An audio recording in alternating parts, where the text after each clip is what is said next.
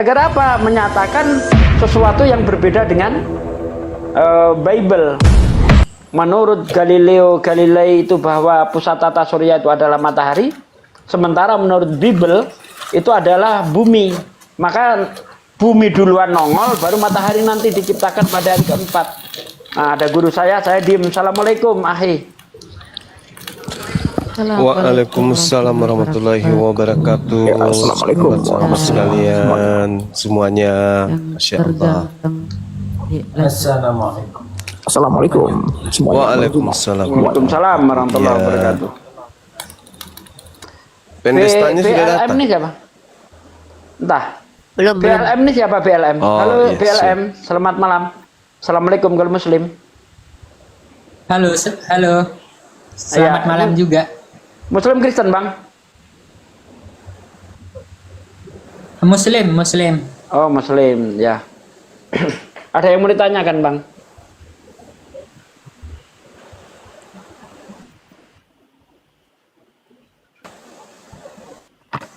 BLM ditanya belum 1000 itu belum 1000 Pendustanya belum datang ya, Bang Zuma, ya. sabar.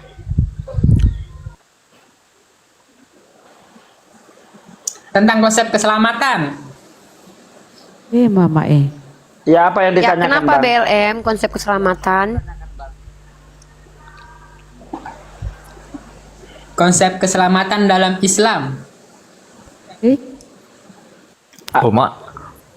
Apa Islam kan? Islam, tapi nanya konsep keselamatan dalam Islam. Saya Islam, cuma mau belajar gitu. Ya udah, yuk selamatin diri sendiri aja tuh di Islam. Gak ada istilah orang Ya selamat. udah di komal saya belajar kita yuk. Kemal Ustadz Kita. Abdul Malik ya. Untuk yang Islam kalau mau pendalaman akidah masuk ke mal asatis kita ya. Yang pertama ada Ustadz Abdul Malik, Ustadz Hanafi, ada Ustadz Wafi, ada Ustadz Alwan, ada Ustadz Cak Tata, ada Ustadz Alif. Silahkan ke mereka ya. Pendalaman akidah dan pendalaman ilmu fikih, pendalaman ilmu lainnya. Silakan. Bang Zuma, assalamualaikum warahmatullahi wabarakatuh. Ya, tapi nggak apa-apa kita jawab. Waalaikumsalam warahmatullahi wabarakatuh. Kita jawab. Lanjut. Pak De. Izin Pak De. Iya, Bentar ya. Ustaz, ya. Ini kan ada 2700 ya. Ingat kata Nabi SAW, tinggal kita istiqomah saja. Ya muqallibal qulub, sabit qalbi ala dini qata'atik. Apa kata Nabi? Kullu ummati yadkhulunal jannah. Itu sudah janjinya Nabi. Semua umatku itu masuk surga. Betul. Illa man aba, kecuali yang nggak mau aja. Wa may ya'ba, siapa yang nggak mau ya Rasulullah? Wa man ata'ani dakhalal jannah, wa man asani faqad aba. Barang siapa yang taat kepada aku, taat kepada Rasulullah bagaimana? Yuwahidullah, mentauhidkan Allah. Maka dakhalal jannah. Wa man asani faqad aba. Adapun yang tidak mentaati aku, memaksiati aku, maka dialah yang tidak mau masuk ke dalam surga. Jadi kita udah distempel sama Nabi. Masya Allah. Ummati yadkhulunal jannah. Semua umatku itu akan masuk surga. Tinggal sekarang kita ini istiqomah. Masya Allah. Jaga akidah kita. Selesai. Dah, selamat kita insyaallah selagi masih menjadi umatnya Nabi Muhammad sallallahu alaihi wasallam. Lanjut. Sallallahu alaihi wasallam. Ya, memang konsep keselamatan di dalam Islam itu ada 4 pilar. Ya. Surahnya jelas sekali, wal asri. Innal insana lafi khusrin ilah. Ilal ladzina amanu wa amilus solihati wa tawasaw bil haq wa tawasaw bis sabr. Jadi Allah berfirman, demi masa sesungguhnya sebagian besar manusia itu dalam keadaan merugi. Merugi berarti sengaja merugikan dirinya, membuat dirinya rugi. Kecuali ilal ladzina amanu, yaitu orang yang beriman. Wa amilus solihati, orang-orang yang berbuat baik, beramal soleh. 2. Ya, pertama beriman, kedua beramal soleh, ketiga apa? Wa tawasaw bil haq.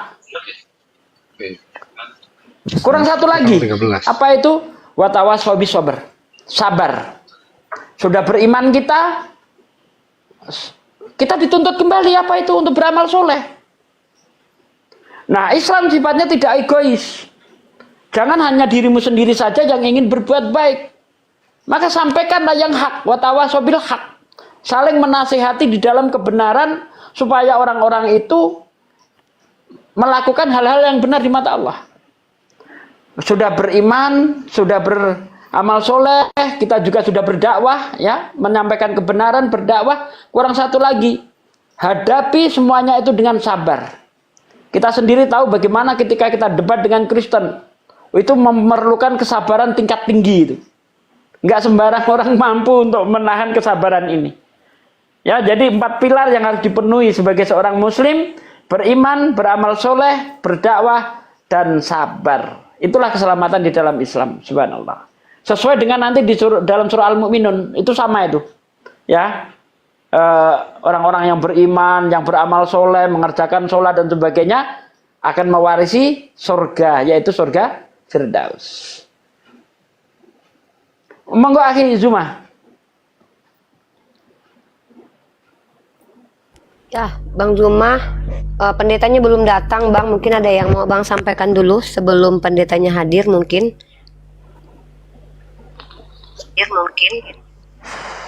Kaisar nih Islam Pak Kristen? Halo Kaisar. Bang Kaisar nih ya? Bukan, Pak Kisar, halo. Ya Pak Kisar. Oh, Gurunda lagi jauh dari perangkat Uni. Oke. Pak Dirjen. Oke. Ya, Pak Kisar, halo. Muslim non Muslim? Kristen. Ya, Pak Kisar, ini room edukasi lintas agama. Ya, di mana orang-orang non-muslim boleh bertanya tentang agama Islam kepada kami. Insya Allah kami akan mencoba menjawab sesuai dengan kemampuan keilmuan kami. Atau kalian non-muslim boleh menjelaskan tentang ajaran kalian dan nanti kami akan tanggapi. Mau bertanya atau mau menjelaskan, silakan. Tidak, saya hanya mau mendengarkan saja. Dan saya sarankan, saya usulkan agar Islam, Al-Quran aja yang dibahas. Tidak usah lari kemana-mana tentang Yuk, kalau tidak mau berdiskusi sudah turun. Sabar, Dek, nggak apa-apa. Kalau tidak mau diskusi, yuk turun. Nggak apa-apa. Iman, sabar. Pak Kisar, terima kasih atas sarannya. Tapi mohon maaf, saran Anda itu bisa ditolak, bisa diterima. Saran Anda itu kami tolak karena hak membahas kitab lain juga kami miliki. Karena Kristologi itu adalah salah satu cabang ilmu. Teologi adalah salah satu cabang ilmu. Prinsip dari ilmu pengetahuan adalah bersifat universal. Bukan hanya kebenarannya harus universal, tapi juga milik semua manusia. Kecuali sudah ada rumusan undang-undang yang melarang kami membahas Bible. Kecuali lagi ada pihak-pihak dari gereja yang sudah membuat aturan bahwa Bible dilarang dibaca oleh orang selain Kristen. Misal, kami akan menghormati itu. Tapi aturan itu tidak ada. Jadi kami berhak membaca literasi apa yang bisa kami beli, apa yang bisa kami download. Karena itu beredar. Oke? Nah, lanjut. Pak Kisar. Tidak. Saya hanya senang mendengar Al-Quran yang dibahas. Itu aja. Ya, kami hadir di sini bukan untuk menyenangkan orang lain, tapi kami di sini hadir untuk melaksanakan tanggung jawab kami sebagai orang Kalian mau belajar lah. Iya, tidak masalah, Pak. Oh, dia mau belajar. Ya, Pak Kisar tidak masalah, tetapi mohon maaf Pak Kisar, tidak ada yang berhak mengintervensi Bunda Rahma, saya, Bang Zuma, kecuali pemerintahan kita sudah membuat aturan yang kami harus ikuti. Membahas kedua belah pihak itu adalah hak, Pak. Hak. Kenapa? Ketika agama kami dibahas, ketika agama kami dijadikan mata kuliah seperti Islamologi, lalu dihina, dinista, dicocokmologikan, maka kami punya hak jawab. Mungkin kita kasih waktu dulu dia apa yang ditanyakan, nanti kita bisa tahu. Ya, tadi kan saya sudah bilang, silakan bertanya. Beliau nggak mau bertanya katanya, cuma beliau beri saran. Tadi kan saya sudah katakan, ada dua. Kalian di sini tugasnya bertanya atau menjelaskan. Kalau bertanya silakan bertanya, kami akan jelaskan. Kalau mau menjelaskan kami akan tanggapi. Itu sudah berlaku, sudah hukum yang berlaku itu. Silakan Pak Kisar. Silakan Pak. Kita tahu arahnya kemana dia. Saya Ayo, harus Pak, jelaskan silakan. Bunda Rahma, kenapa? Karena Bapak ini sudah bilang tadi, saya tidak mau bertanya, saya hanya menyarankan supaya kalian bahas Al-Quran saja, kata dia. Saya jawab, nggak bisa. Oh, Ya, nggak bisa. Saya harus, kami para apologet ini bukan hanya belajar Al-Quran, tapi kami juga belajar kitab suci orang lain. Kenapa? Itu untuk metode komparasi. Itu ya Pak. kalau mau menyarankan gitu Pak, di Komal Kristen naik situ, jangan bahas Islam, gitu Pak. Ya sesama Kristen dinasehati Pak, gitu, oke? Ya, Bapak turun naik di sana ya Pak ya. Komal Iya. Kristen tuh. Nah, kalau mau diskusi biarin aja. Silakan mau diskusi apa? Kalau Bapak mau bertanya silahkan. Dari tadi saya sudah Nggak. persilahkan Bapak. Tidak, saya hanya mau mendengar aja. Ya. Oke. Mungkin saya kasih Bapak pendalaman materi sedikit ya. Sebelum ke Bang Zuma, nanti mungkin Bang Zuma masih menjauh dari perangkat. Pak Kisar, satu hal yang perlu Bapak pahami. Mohon maaf dengan sangat. Dunia perapologetan ini sebenarnya bukan baru hadir ya Pak. Bapak kalau tahu di abad ke-7 itu sudah ada salah satu tokoh patriark gereja bernama Johannes Damaskus Pak. Dia adalah orang yang dianggap scholar atau patriark oleh para orang-orang Kristen ortodok, di mana dia mengklaim bahkan memberikan narasi-narasi liar terhadap agama Islam, mengatakan bahwa Islam adalah sekte sesat dari kalangan Kristen. Dan itu adalah statement Pak. Nah kalau kita lihat secara sejarah, apakah perdebatan ini orang Islam yang memulai pertama sekali? Tentu tidak. Saya sudah katakan, Johannes Damaskus. Nah, tetapi kami umat Islam sebagai warga negara Indonesia juga punya hak Pak beropini, menyampaikan pendapat dari hasil kajian. Ya, saya sendiri seorang mahasiswi Pak, seorang mahasiswi komunikasi penyiaran Islam. Maka apakah saya tidak belajar kristologi? Saya belajar kristologi, baik autodidak ataupun secara akademik. Saya belajar kepada para mu'alaf dan bahkan saya melihat bagaimana pendeta menjelaskan dan bahkan saya membaca literatur dan magnum opus bahkan jurnal-jurnal ilmiah para pendeta. Jadi saya harus paparkan itu. Kenapa? Ketika ada orang non-muslim menjelaskan sesuatu yang ternyata bertentangan dengan kaidah ilmiah, saya berhak untuk meluruskan Pak. Jadi di sini transfer knowledge-nya bukan hanya Islam Pak. Karena kalau tentang Islam saja banyak Pak Komal Ustadz Abdul Somad nggak ada kristologinya Pak. Room-roomnya atau YouTube-nya Ustadz Buya Yahya, Ustadz Hadi Hidayat, silahkan dilihat. Itu kan khusus Islam semua tuh. Internal Islam udah banyak yang membahas.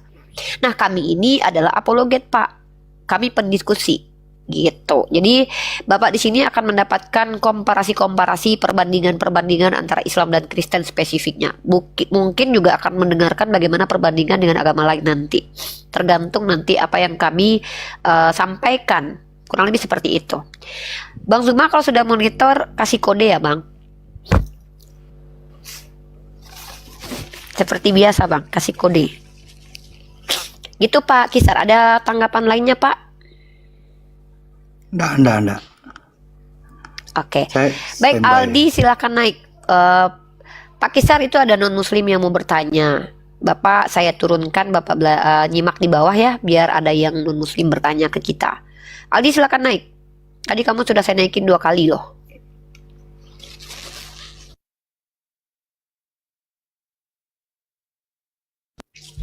Silakan naik Aldi kalau mau bertanya.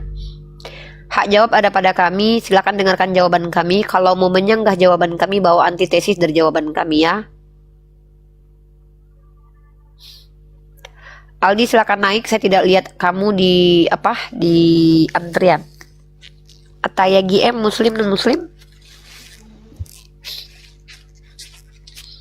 Ataya GM Muslim non Muslim? Oke, saya turunkan. Kita masih menunggu kedua pendeta yang menantang Bang Zuma, yaitu pendeta Rafael sama pendeta apa satu lagi ya, dan pendeta Leonard. Kita masih menunggu ya. Jangan lupa tap-tap layarnya teman-teman ya. Ya, Unirifa mungkin boleh diinfo. Mungkin malam ini ada yang juga belum tahu tuh kabar gembira bahwasannya ada debater Kristen rival lama itu yang telah bersama kita sekarang di barisan kita itu kabar. Udah naik ke sini tadi Bang. Udah naik ke sini beliau tadi Bang. Alhamdulillah udah menyapa kita semua juga. Oh iya ya udah. Fikal Violi. Vical atau Fikal? Halo? Ya, Assalamualaikum Muni. Ya, Waalaikumsalam. Muslim ya? Waalaikumsalam. Alhamdulillah Muslim Muni. Ada yang mau disampaikan? Assalamualaikum Gurunda Bang Juma. Assalamualaikum warahmatullahi wabarakatuh. Ya. Silakan, ada yang mau disampaikan? Bang Zuma jauh bang dari perangkat. Bang Zuma masih menjauh dari perangkat. Ya nggak tahu sesuai tema apa enggak sih Uni. Kemarin saya coba masuk ke channel Aduh. Oten ya. Nggak Ada apa-apa, Bun, satu biar aja. ini sih cuman mau ini aja sih. Tapi kalau saya stop langsung. Jadi begini ya, buat teman-teman muslim yang di bawah, jika ada pertanyaan dari room-room Oten, itu jangan bahas di sini. Cukup buka website mesiah.org, itu dia buka. Langsung aja.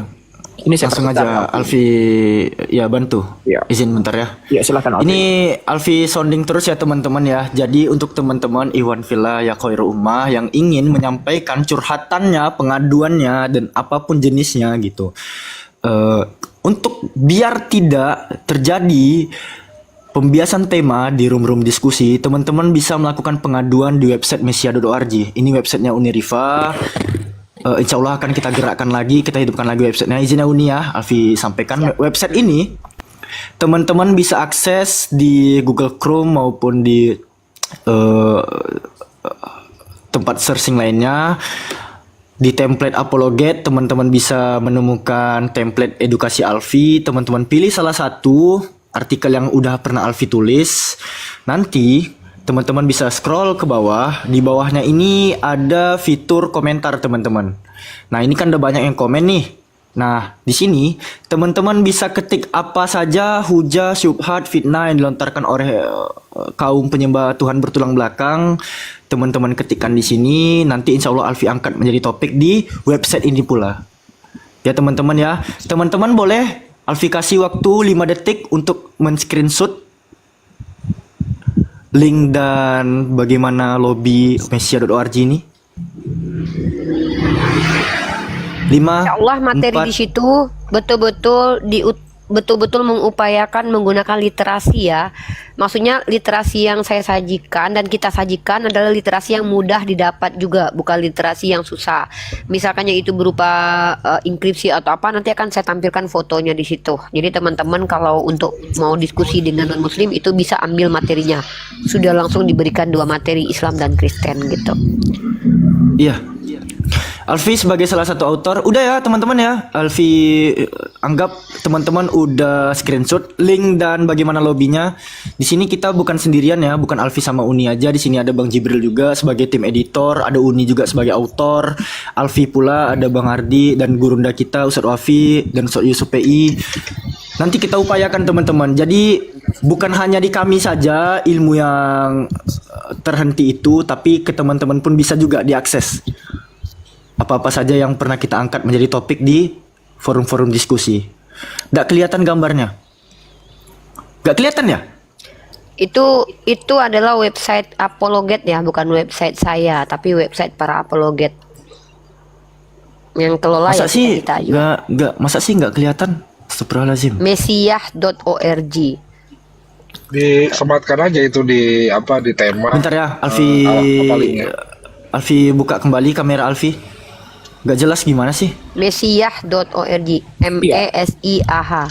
Teman-teman di bawah diramekan typing ya, mesiah atau .org itu, org itu, biar paham. Jelas itu jelas kok. Iya, di kita di atas jelas ya, teman-teman di bawah kelihatan ya. Jadi artikel terakhir Alfi pada tahun lalu, Alfi pernah mengangkat salah satu orang yang cukup berotoritas dalam kekristenan, Berita Wahyu. Dia itu pernah mendeklarasikan bahwa ungkapan la ilaha illallah itu udah diucapkan Kristen Arab sebelum adanya Islam. Nah ini Alfi bantah di website mesia.org. Teman-teman nanti bisa akses juga. Ya teman-teman ya. Itu aja dari Alfi, teman-teman bisa melakukan pengaduan di website ini. Jadi biar boleh kita mengadu di situ. Ya, insya Allah itu kan jadi materi kalau seandainya kalian kasih pengaduan di situ, materinya apa, syubhatnya apa. Misalkannya kalian lihat nih ada hadis sekian-sekian dijadikan syubhat. Insya Allah kita akan kerjakan ya, walaupun mungkin kita pelan-pelan ya, karena autornya semua rata-rata sibuk. Insya Allah kita akan luangkan waktu untuk mengisi website tersebut dan kalian bisa langsung klik dan dapat 2 materi. Jadi nggak perlu terlalu banyak ini lagi ya. Bisa lihat, kalau ingin lihat bagaimana retorikanya dari Bang Zuma, lihat di YouTube Bang Zuma. Bagaimana cara menjawab dari Pak Desugi, lihat dari Pak Desugi. Cara menjawab saya, lihat di saya. Mungkin seperti itu. Kalau ingin materinya secara data, boleh di mesiah.org gitu. Mungkin begitu. Kita masih menunggu pendeta untuk diskusi dengan Bang Zuma ya teman-teman ya. Dan biasa kalau Bang Zuma sudah monitor Bang Zuma, silakan dikasih kode dan signal ya Bang Zuma. Besarkan lagi ini ya. Ya, kita sapa lagi nih. Ada Ferry. Halo Ferry. Oke, silakan Ferry. Ya. Ada yang mau disampaikan Ferry?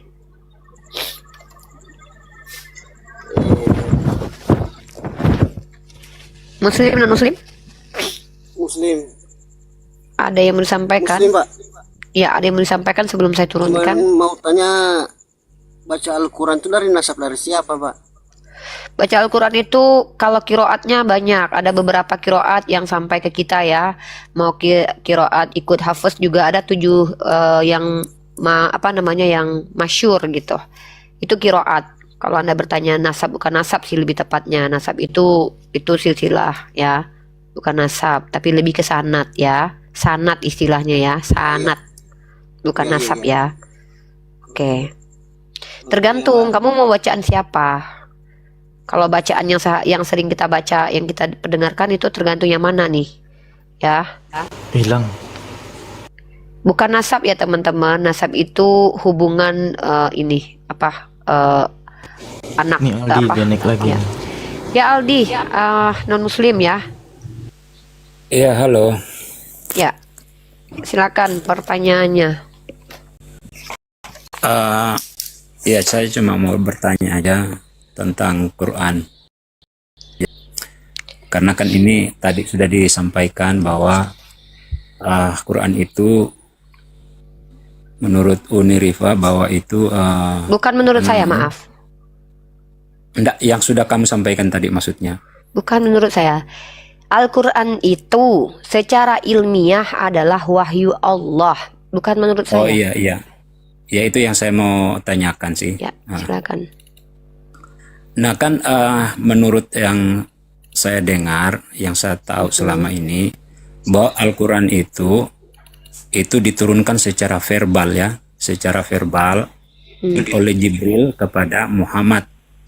Lalu katanya itu dihafalkan. Yep. Betul nggak? Ya, betul. Tidak ditulis tapi dihafalkan. Dihafalkan, dilafazkan dan kemudian dihafalkan. Lalu pertanyaan saya, itu berapa lama dia kurun waktu dihafal lalu kemudian dituliskan, kemudian berapa lama setelah di penerimaannya itu? Saya jawab, perlu kamu ketahui Al-Quran itu diturunkan tidak semua langsung dihafalkan dan ditunggu waktunya, tidak. Al-Quran itu diturunkan 22 bulan, 22 bulan, 22 tahun. 22 tahun, 22 tahun, 2 bulan, 20 hari. 22 dan 22. Kurang lebih 23 tahun. Nah, selama 23 tahun itu Al-Quran turun secara berangsur-angsur. Contoh, wahyu pertama di Gua Hira itu surat pertama, surah Al-Alaq. Kemudian wahyu kedua itu surah Al-Mudatsir. Nah, makanya menghafalnya itu sangat mudah sebenarnya, karena tidak satu surah sekitar 500 ayat diturunkan langsung dihafal, tidak. Tetapi berangsur-angsur selama kurang lebih 23 tahun. Nah, kurang lebih seperti itu. Oke, jadi pertanyaan lanjutannya adalah setelah ditulis kemudian, setelah kemudian ditulis itu kan berarti berdasarkan hafalan, itu ya? Hafalan, sebentar, saya coba biar Anda paham nih. Rasulullah itu menghafal, ya. Beliau diajarkan malaikat Jibril, bahkan beliau itu mensetor hafalannya kepada malaikat Jibril sekali setahun di bulan Ramadan, kurang lebih seperti itu. Kalau tambahan nanti asati saya tambahin. Beliau ketika mendapatkan Al-Quran, beliau ajarkan kepada para sahabat. Sahabat menghafalkan. Maka yang menulis kemudian adalah para sahabat.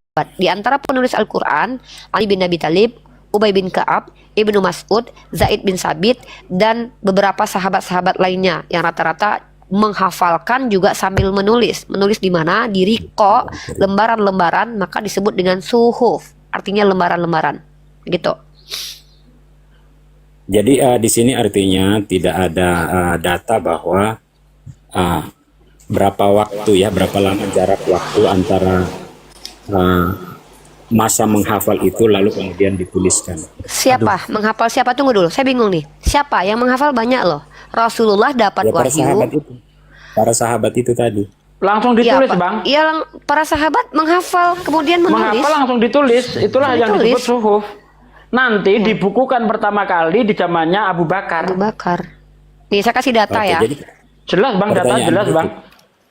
Pertanyaan berikut. Nah, Oke, untuk lanjut. menuliskan sesuatu berdasarkan hafalan, gimana validasinya? Karena itu cuma dihafal. Validasinya kan ada Rasulullah Untuk waktu memvalidasi itu. Nih saya untuk kasih data deh. memvalidasi sesuatu kan harusnya tertulis. Alfi dari di data juga nih Uni. Ya nanti Alfi. Harusnya kan untuk memvalidasi Nanti Alfi sesuatu. tambahkan. Ya, saya bahas itu deh. Saya tahu arahnya ke situ. Nih, pertama saya kasih kamu data dulu ya. Ini buku yang ditulis oleh seorang Profesor Dr. Ilyas ya. Ini dipakai beredar di kampus-kampus. Saya salah satu mahasiswi yang menggunakan buku ini.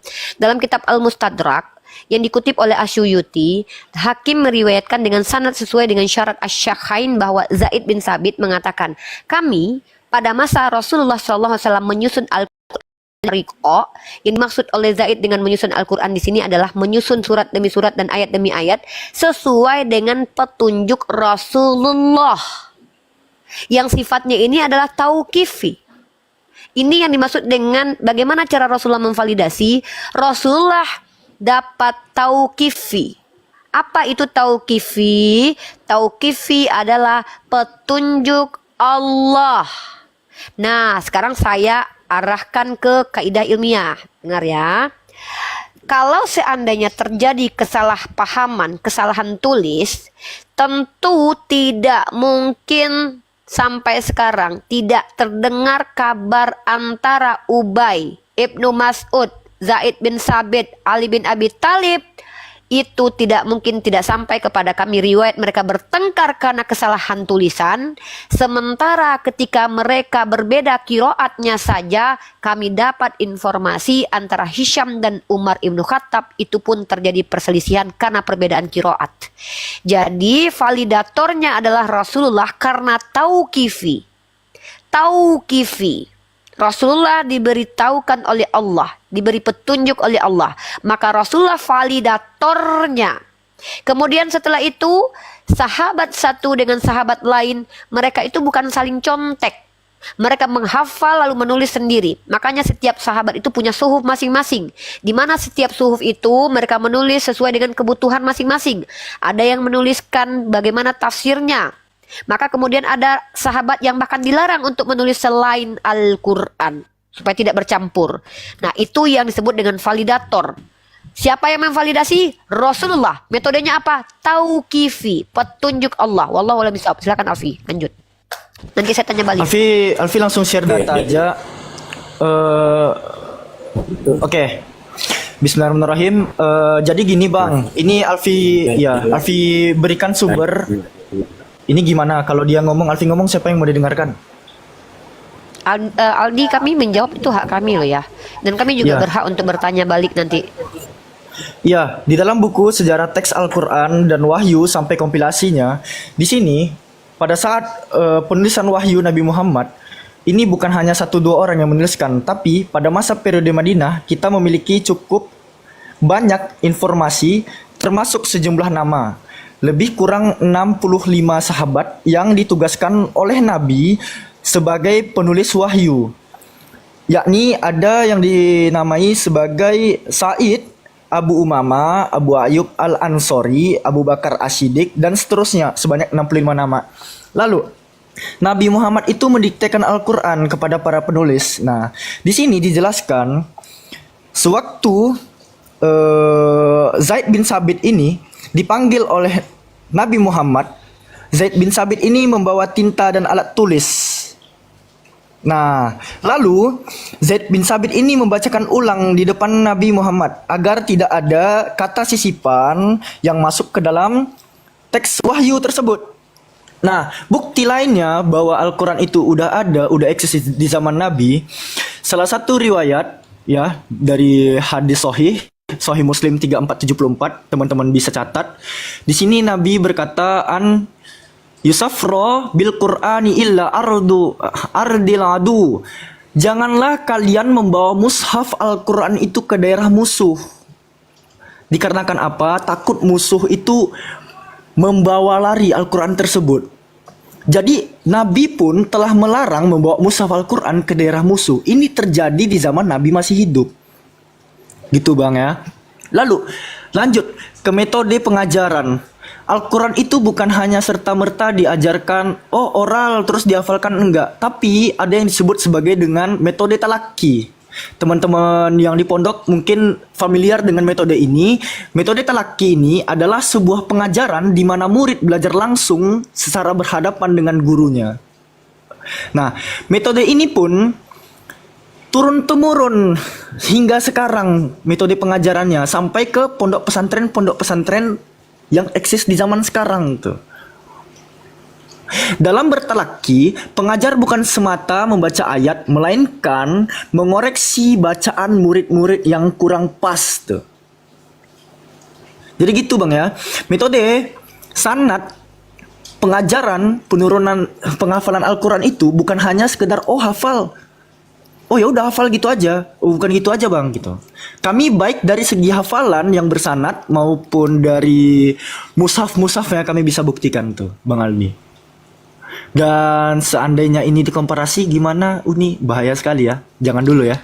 Enggak, kita langsung aja. Kan kalau si Aldi ini sangat kritis sekali, kan kita senang nih punya bertemu dengan orang. Entar dulu dong, gimana sih? Gini ya, brother. Kalau Anda adalah orang yang sangat kritis, saya sangat berharap Anda itu bersikap adil terhadap diri sendiri. Nah, setahu saya kan Anda Kristen nih. Ketika Anda sangat mementingkan validasi tentang Al-Quran sendiri ya, maka saya bertanya kepada Anda, bagaimana cara memvalidasi kitab Anda dalam Lukas pasal 3 nomor 23 contohnya tuh. Menurut anggapan orang, Yesus itu adalah anak Yusuf. Nah, validatornya siapa? Ketika orang-orang berbicara tentang siapa Yesus, aduh, aku susah loh buka tutup cam ini loh. Nanti aku tutup camku dulu, habis aku ngomong dulu. Aku nggak biasa tuh. Nah, jadi validatornya itu siapa? Ketika Lukas berkata, menurut anggapan orang, contohnya ya, bahwa Yesus itu adalah anak itu, anak ini. Nah, pertanyaan kamu juga lemparkan ke diri kamu tuh. Siapa validatornya bahwa itu benar-benar pendapat orang yang jelas, bukan orang yang mengada-ada? Karena mengingat Lukas tidak pernah bertemu dengan Yesus dalam kitab kamu. Nah, bagaimana cara memvalidasinya? Itu penting loh ya. Karena kalau bicara tentang kitab suci, hadapkan kedua kitab suci itu biar kita tahu mana yang mengikuti parameter kamu tadi, mana yang tidak. Lanjut yang lain ya. Silakan Pak Desugi, Alfi dan Bunda Rama dan Perah lanjut ya. Aku mau ke koma lain dulu karena di sini guru-guru aku sudah banyak. Wabillahi taufik walhidayah. Assalamualaikum warahmatullahi wabarakatuh. Silakan dilanjut yang lain. Bye bye. Tapi pertanyaan saya belum selesai nih. Jadi maunya saya diselesaikan dulu. Saya punya pertanyaan.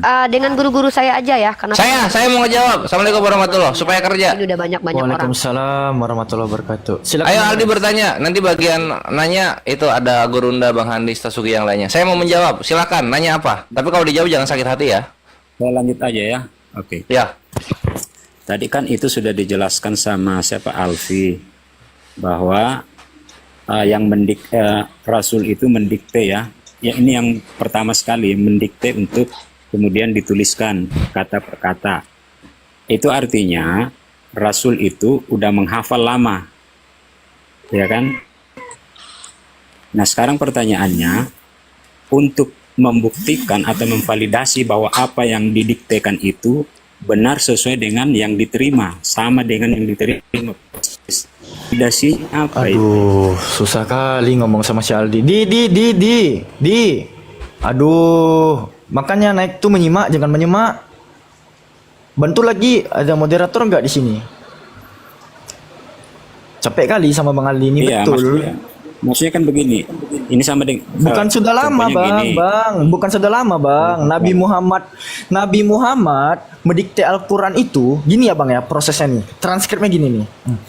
Saat wahyu turun, Dia langsung tulis. Ini saya bacakan, sabar. Saat wahyu turun, Nabi Muhammad secara rutin memanggil para penulis yang ditugaskan agar mencatat ayat itu. Ini pas wahyu turun, abangku. Catat dari Muhammad. Bang Kores, kerja Bang Kores, silakan Bang Kores. Ya, jadi setiap wahyu turun, Gurunda sudah ini belum? Gurunda udah standby. Kecilin suaramu Kores, kenceng kali.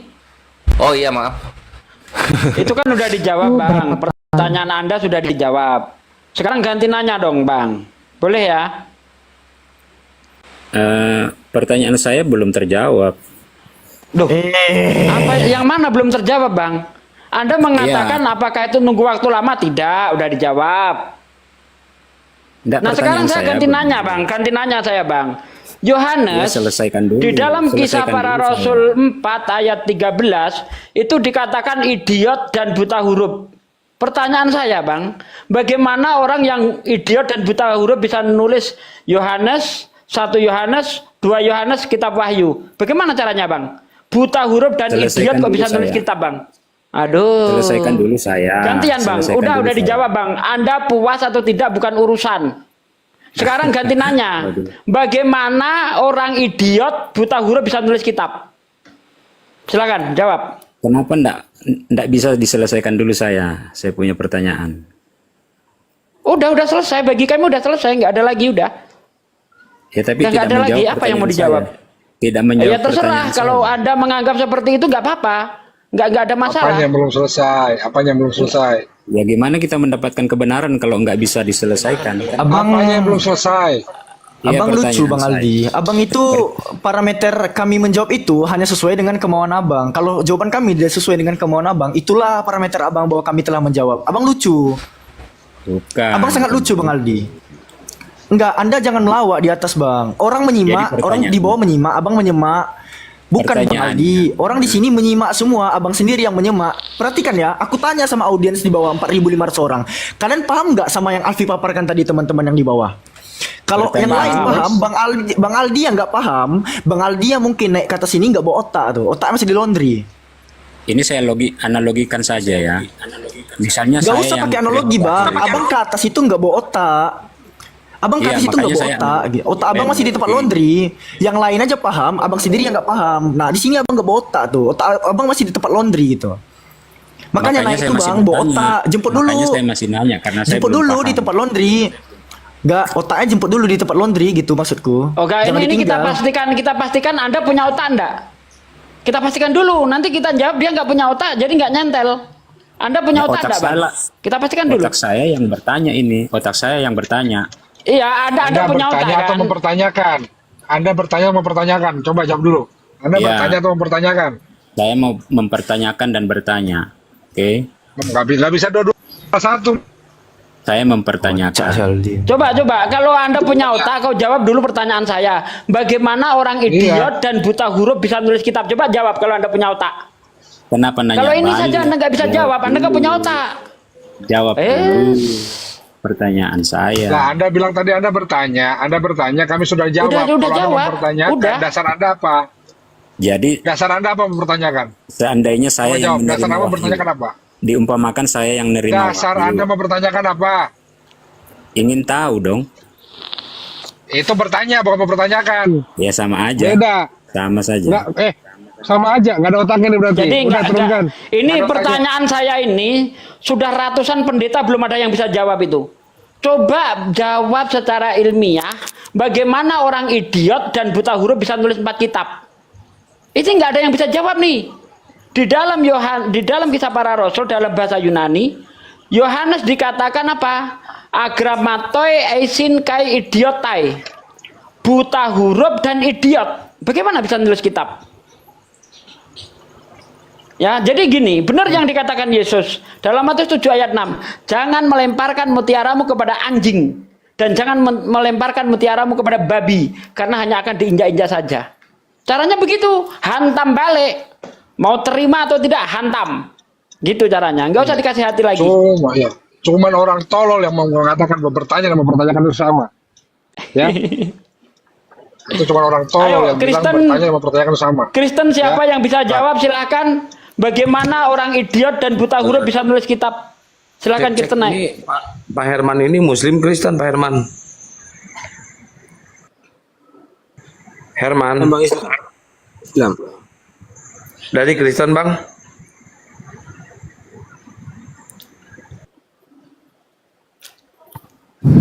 Siapa tadi yang mau dihantam? Sini. Itu Bang Alfi mau nunjukkan apa Bang Alfi? Silakan Bang Alfi. Bentar, ini Herman ini Muslim apa Kristen? Muslim. Oh Muslim. Ya. Iya Bang. Itu Bang Alfi tadi nunjukkan kisah para Rasul 4 ayat 13. Apa itu Bang Alfi? Benar enggak yang saya katakan itu? Benar enggak ya? Iya. Alfi bawa data dukungan aja nih. Coba dibaca di situ Bang Alfi. Oke. Biar nggak di framing ini tuduhan ya teman-teman ya. Jadi kisah para pewarta 4:13 ketika sidang itu melihat keberanian Petrus dan Yohanes dan mengetahui bahwa keduanya orang biasa yang tidak terpelajar. Itu terjemahan LAI. Kalau kita lihat di Greknya ya, Theorontes de ten tu Petru ya, Paresian kai Yohanes kai katalabomenoi hoti antropoi agramatoi. Dari kata agramatos eisin kai idiotai. Di sini ada kata idiotai, akar katanya idiot. Nah, kalau kita perhatikan agramatos itu number strong 62 itu artinya illiterate. Illiterate ini kan bahasa Inggris ya. Kalau kita bahasa Indonesia kan jadinya buta huruf. Nah, buta huruf. Terus idiot? Gitu. Idiot. Bagaimana Idiot orang itu buta huruf nulis kitab? Pak D, idiot itu keterbelakangan mental. Ya, IQ-nya di bawah rata-rata. Rata-rata. Ya. IQ 20 kalau nggak salah itu, IQ-nya 20 itu. Itu idiot. Kalau masih di atas 20 masih tergolong bodoh. Nah, ini gimana ini orang idiot buta huruf bisa nulis kitab? Nah, itu dia. Ya itu juga lah yang saya tanyakan tentang Muhammad. Gimana yang buta huruf kok bisa nyuruh nulis orang? Nabi Muhammad nggak nulis kitab. Nabi Muhammad itu memerintahkan sahabatnya untuk menulis. Orang buta huruf bukan berarti dia tidak pinter. Gimana dia mendikte? Orang buta huruf dia hafal. Aduh, Dia jadi kan buta orang huruf. Ya. orang nggak bisa baca tulis bisa ngomong Rasulullah begitu. Hah? Emangnya Nabi Muhammad baca gitu? Nggak bisa ngomong. Nabi Muhammad itu nggak bisa baca, tulis, bukan nggak bisa dengar. Bukan nggak bisa ngapal. Gimana dia bisa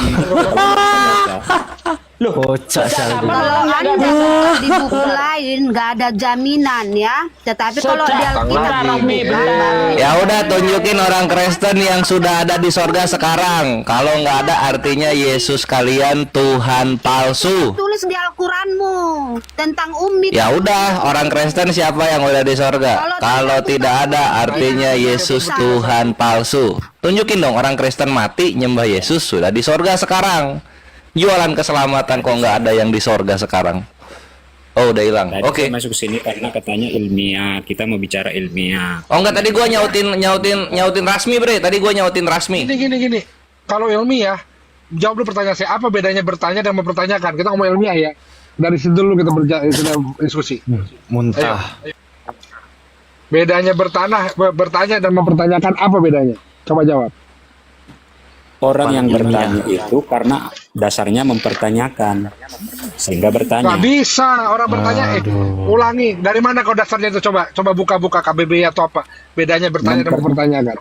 Karena saya mempertanyakan makanya bertanya, begitu kan? Sekali lagi bedanya apa? Ya, jangan kelihatan kali bodoh kau di sini. Betul. Ayo. Dua-dua dari kata dasar tanya. Berarti kalau dasar katanya sama, imbuhannya beda, artinya sama, begitu? Iya, makanya saya bilang. Kau belajar bahasa Indonesia di mana? Duluan mempertanyakan, tiga, lalu bertanya. Duluan mempertanyakan, itu mempertanyakan artinya ingin tahu. Bedanya apa bertanya dan mempertanyakan? Sekali lagi saya tanya. Kalau nggak kau jawab, kau turun saya sudah. Mempertanyakan kan artinya meragukan. Mempertanyakan karena meragukan. Meragukan karena apa? Ya karena tidak jelas.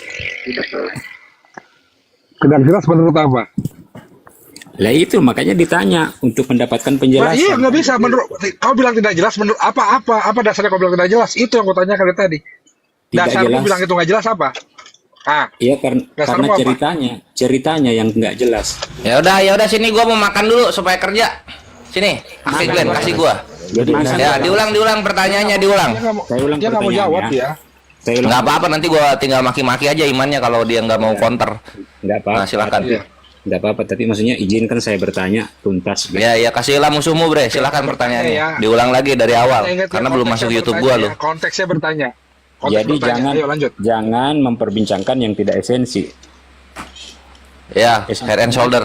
Ya, oke. Apa pertanyaannya silakan? Oke, saya ulang pertanyaan pelan-pelan ya. Ketika Muhammad mendapatkan wahyu, kemudian itu kan menurut sejarah bahwa penulisannya itu nanti ada hafs, apa istilahnya itu hafs ya? Apa tuh? Zaman Qiraah, hafs, waras. Baru ada mushaf, baru ada mushaf. Aduh. Baru ada mushaf. Salah, udah salah. Mushaf itu 200 tahun kemudian. Udah Pertanyaannya salah. dipintir nih. Enggak, kalau maksudnya itu yang dibukukannya tuh gini, setelah perang Yamamah pembukuan Al-Qur'an itu 6 bulan setelah wafat Nabi. Enggak, itu hadis itu yang 200 tahun kemudian. Kalau Al-Qur'an 6 bulan setelah wafatnya Nabi. Jadi hadis kami itu lebih dulu daripada kitabnya Kristen gitu. Sip. Terus? Katakanlah 6 bulan. 6 bulan. Mantap. Ya. Nah, 6 bulan itu ketika saya mau menulis apa yang didiktekan oleh misalnya Muhammad, gimana saya bisa pastikan bahwa yang disampaikan Muhammad itu sama persis apa yang diterima sebelumnya? Oh, saksi itu dari saksi-saksi. Jadi kan ketika Nabi menuliskan, sahabat itu banyak. Maksudnya Bukan kan ketika Nabi menyuruh menuliskan, sahabat itu kan banyak yang mendengarkan. Nggak cuma 12 kayak Yesus. Kan nggak ada Apa tuh? saksinya tuh. Siapa? Kan nggak ada saksinya. Pewahyuannya atau penyampaian wahyunya, Aldi? Jangan muter-muter kayak roh Allah. Ah, itu gue enaknya kalau ngejawab ngata-ngatain. Dari Jibril ke Muhammad kan nggak ada saksinya. Nggak ada saksinya itu, iya. Sama Setelah kayak Yesus, Muhammad nggak ada meneruskan saksinya. itu. Sama kayak saksi kebangkitan Yesus, nggak ada saksinya. Nggak ada Terus? saksi. Yesus terima Dengar. nggak ada saksi. Dengar Nah. dulu. Terus? Setelah Muhammad menyuruh sahabat untuk menulis, gimana sahabat bisa memastikan bahwa apa yang disampaikan Muhammad itu persis sama yang disampaikan oleh Jibril? Karena nggak ada saksinya, nggak bisa Oh, nggak pakai itu. Jadi nggak validasinya itu apa yang dikatakan Nabi itu wahyu dari Allah. An-Najm ayat 3 sampai 4. Gitu. Katanya ilmiah, kan bicara ilmiah jangan bicara bil ayat. Oh, udah dikunci. Kena dia di situ. An-Najm ayat 3 sampai 4, perhatikan di sini. Perhatikan di sini. Kalau klaim kenapa satu Arab Islam? Kenapa kalau klaim kenapa satu Arab Islam? Itu kan Kristen di sana cuma TKW Filipina. Itu kan dogma. Najm berapa, Bang? Biar Enggak, kalau misalnya itu cuma klaim, kenapa satu-satunya nabi yang berhasil membuat wilayah kelahirannya satu agama hanya Islam? Itu kebenaran itu. Karena di doktrin tuh. Loh, kenapa doktrinnya bisa membuat satu Arab Islam? Berbeda dengan agama yang lain. Karena diancam. Loh, kalau misalnya diancam, kenapa mereka mau? Diperangi kan? Nah, Nabi Muhammad. Ya kalau misalnya nggak mau diteperangi, kenapa memerangi duluan? Kena terus, bre. Counternya selalu kena. Yes. Nabi Muhammad itu tadinya seorang diri. Bagaimana bisa mengancam seluruh Arab? Otak taruh di mana otak? Nabi Muhammad itu seorang diri. Gini Jangan loh, bukti jangan bahwa emosi. gini saya kasih tahu ini. Bukti bahwa Al-Qur'an itu dari Allah, ya. Kepala dingin aja, Kita kepala bandingkan dingin. dengan Biblos. Ini bodohnya Tuhan Kristen di sini nih. Ya, ini saya kasih tahu nih. Bodohnya Tuhan Kristen nih. Kena lu sih. Nih, coba dibesarin. Menurut Tuhannya Kristen, manusia di dalam rahim itu seperti keju. Nih. Nah, benar kayak gini. Ini Tuhan paling goblok kalau mengatakan manusia seperti keju dalam perut. Sementara menurut Al-Quran, nih, ini sesuai dengan ilmu biologi modern. Dalam surah Al-Mu'minun ayat 14, Sangat Nah, ini jelas temanya dikatakan. sudah lain. Ini temanya sudah Enggak lain. apa-apa, enggak apa-apa. Saya ngasih tahu yang di bawah bukan kamu. Jadi Tidak nyambung menurut dengan Al-Quran, pertanyaan saya ini. menurut Tidak nyambung dengan Al-Quran, pertanyaan saya. enggak apa-apa. Saya enggak perlu nyambung sama kamu. Jadi menurut Al-Quran, ya bahwa manusia itu awalnya seperti lintah. Ya, dan itu sesuai dengan ilmu embriologi modern. Ini bukti bahwa Al-Quran itu dari Allah. Tidak mungkin mengutip kitab Bible yang mengatakan bahwa manusia itu seperti keju. Ayat 10 ayat 10. Engkaulah Tuhan yang mencurahkan aku seperti keju, seperti susu, dan mengentalkan aku seperti keju. Ini Tuhan paling goblok kalau mengatakan manusia seperti keju dalam perut. Dah. Itu dia. Habis dia. Habis. Tidak nyambung. Itu ini. Tuhan paling Tidak goblok. nyambung. Nah, Aldi itu mengenai kegoblokan yang ada. Aduh. Yang nulis orang idiot. Saya menanya, yang saya tanyakan adalah proses. Nah, itu bukti kegoblokannya. Nah, sekarang kayak gini. Misalnya kalau lu masih nggak nerima sebuah jawaban yang mematikan dari Kores, gue pengen contoh dari Kristen deh. Ketika Yesus ngomong segala firman telah disampaikan kepadaku, itu cara ngecek validasinya gimana? Coba. Kan udah onani otak dia. Mampus. Ngeden dia. Ngeden dia. Ngeden otaknya anjir. Semua yang diterima langsung oleh Yesus itu disampaikan langsung kepada murid-murid. Mana? Loh, itu kan doktrin. Siapa saksi Yesus ngobrol sama Bapak? Onani otak dia. Kan? Itu doktrin kan? Onani otak dia. Kitab Anda ditulis itu abad keempat. Anjir, bunuh diri dia. Jibril ke Muhammad tidak ada saksi. Dari Jibril ke Muhammad tidak ada saksi. Nah, artinya Yesus lu kena juga kan? Yesus lu kena juga artinya. Sama berarti antara Yesus dan Nabi Muhammad sama-sama ciptaan yang mendapatkan wahyu ya, nggak ada saksinya ya. Iya, makanya itu sama ya. Bisa divalidasi. Udah sama. Turunin, udah ngaku udah sama. Turunin udah sama. Udah ngaku. Selamat datang di kebenaran. Sip Aldi, thank you. Udah ngaku lu sama Nabi Yesus dan Nabi Muhammad sama. Silakan berikutnya next. Jimmy. Naskat ya. Ada Jimmy. Salam, Bang. Ya, salam. Salam juga. Mau ngehujat atau mau baik-baik? Sudah pasti baik-baik, Bang. Oke. Mantap. Silakan dilanjut.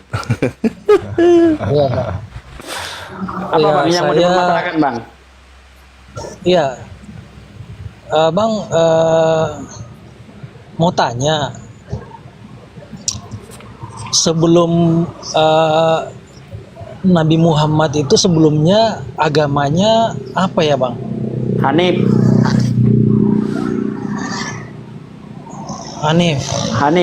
mengikuti milah Ibrahim, Bang. Makanya nggak ada sejarahnya Nabi Muhammad itu nyembah berhala, nggak ada cerita itu, Bang. Justru ketika Rasulullah melihat kaumnya itu menyembah berhala, makanya Rasulullah itu bertahanus ke Gua Hiro minta petunjuk. Nah, jadi Nabi Muhammad itu nggak ada sejarahnya ikut nyembah berhala, nggak ada. Gitu, Bang. Apalagi? Terus Bang, sebelum Islam datang, agama kayak nabi-nabi terdahulu sebelum Muhammad itu agamanya apa ya, Bang? Muslim, Bang. Karena di dunia ini hanya ada dua tipe, dua golongan manusia, Muslim dan kafir. Muslim artinya orang yang berserah diri kepada Allah, kepada Tuhannya. Kafir adalah orang yang ingkar. Nah, apakah Anda mau mengatakan bahwa Musa itu kafir atau Muslim?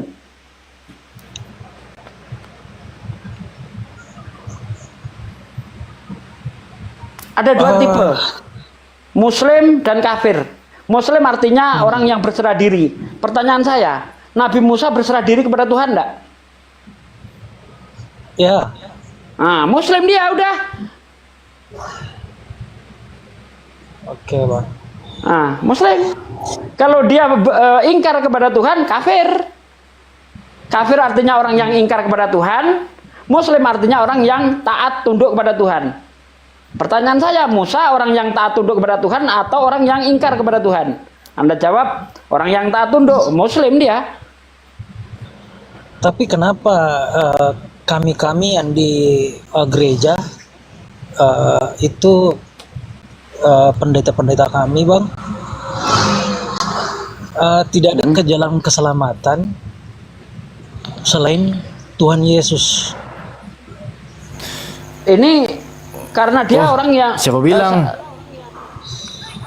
Gimana sih? Enggak, siapa bilang? Pendeta kami. Enggak.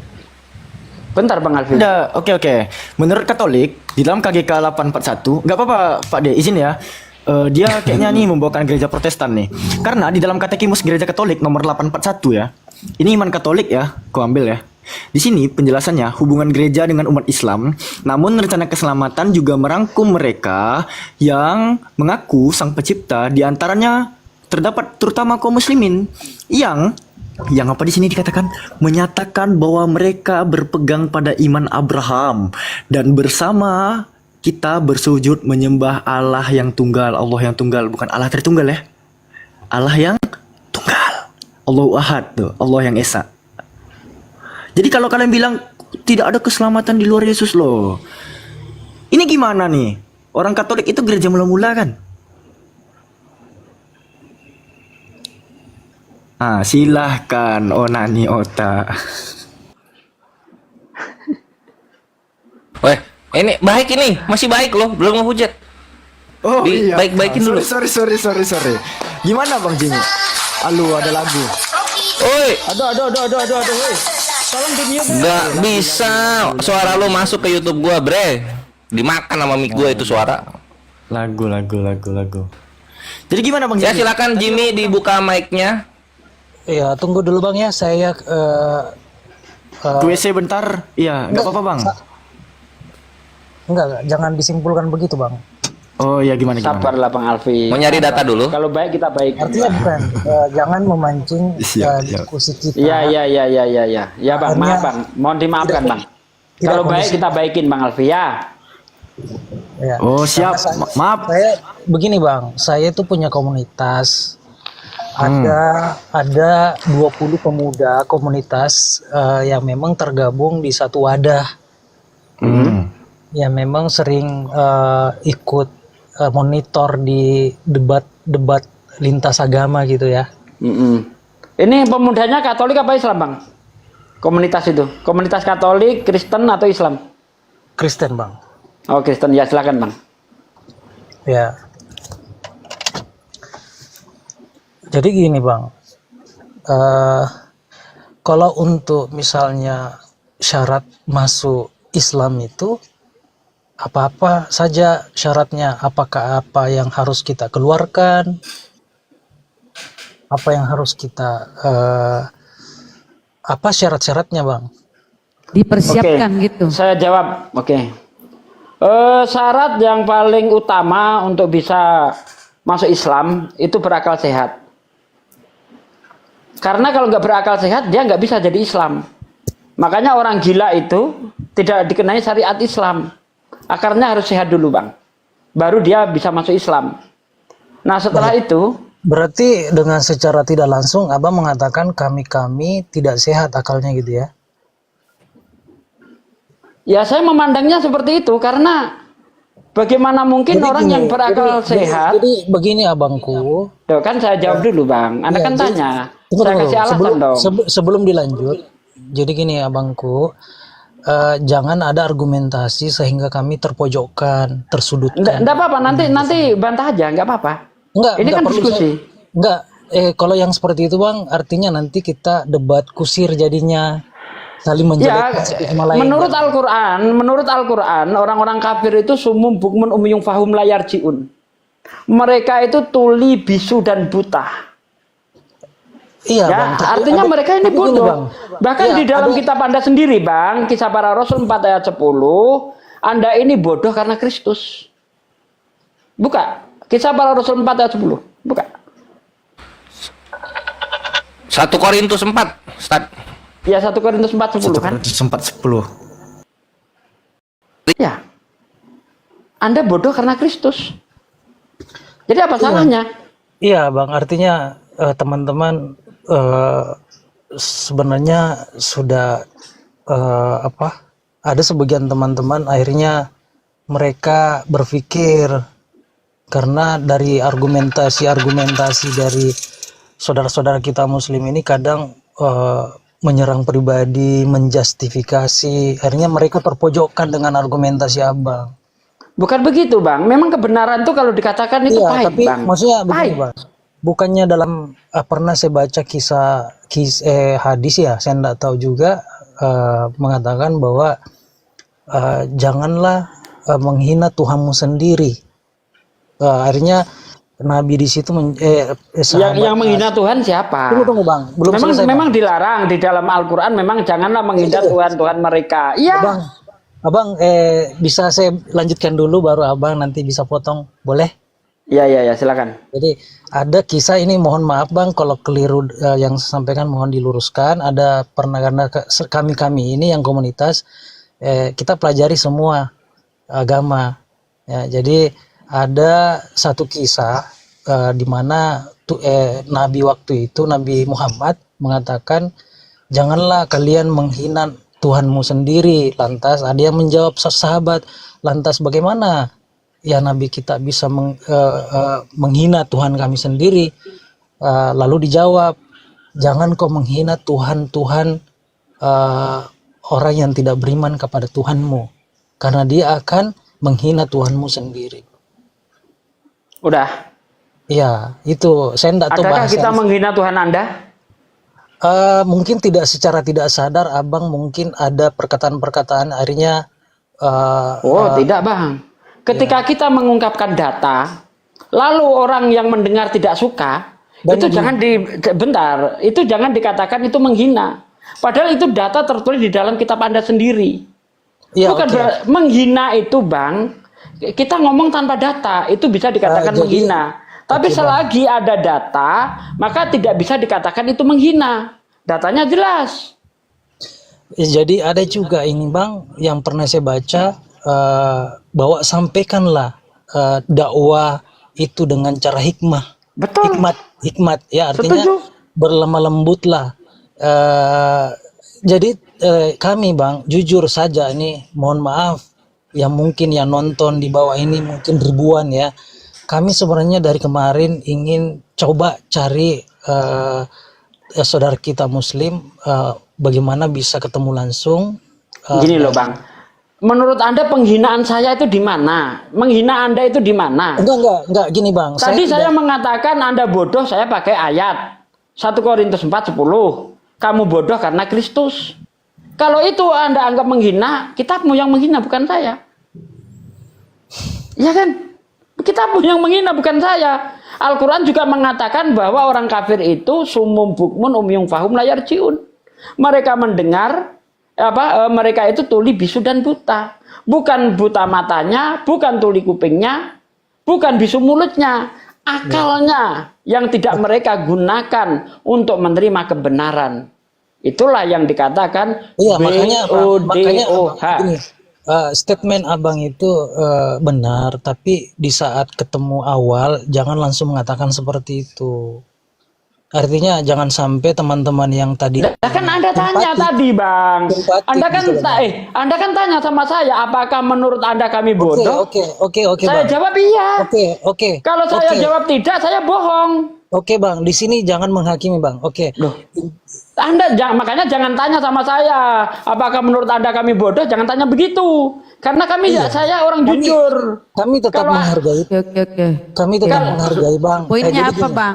Jangan kayak curhat. Poinnya apa Bang? Enggak, saya nggak curhat. Langsung poinnya saya nggak curhat gini Bang. Udah lanjut. Balik lagi ke pertanyaan pertama, silakan Jimmy. Kita riset. Silakan. Apa pertanyaannya tadi yang pertama? Yang tadi lanjut Bang. aja diskusinya. Iya, diulang aja nggak apa-apa. Enggak, ini penting Bang saya sampaikan. Artinya sampai ada penyerangan personal, saling menghina, menghujat. Kalau itu kita nggak bisa jamin karena kita bawa dalil gitu. Silakan diulang pertanyaan awalnya. Apakah agama Islam mengajarkan seperti itu? Oh tidak. Dalilnya begitu. Pertanyaanmu tadi gimana Bang? Anda tanya apa tadi Bang? Kenapa ketika saya jawab Anda ngamuk? Jangan pakai perasaan, suka sakit. Anda tanya tadi, apakah menurut Anda kami bodoh? Saya jawab iya. Karena kalau nggak saya jawab iya, saya nipu. Karena memang menurut kitab Anda sendiri, 1 Korintus 4:10, Anda bodoh karena Kristus. Menurut Al-Quran, sumum bukmun umyung fahum la yarji'un. Di mana penghujatan saya? Saya hanya menjawab pertanyaan Anda. Begitu saja, kenapa Anda kepanasan? Makanya jangan tanya. Enggak, saya sama sekali tidak kepanasan, Abang. Artinya yang Abang menjustifikasi langsung bahwa kita Kok menjas sih? Orang saya menjawab pertanyaanmu kok dibilang menjas gimana sih? Makanya jangan tanya. Anda tanya apa tadi? Nah, Pak D, Pak D, bisa gini, nggak Bang, Abang masih menyampaikan sedikit, gini. Abang, Bisa Abang nggak dengar dulu. santai Kenapa, gitu? Bang? Dengar dulu dong, Bang. Izin saya ngomong ya, Bang. Mungkin yang kami maksud itu karena pertama, kamu sulit membedakan antara Tuhan dengan manusia, antara nabi dengan Tuhan, rasul Tuhan. Itu sulit kalian membedakan. Jadi kami pikir kok kenapa tuh kalian tidak bisa bedakan manusia dengan Tuhan. Ya, silakan nanya soal Islam. Apa tadi? Di 1 Korintus 4:10 ya Paulus ngomong begitu. Kalian itu karena Kristus ya. Karena gini ya teman-teman ya. Kalau masalah ilmu pengetahuan taruhlah kalian pinter ya, pinter cerdas tuh yang berpengetahuan. Tapi kalau sudah menyangkut Kristus, Yesus, kalian tiba-tiba hilang kepintaran, ya kan? Makanya 1 Korintus 4:10 itu ya. Itu nanti dibilang memojokkan lagi tuh. Udah Bunda. Kalau dibawa ke sana dibilang memojokkan lagi itu ntar. Ya, apa tadi pertanyaan soal Islam? Biar kita urai bahwa itulah yang kami maksud bahwa kalian itu. Kembali ke topik aja, itu udah enggak esensi itu. Nanti dia terbawa perasaannya. Iya. Ya Jim, apa pertanyaan soal Islamnya Jim? Nanti yang di sini akan menjawab. Tadi tuh Kita reset. Aku berusaha untuk menjelaskan kok dibilang. Udah. Kita reset. Udah Bun ya. Silakan Jim. Udah. Kita reset biar nggak kepanjangan dibahas itu. Kalau masih baper dicariin Kristen yang lain aja. Bang Jimmy, Abang dikontrak 8 pertanyaan, Bang. Pertanyaan pertama, silakan. Ya, terima kasih, Bang. Kami ndak pintar kok. Jadi gini, Bang. Pertanyaan saya kembali ke topik aja ya. Sebelumnya, saya kan pertanyaan ada 2 poin tadi tuh. Nabi Muhammad sebelumnya masuk Islam itu agamanya apa? Sudah dijawab. Kedua, nabi-nabi sebelumnya mulai dari Adam sampai Muhammad itu agama selain Islam apa aja gitu mereka ini. Udah selesai pertanyaannya? Ya, diselesaikan aja. Belum, dia masih ngulang. Udah saya jawab itu tadi. Enggak, maksudnya dia membenarkan, dia mau lanjut. Dia lambat ya, ininya lambat pembawaannya. Lanjut Jimmy. Ya, lanjut. Ya. Apalagi pertanyaan selanjutnya? Itu Bang, saya butuh jawaban yang memang bisa mementapkan hati saya dan teman-teman komunitas saya. Lambat kali dia ngomong ya, percepatlah. Bentar Bunda, apa Bun, udah. Aduh, kok karakter orang masing-masing, Bun, nggak usah dikritik, Bun. Karakter orang masing-masing. Iya, nggak apa-apa. Silakan. Ya, gimana Bang Jimmy? Kenapa sih kalian itu? Udah, maafkan abang dan kakak saya. Ya, gimana Bang Jimmy? Ya, itu kan bagus. Lancarin dong, bisa kan? Sampaikan dakwah itu dengan akhlak yang baik, perkataan. Udah Bang Jim, langsung Bang Jim. Pertanyaan selanjutnya. Itu tadi. Udah saya jawab tadi, Bang. Yang ini, Bang, yang terakhir itu, Bang, belum jelas saya. Apa tuh? Agama-agama dari Adam sampai Muhammad, kan Muhammad ini kan Muslim nih. Dari Adam setelah Adam sampai Muhammad itu selain Islam apa? Kan Anda sudah membenarkan tadi, Bang. Di dunia ini hanya ada 2 tipe. Beriman dan kafir. Muslim dan kafir. Itu aja. Muslim artinya berserah diri. Taat, tunduk kepada aturan Allah, kepada aturan Tuhannya. Kafir menentang terhadap aturan Tuhannya. Pertanyaan saya kepada Anda, apakah nabi-nabi itu menentang atau taat dan tunduk? Itu saja. Kalau mereka orang yang taat dan tunduk, Muslim. Kalau mereka orang yang menentang perintah Tuhan, kafir. Udah. Itu Bang. Itu dalam pengertian Islam hanya dua, ada golongan. Kafir dan muslim. Dalilnya apa Bang? Dalil apa? Aduh mama Iya, maksud Bang Summa Kores auhayna anit tabi'im millata Ibrahim hanifa wa ma kana minal musyrikin.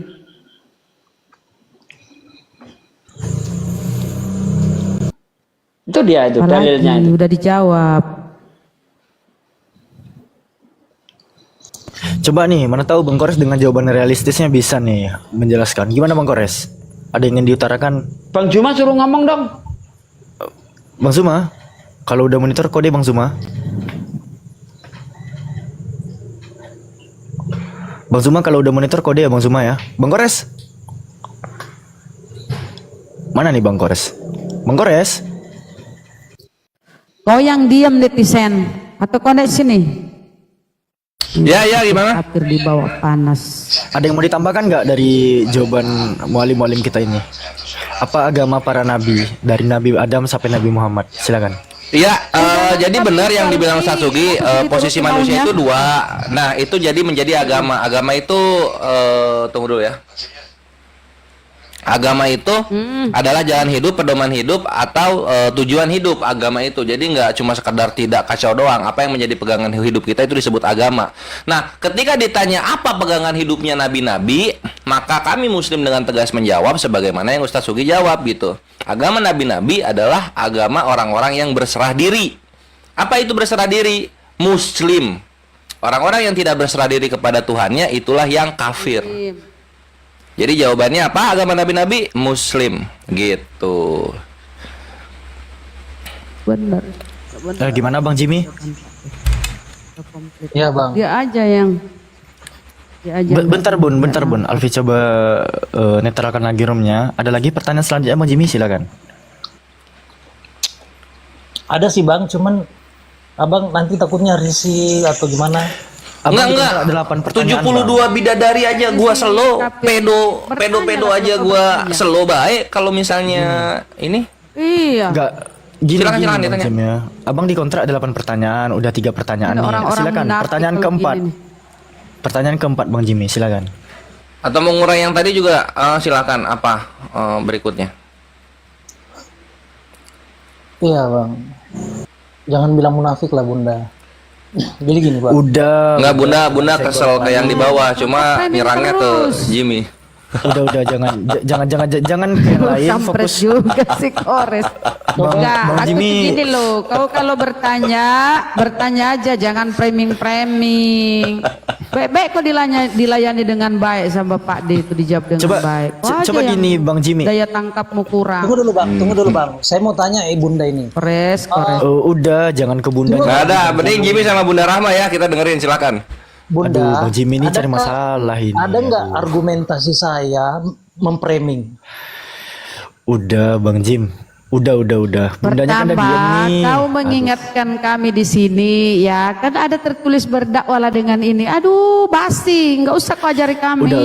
Bang Jimmy, Oke? Bang Jimmy, back to topic Bang Jimmy. Udah, jangan. Ngapain kau ngajari Bunda kami? kan udah diem.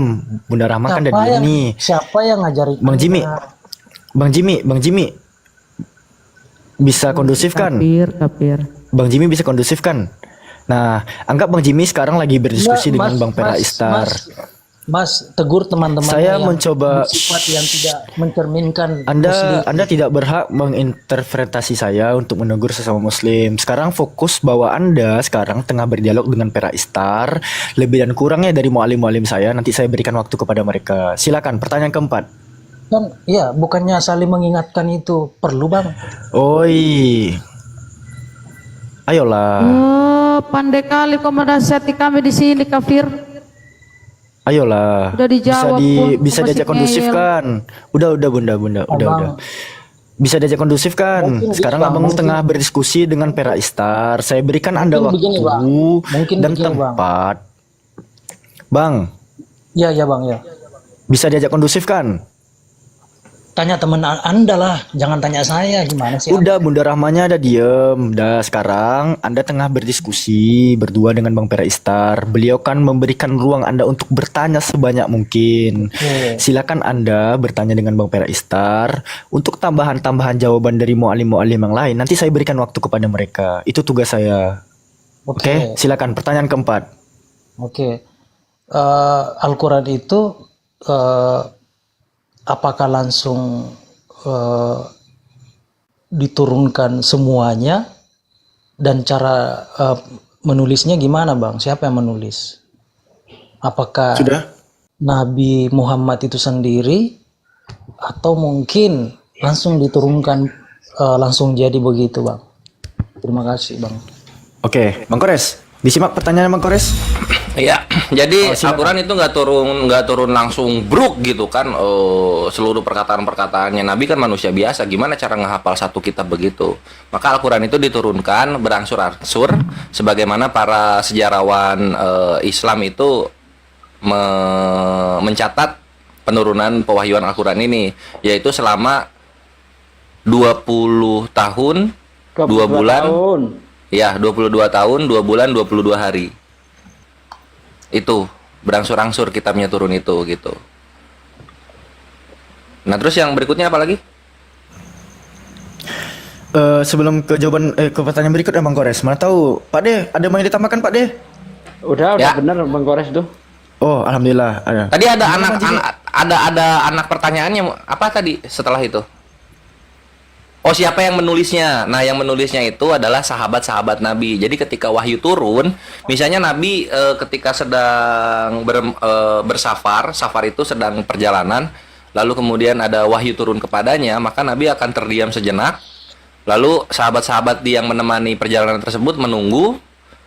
Ketika Nabi sudah siuman dari pewahyuan yang terjadi, maka Nabi akan mengatakan, tulislah ayat ini di surah yang ini, atau tulislah ayat yang itu di surah yang itu gitu.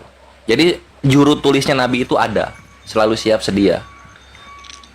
Begitu. Gimana Bang Jimmy? Pertanyaan kelima?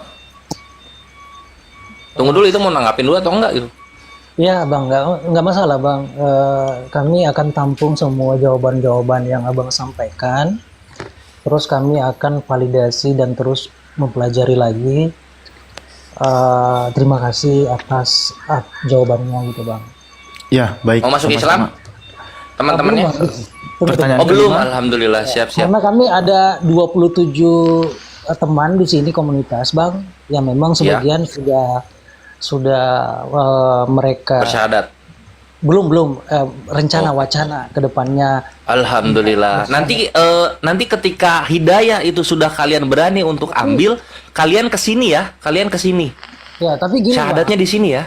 tapi kami tidak bisa kalau ada yang masih ragu-ragu, ada teman sebagian kami masih merasa tidak tertarik dengan, mohon maaf sebelumnya, ada teman-teman saudara-saudara kita Muslim kadang mungkin itu oknum ya, kasar ngomongnya, memojokkan teman-teman kami atau apa. Saya rasa itu tidak perlu lah. Kalau memang enggak.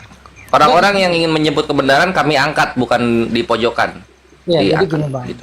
Mohon maaf nih kalau salah. Jadi mereka ini, saya cuma menyampaikan Bang, karena saya mewakili teman-teman.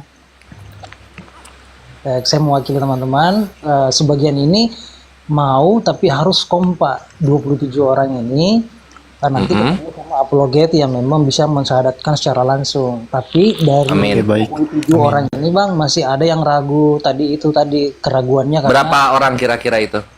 27 katanya tadi. Ada 11 orang. Bukan yang ragunya.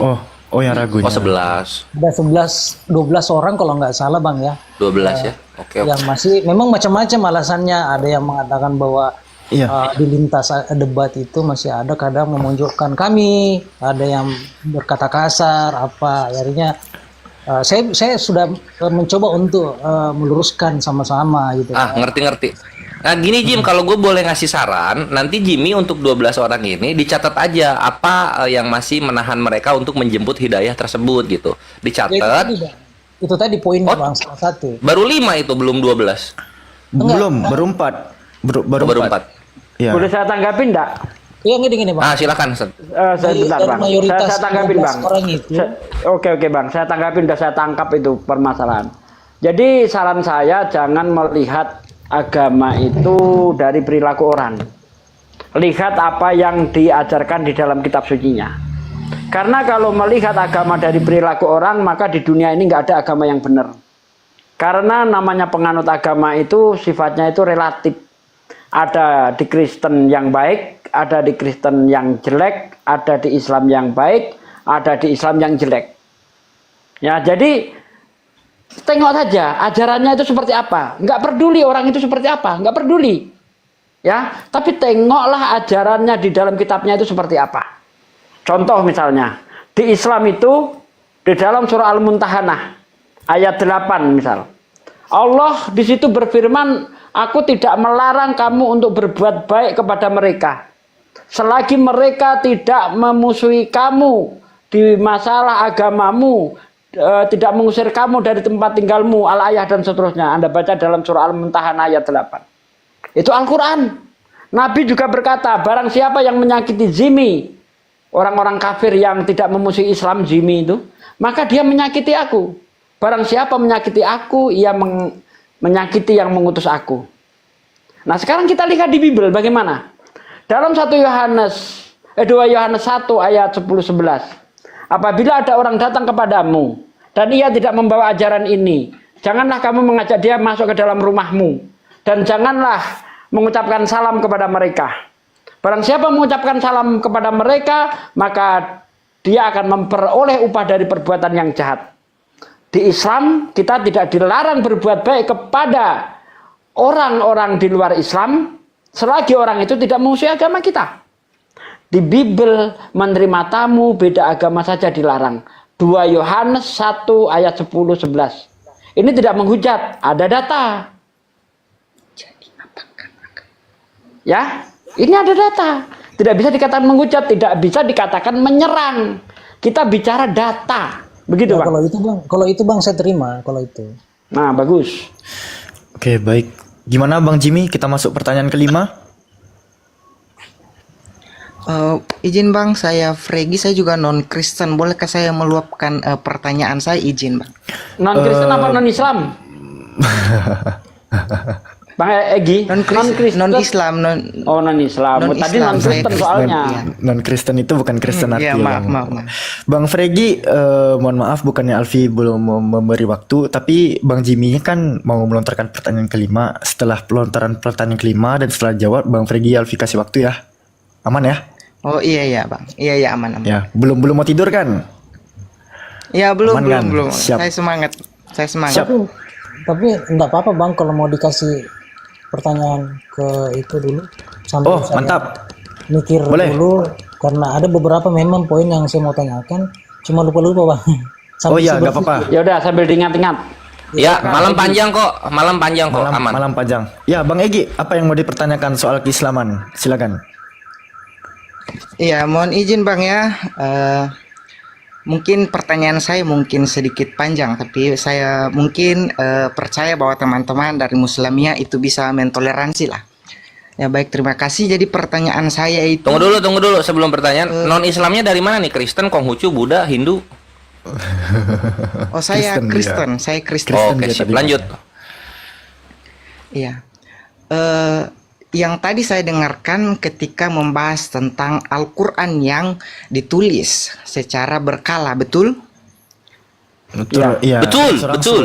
Berangsur-angsur, ya. Lalu?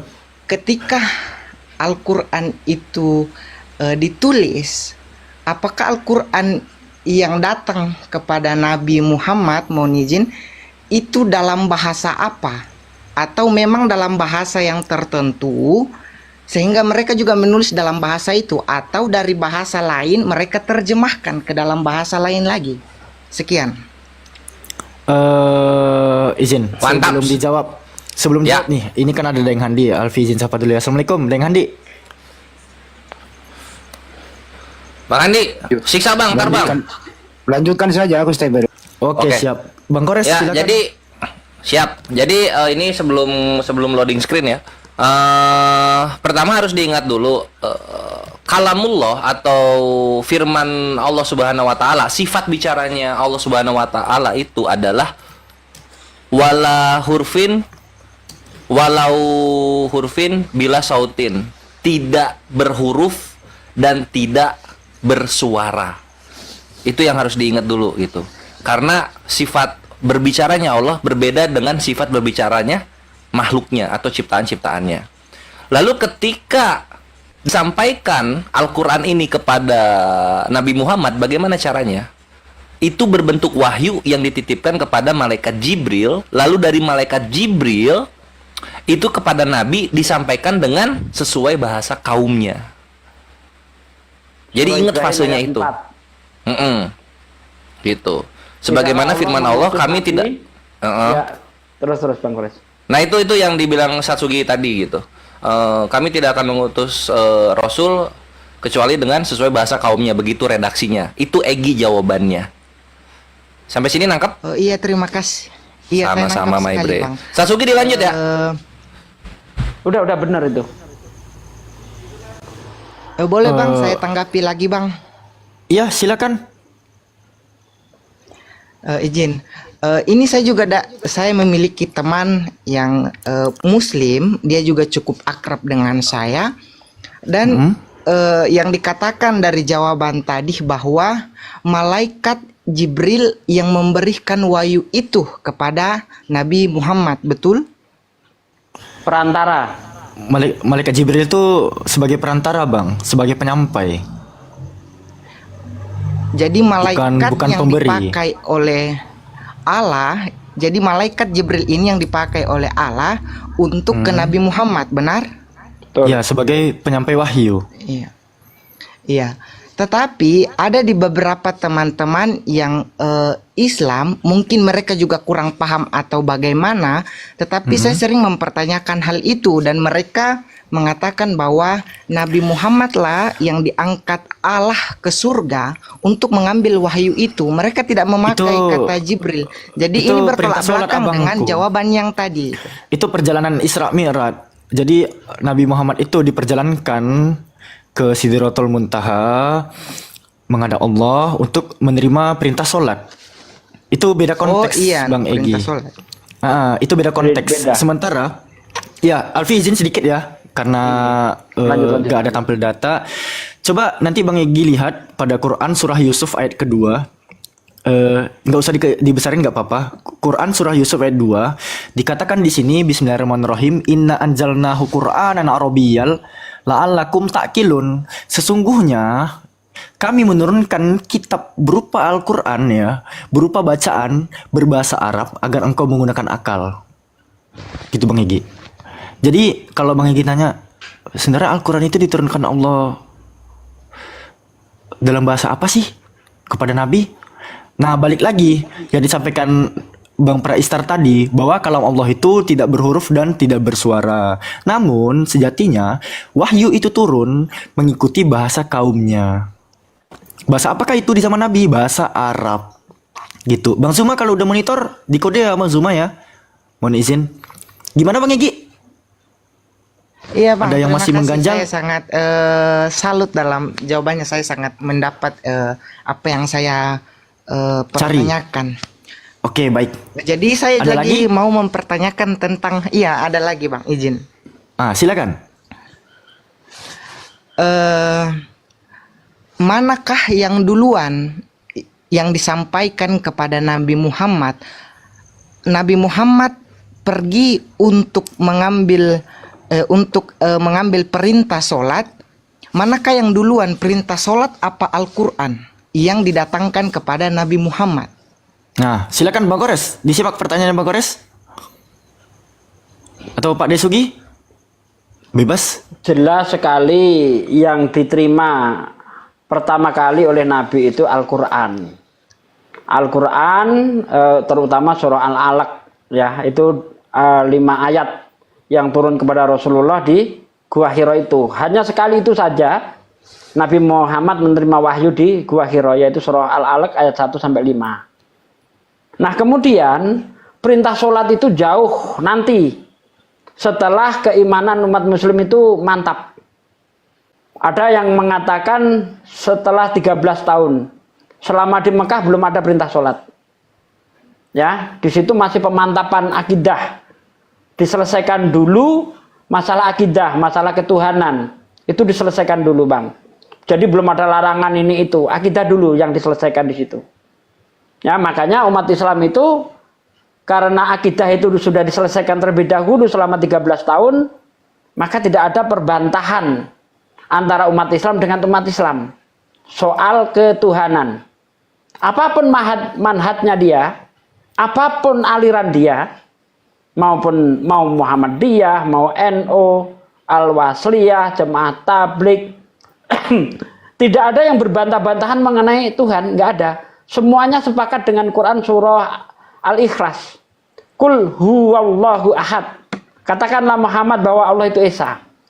Semua kita sepakat, Allahus Somad. Allah tempat bergantung seluruh makhluk. Lam yalid walam yulad, tidak beranak dan tidak diperanakkan. Walam yakul lahu kufuwan ahad, dan tidak ada yang setara dengan Allah. Itu semua umat Islam sepakat dan tidak ada perbantahan. Bedakan dengan Kristen. Kristen sudah 2000 tahun masalah ketuhanan belum selesai. Ada yang paham Trinitas, ada paham Oneness, Trinitas juga terbagi-bagi.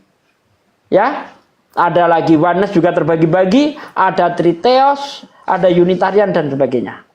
Jadi masalah ketuhanan di Kristen belum selesai. 2000 tahun loh, Bang. Belum selesai. Islam 13 tahun selesai. Masalah ketuhanan.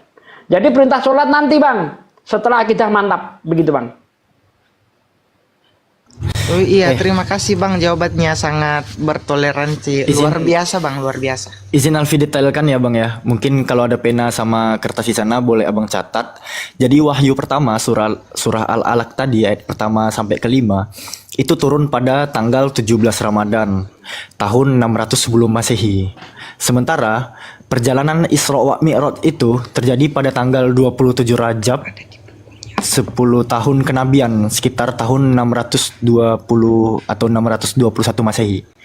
Gitu abangku. Itu boleh abang catat. Pertanyaan selanjutnya, Bang. Gimana? Saya mungkin bisa memberikan waktu kepada Jimmy yang tadi mungkin ingin bertanya karena saya salah mungkin. Iya. Oke, Bang Jimmy gimana? Pertanyaan kelimanya udah disiapkan Bang Jimmy?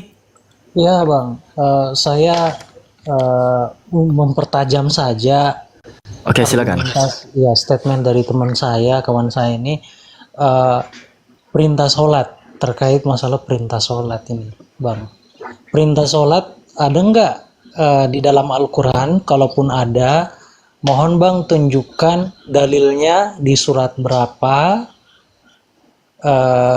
apalagi namanya istilahnya itu ayat ya, ayat berapa perintah sholat itu, kenapa secara spesifiknya, kenapa ini beda-beda, ada yang 2, ada yang bagaimana kita itu, ada 2, 4, apa lagi ya, 3, 2, 4. Oh, rokaat. Ya, jadi saya minta dalilnya Bang dalam Al-Quran perintah sholat dan berapa rakaat, kenapa ini harus beda gitu Bang. Kasih Bang. Pak De, udah dicatat ya pertanyaannya, Alfi lihat Pak De mencatat ya. Silakan Pak De. Ya, perintah sholat itu ada di beberapa surah. Contohnya mengenai sholat subuh. Itu ada di dalam surah Al-Baqarah ayat 238. Sebentar ya? Bang, saya catat dulu ya Bang ya. Oke, dia lagi siapkan kertas dan pena. Teman-teman muslim, mohon maaf nih, ini tamparan buat kita. Jangan sampai Bang Jimmy-nya menyiapkan kertas dan pena, sementara teman-teman muslimnya tidak. Karena ini room yang cukup mengedukasi ya teman-teman ya. Jadi dimanapun teman-teman bisa mencatat dalil-dalil yang akan disampaikan oleh mualim kita ini, teman-teman salin itu teman-teman. Karena terus terang aja. Bang, silakan Bang, saya mau coba. Ini ilmu ya teman-teman. Ya, udah Bang Jimmy? Ya, siap. Udah. Siap. Silakan Pak De. Ya, dalam surah Al-Baqarah 238. Kemudian juga tertulis di dalam surah Al-Isra ayat 7, ayat 78 sampai ayat 79.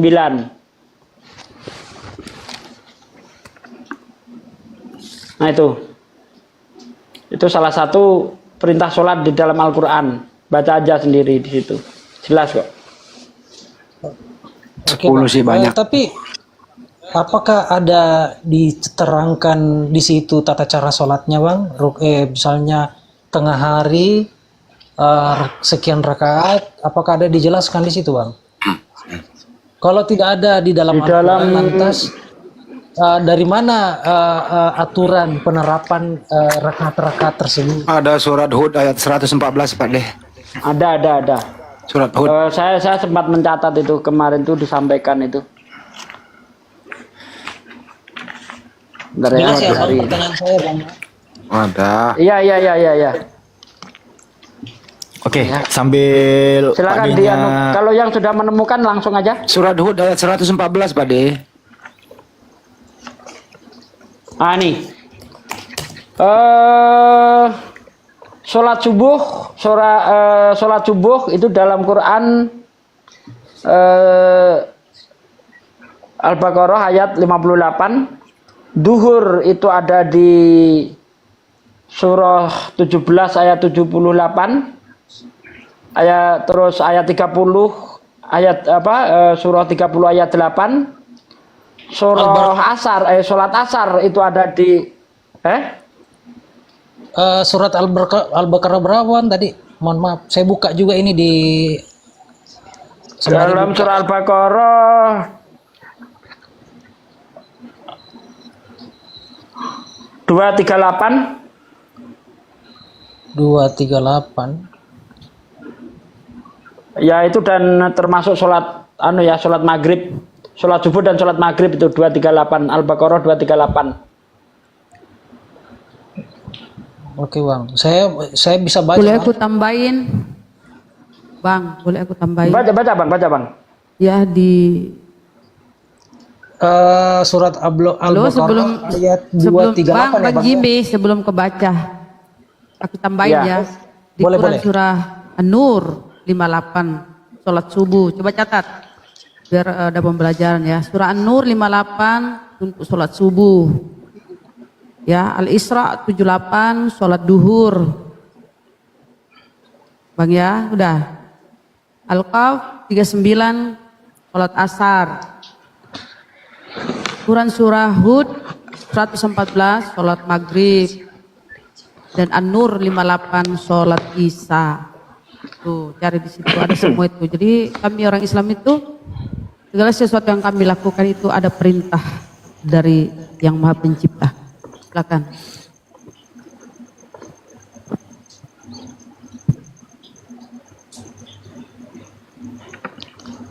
Izin Bang, boleh saya lanjutkan?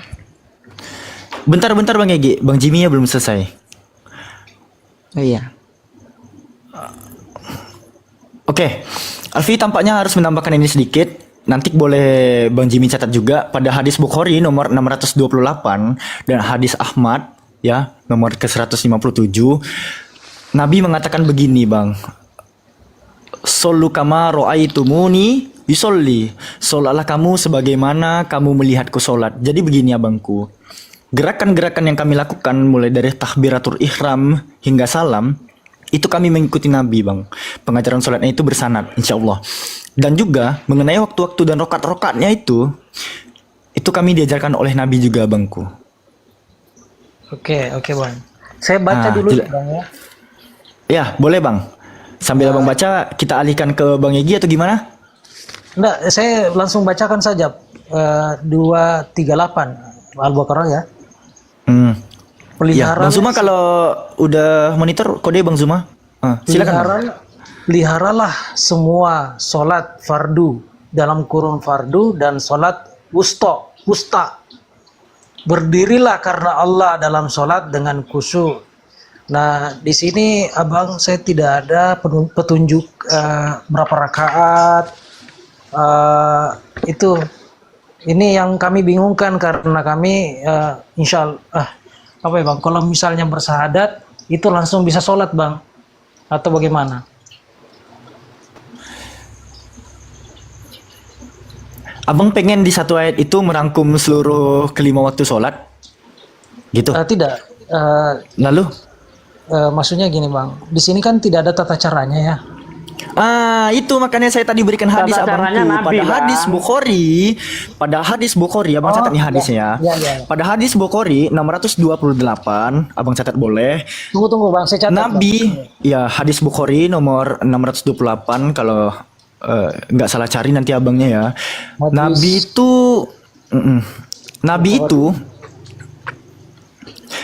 Nabi bersabda, "Solu kama ro'aitumuni yusolli." Solatlah kamu sebagaimana kamu melihatku solat. Jadi para sahabat itu melihat bagaimana Nabi solat dan mengikuti bagaimana tata cara Nabi solat, waktu-waktu Nabi solat.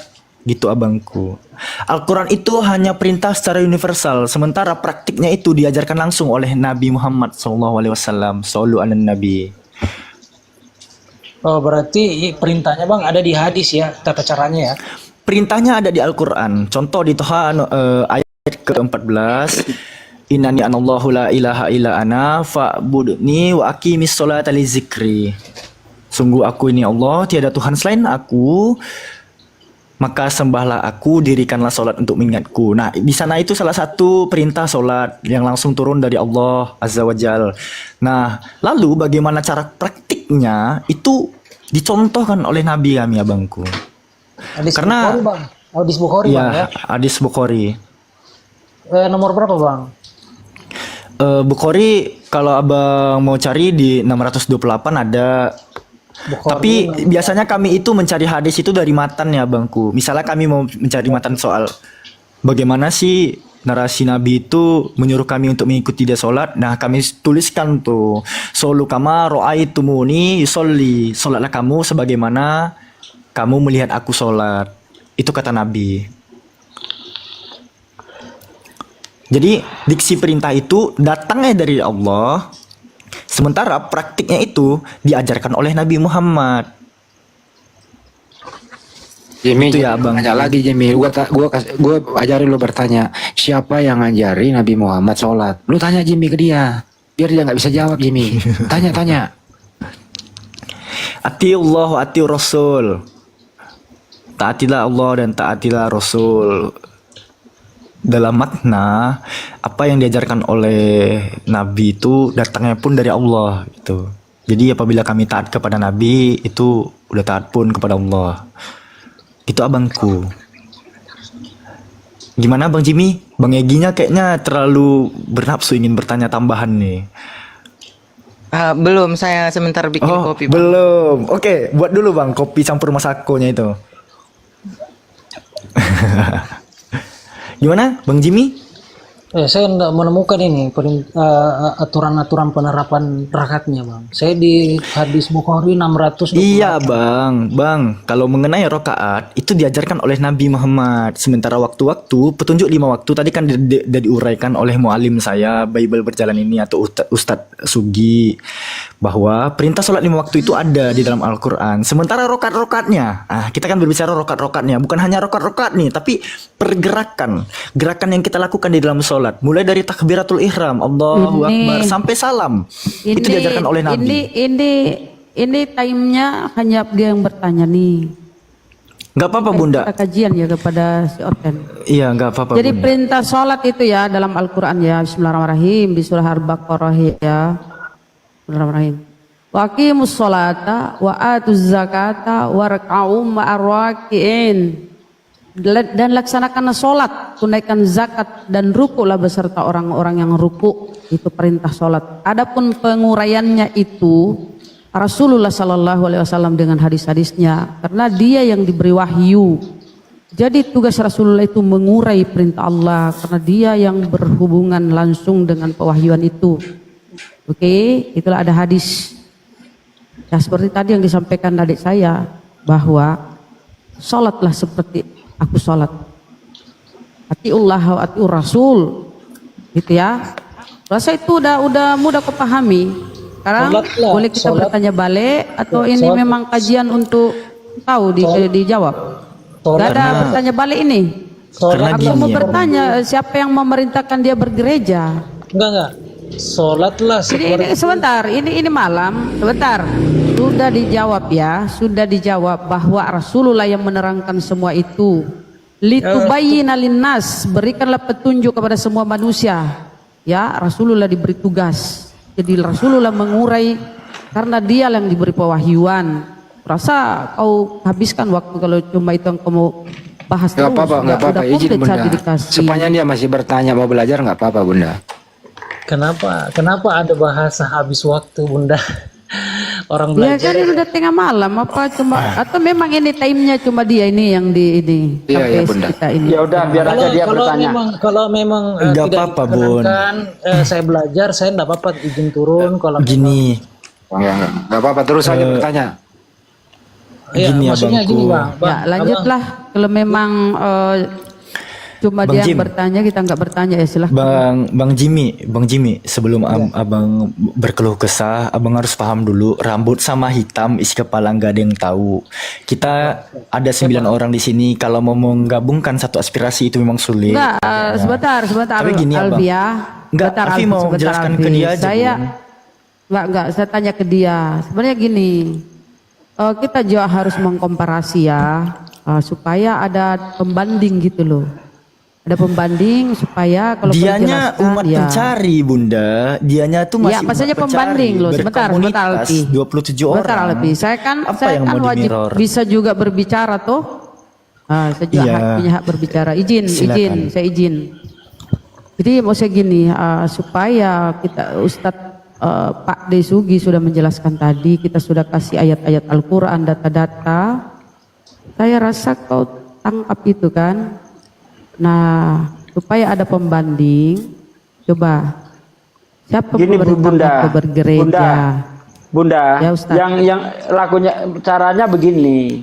Kita tidak perlu bertanya kepada mereka, tapi ketika kita menjawab, kita juga ambil dari mereka. Contohnya seperti saya tadi. Ya, bagaimana Islam mengajarkan apa tadi tentang kebaikan atau apa. Kita bawa ke kitab mereka juga. Begitu aja, nggak perlu kita tanya. Supaya tahu mereka. Toh kalau ditanya nggak akan bisa jawab juga kan? Ya, Tapi makanya kan kalau kasih misalkan sedikit. Bunda mau Aku belajar kasih tentang sedikit. kekristenan, mau bertanya tentang kekristenan, saya rasa tidak apa-apa juga. Mungkin sempat dia ingin belajar Oh, juga jangan tentang bang, kekristenan.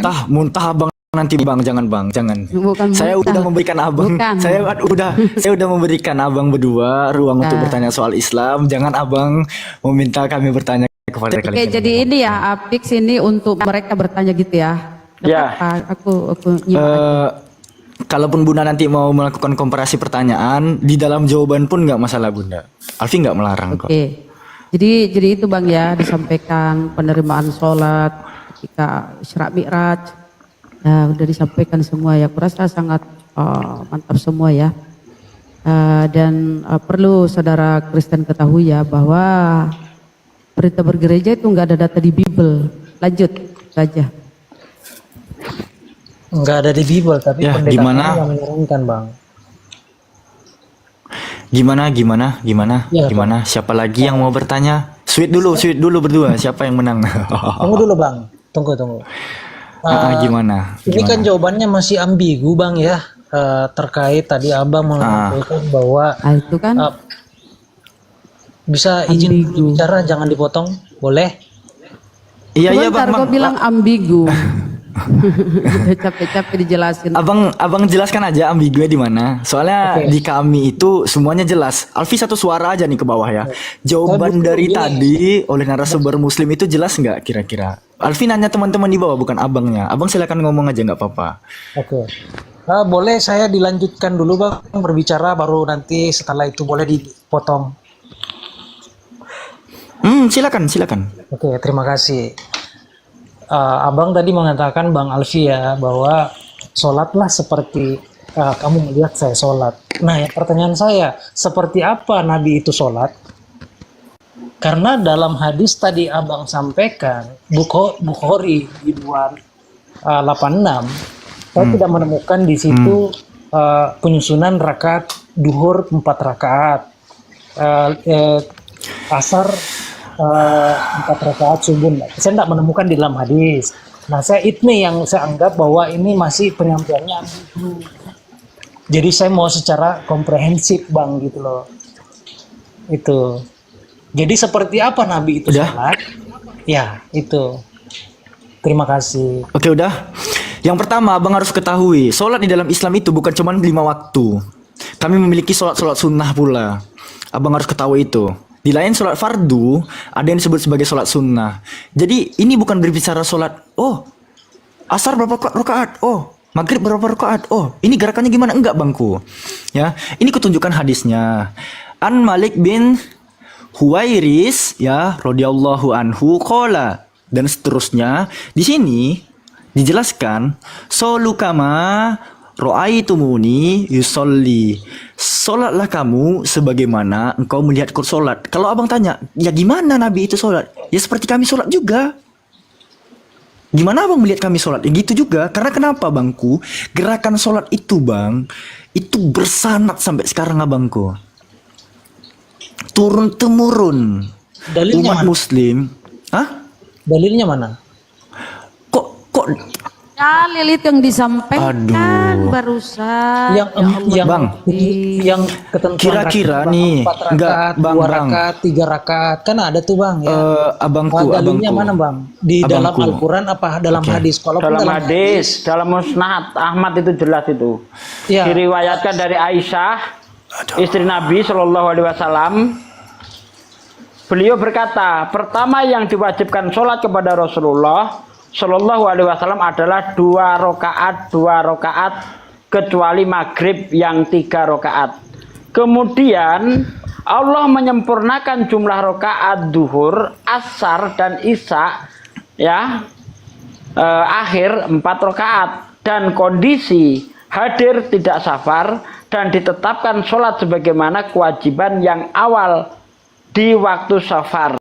Hadis riwayat Ahmad dinyatakan sanadnya jayyid oleh Syekh Al-Albani dalam silsilah as-sahihah, penjelasan riwayat nomor 2815. Ada semua Bang. Di Islam itu ada semua. Tidak ada di Islam itu riwayat Ahmad. Oke, tidak ada di Islam itu tidak ada yang dilakukan tanpa ada contoh. Tidak seperti orang Kristen. Saya tidak mengatakan. Bentar Bang, nggak apa-apa. Anda mau terima atau tidak nggak masalah. Jimmy, kamu saya kok harus mulai compare. ngeyel Jimmy? Saya harus Jimmy, compare, Anda Bang. kok mulai Saya harus ngeyel compare. Jimmy? Saya Ya. tidak mengatakan. Anda nggak bisa melarang saya harus compare. Jimmy kok mulai ngeyel Tidak Jimmy? seperti orang Kristen, dia beribadah semau-maunya tanpa ada contoh dari Yesus. Contoh Anda nyanyi di gereja, siapa yang Anda contoh? Pernahkah Yesus ke gereja? Nggak pernah. Iya, Nah kan Islam bukti-bukti lengkap. Oke Bang. Hadisnya lengkap, Al-Qur'annya ada, hadisnya ada, dipraktekkan langsung oleh Rasulullah. Oke Bang. Begitu. Adem. Saya tidak. Nah, Anda makanya jangan melarang saya. Enggak, saya enggak larang Bang. Begini, saya tidak pernah mengatakan saya tidak percaya Bang. Enggak kok, sama sekali tidak. Jadi yang saya mau tanyakan, saya mau hadis riwayat Ahmad, saya mau catat nih Bang ya, tolong. 2815. Nih, kutunjukin langsung di layar nih, biar nggak dibilang tipuan. Aku ngambil dari jadwalkajian.com. Ya, ini grup artikel. Saya tidak mengatakan. Diam. Loh, saya tidak mengatakan data. Biar diterangkan Bang. Sabar. Iya, Aku nggak ngasih Bang Jimmy. Saya tidak mengatakan Bang Jimmy.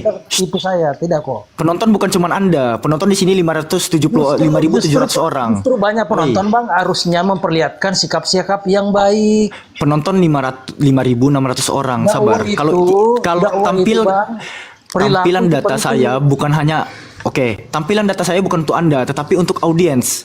Paham? Udah bisa diam? Tunggu saya catat. Aku nggak peduli Anda masih catat atau enggak. Di sini ya dikatakan pada diam dulu Jimmy. Anda pada saat meminta umat Muslim untuk diam, saya diamkan yang lain. Jangan ngeyel. Ya, dikatakan di hadis riwayat Ahmad yang dihasankan oleh Syekh Albani dalam Sahih As-Sahihah nomor 2815, dikatakan di sini, aku langsung singkat aja, dari Aisyah radhiyallahu anha, istri Nabi sallallahu alaihi wasallam, beliau berkata, pertama yang diwajibkan sholat kepada Nabi Kata Nabi Rasulullah SAW adalah 2 rakaat kecuali maghrib, yaitu 3 rakaat. Kemudian Allah menyempurnakan jumlah rakaat zuhur, asar, dan isya 4 rakaat dalam kondisi hadir atau tidak safar. Tuh. Dan ditetapkan sholat di waktu safar sebagaimana kewajiban awal 2 rakaat. Udah, jumlah rakaat yang kami lakukan setiap harinya itu bukan atas pengada-ngadaan abangku. Sebagaimana yang satu gereja hari Sabtu, yang satu gereja hari Minggu. Paham ya?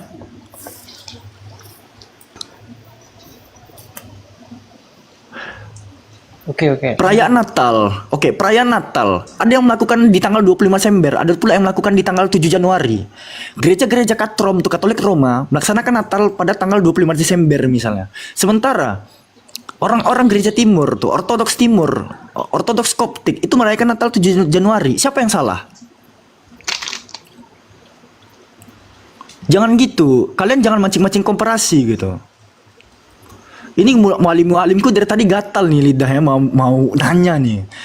Gue udah kasih kalian ruang berdua. Jadi jangan ngeyel. Ya, kami tidak kalau kami Kristennya ini Bang tidak terlalu menekuni ya. Kami tidak terlalu kayak seperti yang lain fanatik. Kami tidak seperti itu Bang. Jadi mungkin kalau ada Bang nanti bertanya ke kami tidak sanggup jawab. Artinya itulah kapasitas ilmu kami Bang. Gitu. Kalau tadi Bunda bertanya siapa yang perintahkan ke gereja ibadah mingguan, itu kami peroleh dari pendeta kami. Dari mana pendeta dapat? Kami kejar. Dari mana pendeta kalian dapat perintah? Izin Bang, boleh saya bertanya kepada Jimin dulu Bang? Oh, bentar, sedikit dari saya sedikit. Kenapa itu dipertanyakan, Bang? Anda beribadah dan sebagainya atas contoh siapa? Kenapa itu dipertanyakan? Karena di dalam kitab Amsal 3 ayat 5 dikatakan, percayalah kamu kepada Tuhan dengan segenap hatimu, dan janganlah kamu bersandar atas pengertianmu sendiri. Dilarang. Anda mengada-ngadakan atas pemikiran sendiri, asumsi sendiri, itu dilarang di dalam kitab Anda. Makanya kita tanyakan itu, Anda ke gereja itu atas perintah siapa? Atas bapak-bapak gereja, berarti atas kemauan sendiri, atas pemikiran sendiri. Sementara di dalam kitab Amsal dilarang berpengertian, bersandar atas pengertian sendiri. Tidak boleh. Itu kitab Anda, Bang. Gitu loh. Nah, ini supaya orang-orang Kristen itu tahu. Karena saya tahu orang Kristen itu kurang membaca kitabnya. Makanya kita selalu compare. Ketika kita komparasikan, jangan tersinggung. Karena kami lebih paham Bible daripada pendeta manapun. Jadi gini Bang, kami jujur, jarang kami memang membuka Bible. Kami jarang membaca. Cuman kalau misalnya ada teman-teman saudara kami dari Kristen, itu oknum yang Bang, jangan disamakan semua gitu loh Bang ya. Jadi beda-beda Bang. Jadi jangan ada disamakan semua. Itu tergantung orangnya Bang. Rata-rata begitu Bang. Rata-rata begitu. Mana ada orang Kristen itu yang hafal Bible? Nggak ada. Nah kalau nggak hafal, bagaimana dia mau menentukan ini boleh, ini tidak, ini salah, ini benar? Nggak bisa. Kalau tahu kita ada, kalau kita hafal, maka kita akan tahu peraturan-peraturan, gitu loh. Oke ya, aku Silakan, coba Bang reset Alfi, lagi lanjut. Ya, tadi Bang Egi ada mau disampaikan ke Bang Jimmy, apa Bang? Alfi kasih waktu 2 menit, silakan. Ya, saya hanya mau bertanya ke Bang Jimmy. Bang Jimmy ini Kristen apa, gereja apa? Mohon dijawab Bang. Mohon maaf Bang, itu privasi ya Bang. Saya tidak bisa sampaikan gereja saya di mana, karena ini kan publik. Oke. Saya Bang tidak Egi. bertanya gereja Anda di mana, tapi gerejanya apa, itu aja. Saya tidak bertanya gerejanya di mana. Saya Mamasa Bang. Gereja. Oh iya, terima kasih jawabannya. Oh, Sudah tahu udah ya, Bang. udah terjawab ya. Tidak mau Saya tidak mau sampai ini kebuka karena ini ruang publik. Iya, ya udah. Berarti kan udah terjawab kan Bang Egy ya? Iya. Sorry kalau tendensi aku tadi kasar ya kawan-kawan ya, karena terus terang aja capek. Ini udah jam 12 malam. Bang Egy ada yang mau ditanyakan? Izin saya mau mempertanyakan tentang kontroversial dalam jawaban yang telah saya rangkum. Izin untuk bertanya tentang kontroversial, boleh? Apa tuh? Tadi di pertanyaan di awal itu mengatakan bahwa Nabi Muhammad menghadap Allah itu untuk mengambil perintah sholat, betul? Iya, Allah memberangkatkan Nabi Muhammad dalam perjalanan Isra Mi'raj untuk menjemput perintah sholat. Terus? Iya, tadi kan dikatakan bahwa Al-Quran itu datang lebih dulu daripada perintah sholat. Sedangkan yang dijelaskan tadi bahwa di dalam Al-Quran itu sudah ada perintah sholat. Jadi kontroversialnya adalah kenapa Nabi Muhammad itu harus mengambil lagi perintah sholatnya langsung kepada Allah. Ini kita membahas Isra Mi'raj. Ini kita bahas Isra Mi'raj. Oh, silakan Pak De, silakan. Itu tidak kontroversi, Bang. Jadi Al-Qur'an itu dalam pikiran Anda mungkin turun langsung 114 surah gitu. Tidak, Bang. Ya. Jadi Al-Qur'an pertama kali itu hanya 5 surah saja. Lalu berangsur-angsur sampai 22 tahun, 22 hari, 2 bulan, 22 hari. Jadi perintah sholat itu di tengah-tengah di antara turunnya ayat-ayat Al-Quran juga. Cuma mengenai perintah sholat itu ada perintah khusus. Allah datangkan langsung Nabi Muhammad untuk menghadapnya. Bahkan begitu juga di dalam kepercayaan orang Yahudi, Musa itu juga Isra Mi'raj untuk menjemput 10 hukum Taurat. Ini dalam kepercayaan Yahudi ya, yang pernah saya dengar yang dikatakan oleh Bang Billy itu. Ya. Seperti itu, Bang. Jadi nggak ada kontradiksi di situ. Memang Al-Quran turun terlebih dahulu, tapi tidak langsung 114 surah gitu, Bang. Jadi dalam logika Nabi Muhammad sudah naik ke surga dan menginjakan kaki di surga dan berhadapan langsung dengan Allah. Begitu dalam logikanya, karena kan lebih sudah tepatnya berhadapan langsung. Sidratul Muntaha. Nggak ada surga di situ, Bang. Nggak ada surga, Bang. Lebih tepatnya Sidratul Allah nggak di Muntaha. surga. Allah nggak di surga. Jadi Allahnya itu di mana? Bentar, Bang. Kalau Tuhan di surga berarti Tuhan lebih kecil daripada surga.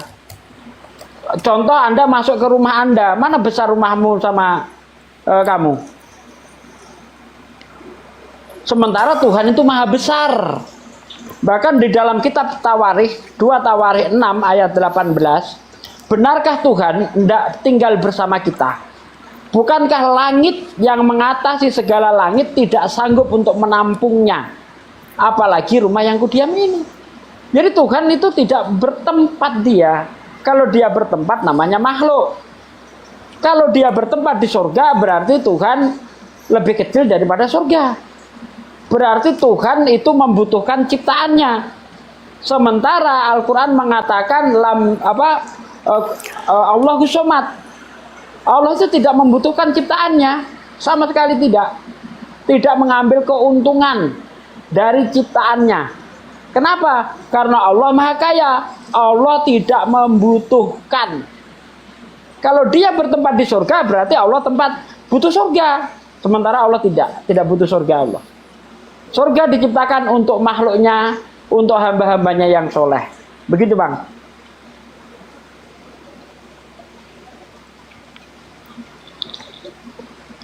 Gimana Bang Egy?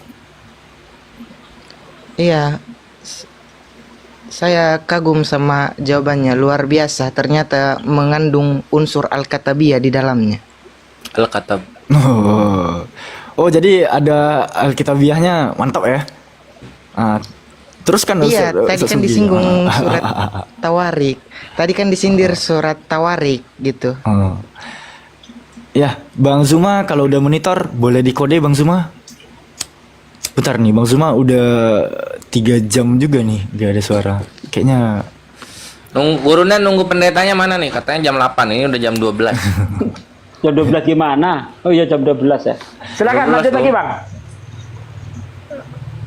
Iya. Gimana? Bang Egi, ada masih punya pertanyaan? Atau dilemparkan ke Bang Jimmy untuk bertanya? Egi mau masuk Islam?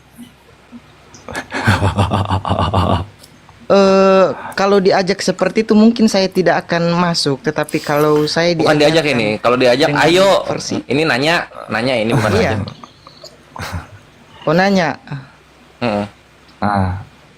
Mungkin Sebenarnya jawaban kalau saya sama anak-anak muda itu, saya itu lebih suka kepada tentang penciptaan. Saya lebih suka ke sana karena anak-anak muda ini orang yang pikirannya masih fresh. Saya lebih suka Saintis kepada ya? tentang penciptaan, saintis. Nah, seperti itu saya sebenarnya.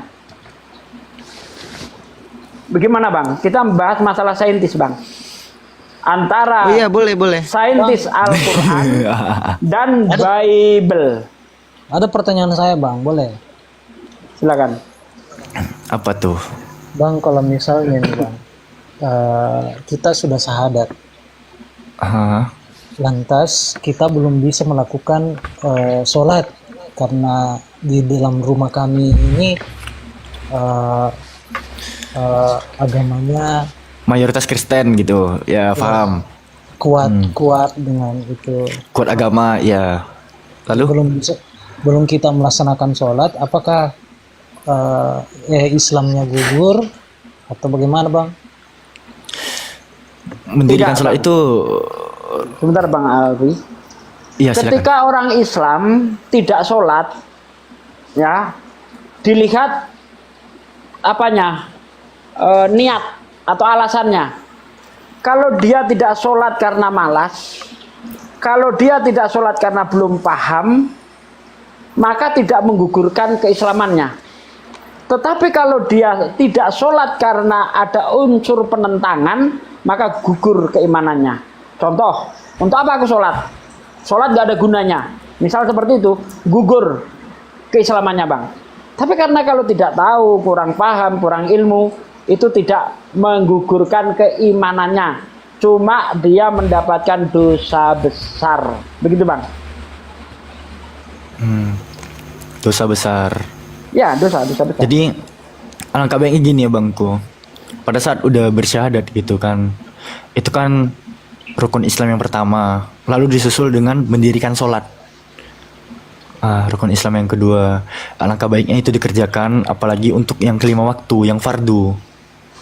Karena amalan yang pertama kali dihisab di akhirat kelak itu adalah amalan sholat kita Bang. Gitu Bang Jimmy. Mengenai Abang ada problem bahwa di keluarga itu mayoritas Kristen yang taat, apalagi ya kita kan makhluk yang berakal ya gitu ya, seharusnya bisa gitu di beberapa kesempatan tertentu sesempat mungkin dilaksanakan sholat tersebut gitu. Rukun Islam itu seperti buah belimbing Bang. Anda tahu buah belimbing ya Bang? Iya Bang. Tahu ya? Asam. Bukan belimbing. Yang ada apa? Garis-garisnya 5 itu. Nih, ku tunjukin kan nih. belimbing asam. Itu belimbing sayur, bukan buah belimbing.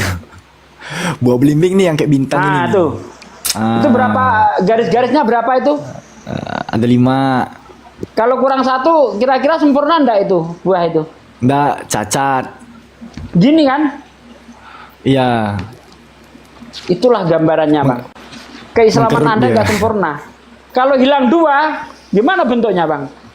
Hilang 3, gimana? Jadi rukun Islam 5 itu wajib dilaksanakan supaya sempurna dia. Kalau nggak disempurnakan, nah, ya gini jadinya, nggak jadi belimbingnya jelek. Nah itu ibaratnya seperti itu Bang. Iya Bang, iya itu tadi yang saya sampaikan bahwa kondisi dalam rumah kami Bang, kami pun ini live begini Bang, itu saat mereka tertidur Bang, karena kami takut mereka terdengar. Nggak apa-apa Bang. Ya apalagi untuk melakukan sholat ya Abang bilang, ini kan harus 5 waktu Bang, yang dimana kondisi rumah itu selalu rame Bang gitu. Jadi Janganlah takut mencari kebenaran.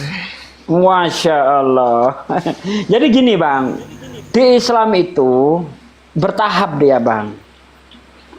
Misalnya ada orang perempuan masuk Islam, padahal berjilbab itu kan wajib. Tapi karena ada hal-hal yang tidak memungkinkan untuk memakainya, boleh dia tidak berjilbab dulu. Sama dengan halnya sholat. Ya, Anda masih bisa, misalnya di kamar dikunci, bisa. Bahkan ada kisah seorang TKW di Hong Kong sana ya. Itu betul-betul susah menjalankan sholat. Dia sholat di mana? Pernah bertanya itu. Di dalam kamar mandi, di WC Bang. Padahal seharusnya di WC kita tidak boleh menyebut nama Allah.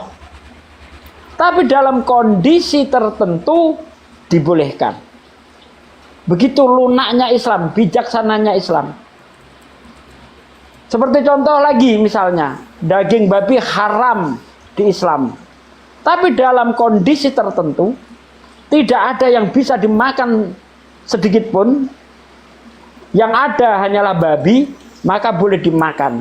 Syaratnya tidak boleh sampai kenyang, tidak boleh menyukai. Kenapa begitu? Daripada mati konyol, mati kelaparan, Allah sangat bijaksana. Allah membolehkan untuk memakan babi itu. Sampai segitunya Bang, di Islam itu. Tidak otoriter, Islam itu tidak otoriter. Ya. Tetap jalankan semampumu.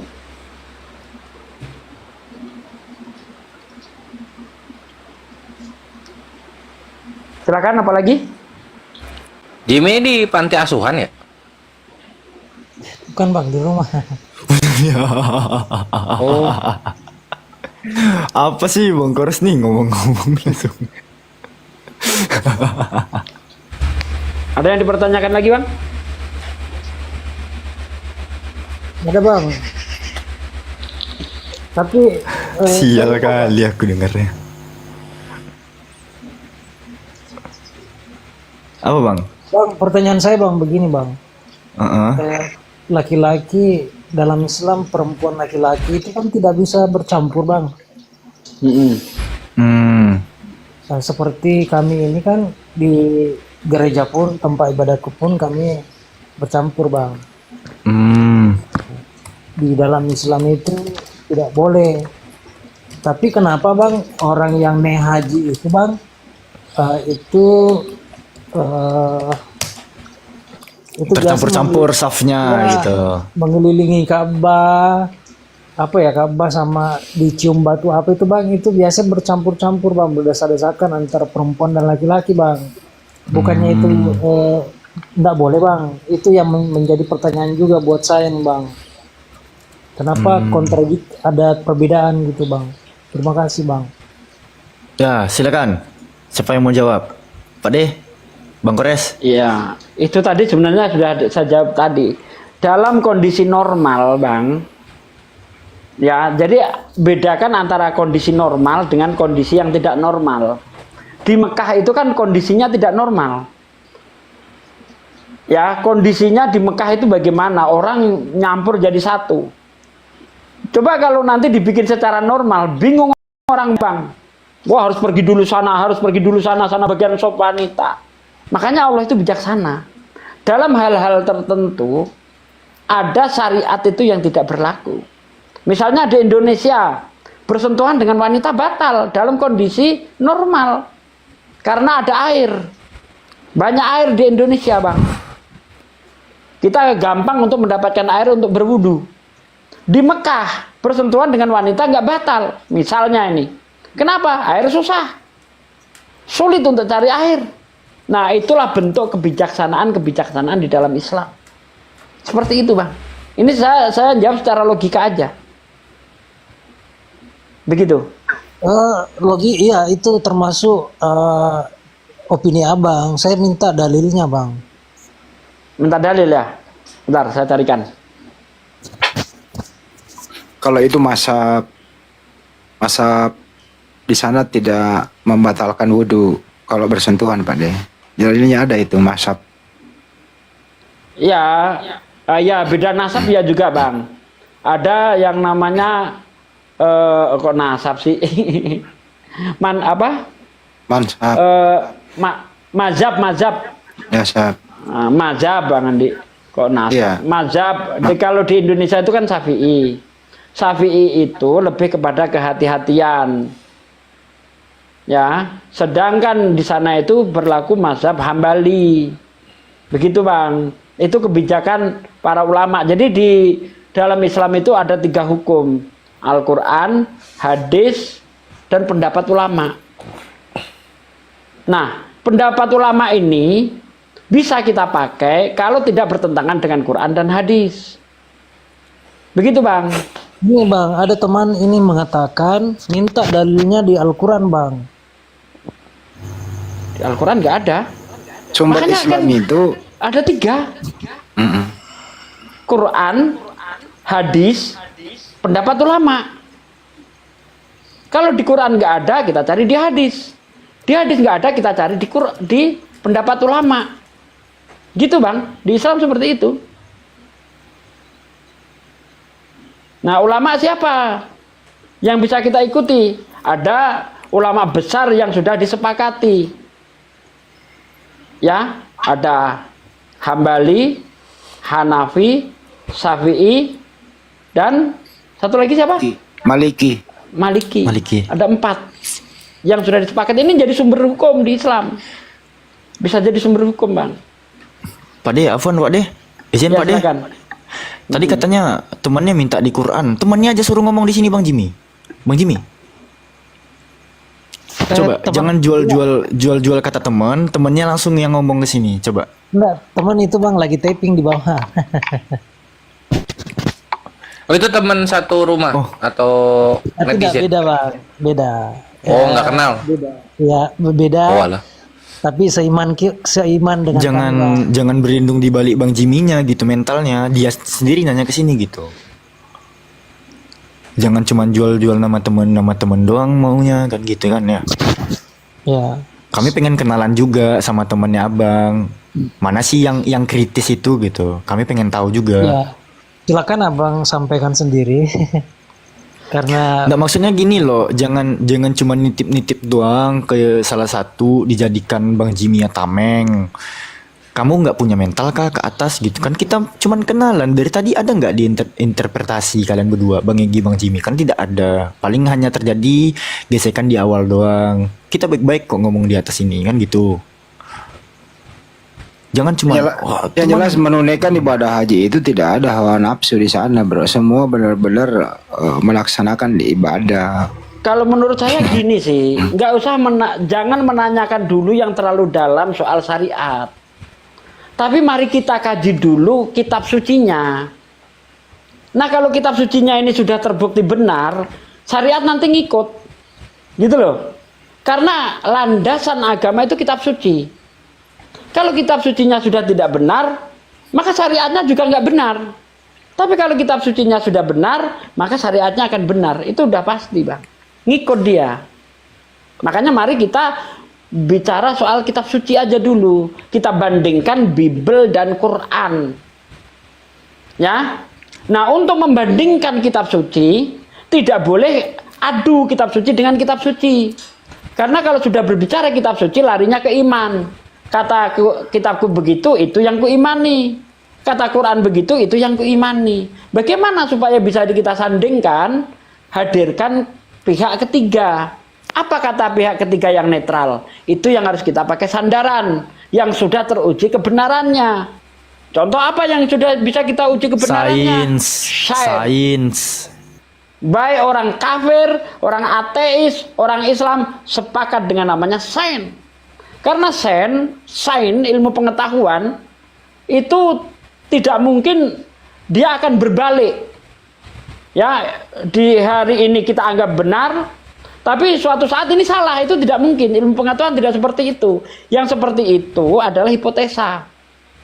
Ya, ini diyakini kebenarannya, ternyata gagal dia. Itu hipotesa. Tapi kalau sudah masuk ke ilmu pengetahuan, maka dia Tidak sifatnya seperti itu. Ilmu pengetahuan itu sifatnya berkembang. Ya, hari ini dikatakan begini, nanti berkembang dia. Itu namanya ilmu pengetahuan. Dan sudah disepakati oleh para ilmuwan. Itu yang harus kita jadikan standar. Jangan kitab suci diadu dengan kitab suci, nggak nyambung. Kitab suci diadu kitab suci sama dengan adu ayam dengan tremos. Nggak nyambung. Sabung ayam. Ya, hadirkan pihak ketiga. Apa yang bisa kita ayat-ayat yang berkaitan dengan ilmu pengetahuan. Gitu loh, Bang. Contoh, Al-Quran mengatakan dulu dalam surah Al-Mu'minun Al-Anbiya ayat 30. Awalam yarul ladzina kafaru anas samawati wal ardu kanat taratqan fafatanahuma. Apakah orang-orang kafir tidak tahu bahwasanya dahulu langit dan bumi adalah satu yang padu, lalu kami pisahkan keduanya. Al-Quran berbicara tentang Big Bang. Dan Big Bang, teori Big Bang adalah teori yang disepakati oleh mayoritas ilmuwan. Saya belum pernah menemukan bantahan untuk teori Big Bang ini. Itu yang paling disepakati. Ada teori bintang kembar, ada teori nebula, ada teori Big Bang, tapi yang disepakati adalah Big Bang. Itu yang terbukti kebenarannya. Nah, sekarang bagaimana dengan Bible? Berfirmanlah Allah, pada mulanya Allah menciptakan langit dan bumi. Bumi belum berbentuk dan kosong. Kegelapan menutupi samudra raya. Roh Allah melayang-layang di atas permukaan air. Berfirmanlah Allah, jadilah terang, maka terang itu jadi. Allah melihat terang itu baik, maka dipisahkan dari yang gelap. Yang terang dinamakan siang, yang gelap dinamakan malam. Allah melihat semuanya itu baik. Jadilah petang, jadilah pagi, itulah hari pertama. Berfirmanlah Allah, jadilah cakrawala di tengah-tengah segala air. Hendaklah cakrawala itu memisahkan air yang di bawah dan di atas. Allah melihat Allah melihat semuanya. Allah menamai cakrawala itu langit. Allah melihat semuanya itu baik, jadilah petang, jadilah pagi, itulah hari kedua. Di ayat pertama saja saya sudah menemukan kejanggalan. Dikatakan kosong, belum berbentuk, kok ada air. Gimana ceritanya, Bang? Ayo. Apakah itu sesuai dengan teori yang sudah disepakati oleh para ilmuwan? Bahwa awal mula terciptanya jagat raya ini diawali dengan ledakan besar yang kita sebut dengan Big Bang? Ayo kita uji, kita gunakan akal kita. Karena Yesus mengatakan di dalam Markus 12 ayat 29, 31, kasihilah Tuhan Allahmu dengan segenap akal budimu. Akal mau pakai. Kalau kitab Anda mengatakan begini, bisa ini diuji kebenarannya. Karena ketika kita berbicara tentang penciptaan, itu artinya kita berbicara tentang ilmu pengetahuan. Ketika kita berbicara tentang ilmu pengetahuan, artinya kita berbicara tentang fakta. Ayo, kita uji kitab kita pakai ilmu pengetahuan sesuai atau tidak.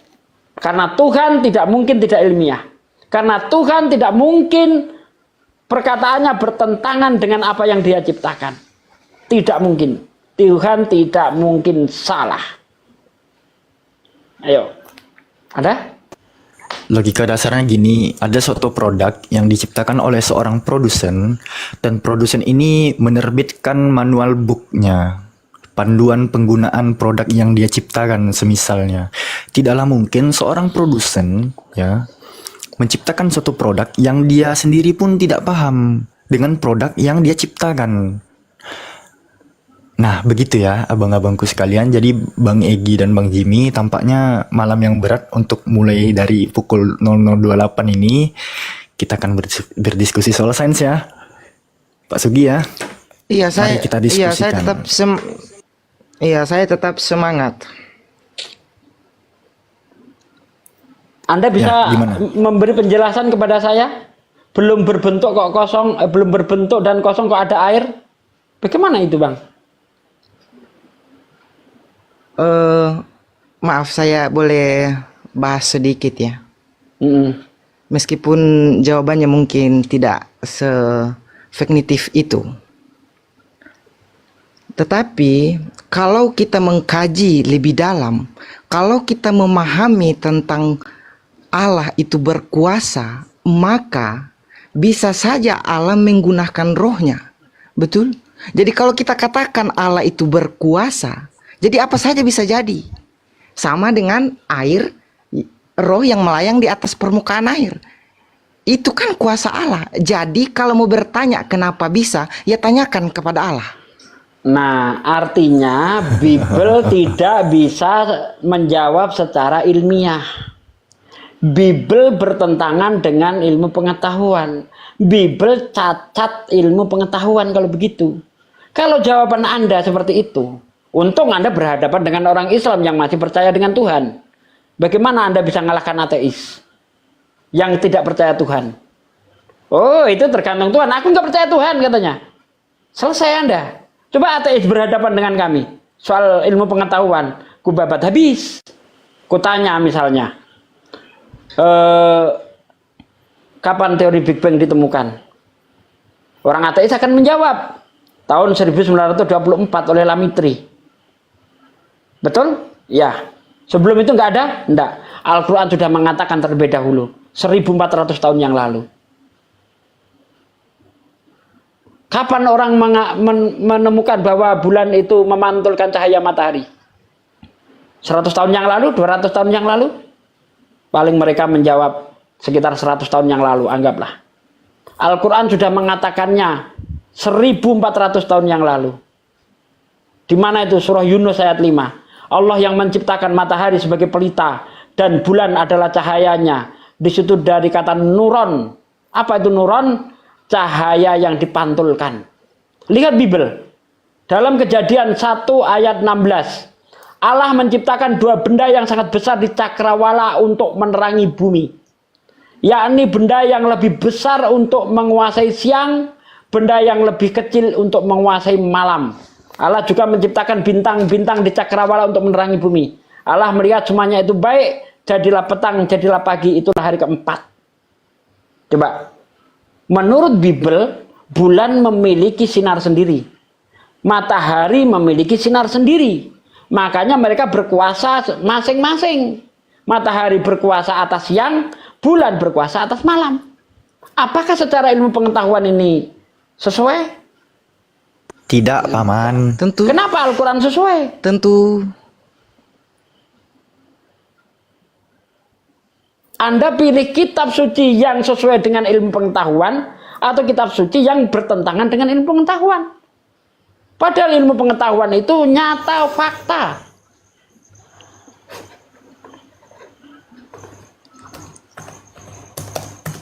Bagaimana? Pusing, Paman.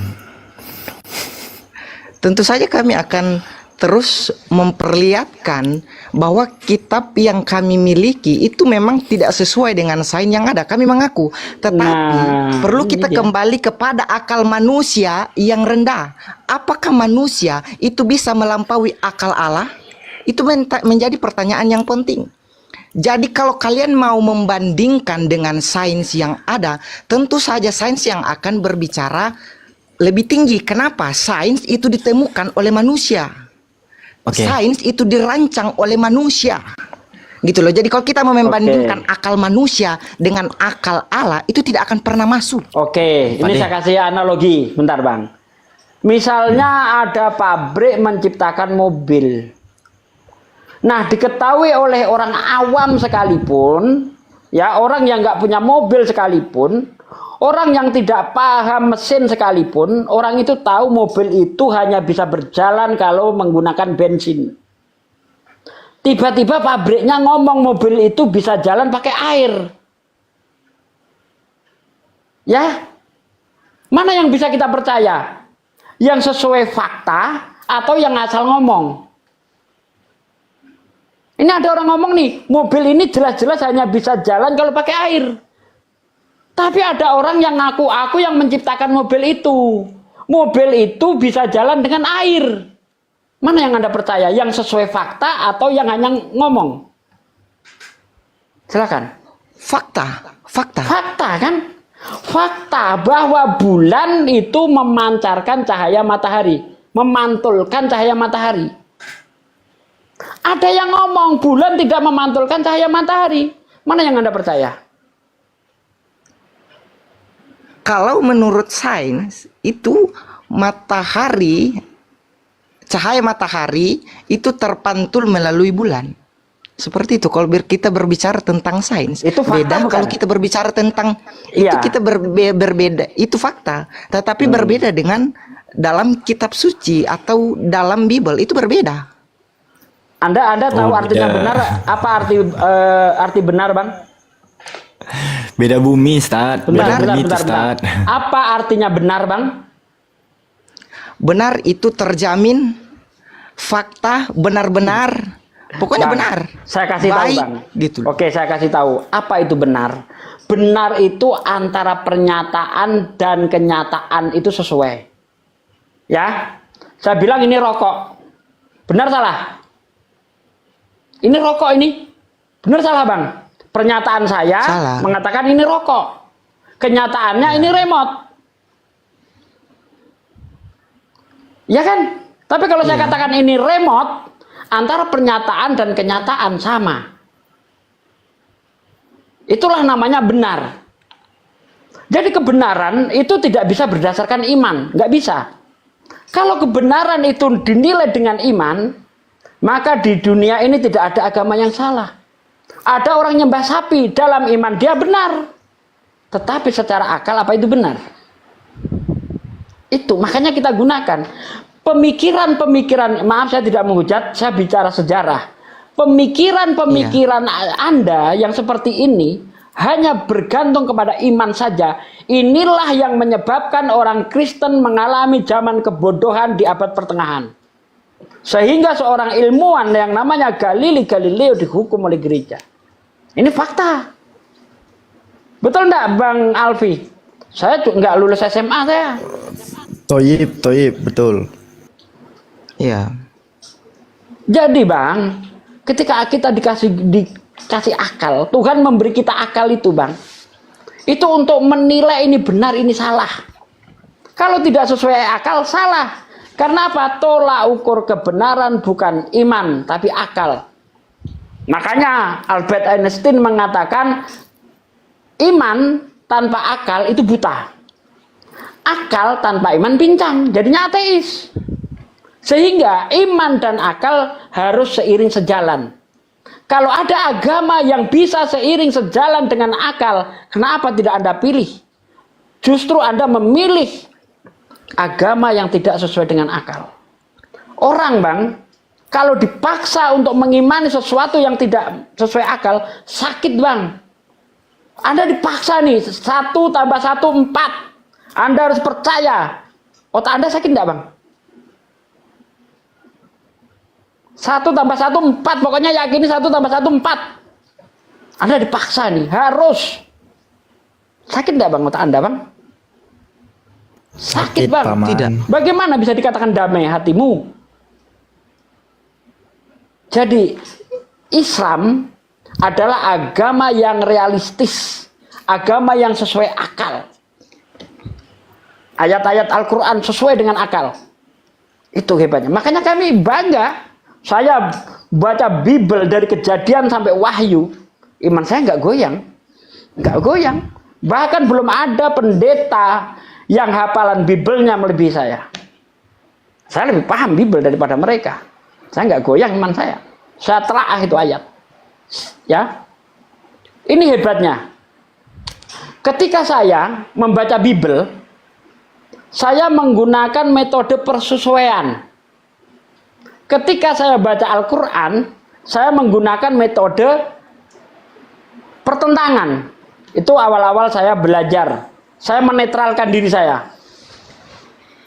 Nah, anehnya, ketika saya membaca Bible dengan metode persesuaian, ingin menyesuaikan otak saya dengan Bible, semakin nggak sesuai, semakin jauh. Sementara ketika saya baca Quran menggunakan metode pertentangan, saya semakin kalah. Karena Al-Quran nggak ada pertentangan di dalamnya, nggak bisa. Contoh nih ya, wah ini Quran salah nih. Al-Quran mengatakan gini, wal ardo ba'da dzalika dahaha. Dan setelah itu bumi kami hamparkan. Wah, ini Quran salah nih. Masa bumi datar? Kita belajar. Jangan hanya bisa menyalahkan tapi nggak mau belajar. Belajar. Dahaha itu dari kata apa? Seperti itu. Dari kata duya. Nah, kata dahuya ini oleh orang Arab itu digunakan istilah orang yang sedang main kelereng, main sesuatu yang bentuknya bulat. Makanya di situ itu dari kata apa ya? Bulat, tapi bulatnya itu tidak seperti bulatnya bola, tapi seperti telur burung unta. Jadi Al-Quran 1400 tahun yang lalu sudah mengatakan kemudian bumi itu kami bentuk seperti telur burung unta. Itu kalau makna secara harafiahnya. Tapi kenapa Al-Quran tidak mengatakan itu? Karena Al-Quran itu turun kepada orang masa lalu yang belum melakukan penelitian. Apa yang dia lihat, itulah yang dia lihat. Apakah bertentangan dengan dia lihat? Tidak. Tapi Al-Quran uniknya dia punya dasar dari kata itu justru menunjukkan bumi itu bulat sebagaimana bulatnya telur burung unta. Itu hebatnya Al-Quran. Saya mau menentang, nggak bisa. Nggak bisa, Bang. Bible gampang sekali. Ya, diruntuhkan gampang sekali. Contoh. Berfirman Allah, jadilah terang. Maka terang itu jadi. Allah melihat terang itu baik. Maka dipisahkan dari gelap. Allah memisahkan gelap itu dari terang. Allah melihat semuanya itu baik, jadilah petang, jadilah pagi. Itulah hari pertama. Bagaimana di hari pertama ada terang, mataharinya nongol di hari keempat? Bukankah kita tahu bahwa di dunia ini tidak bisa terlepas dari hukum aksi dan reaksi, sebab akibat. Sebab ada terang, sebab ada benda penerang, akibatnya ada terang. Bagaimana bisa ada terang di hari pertama, mataharinya belum nongol? Satu, siang dan malam waktu kita belajar, diajari, itu terjadi karena bumi berotasi. Bumi berotasi disebabkan adanya gaya gravitasi. Gaya gravitasi itu terjadi antara dua benda yang saling tarik-menarik, yaitu antara matahari dan bumi. Itulah yang menyebabkan bumi berotasi. Bagaimana mungkin di hari pertama ada rotasi bumi, mataharinya nongol di hari keempat? Nggak masuk akal. Akal kita pakai untuk menentukan kebenaran, bukan iman. Itu intinya. Bang Alfi mau nambah?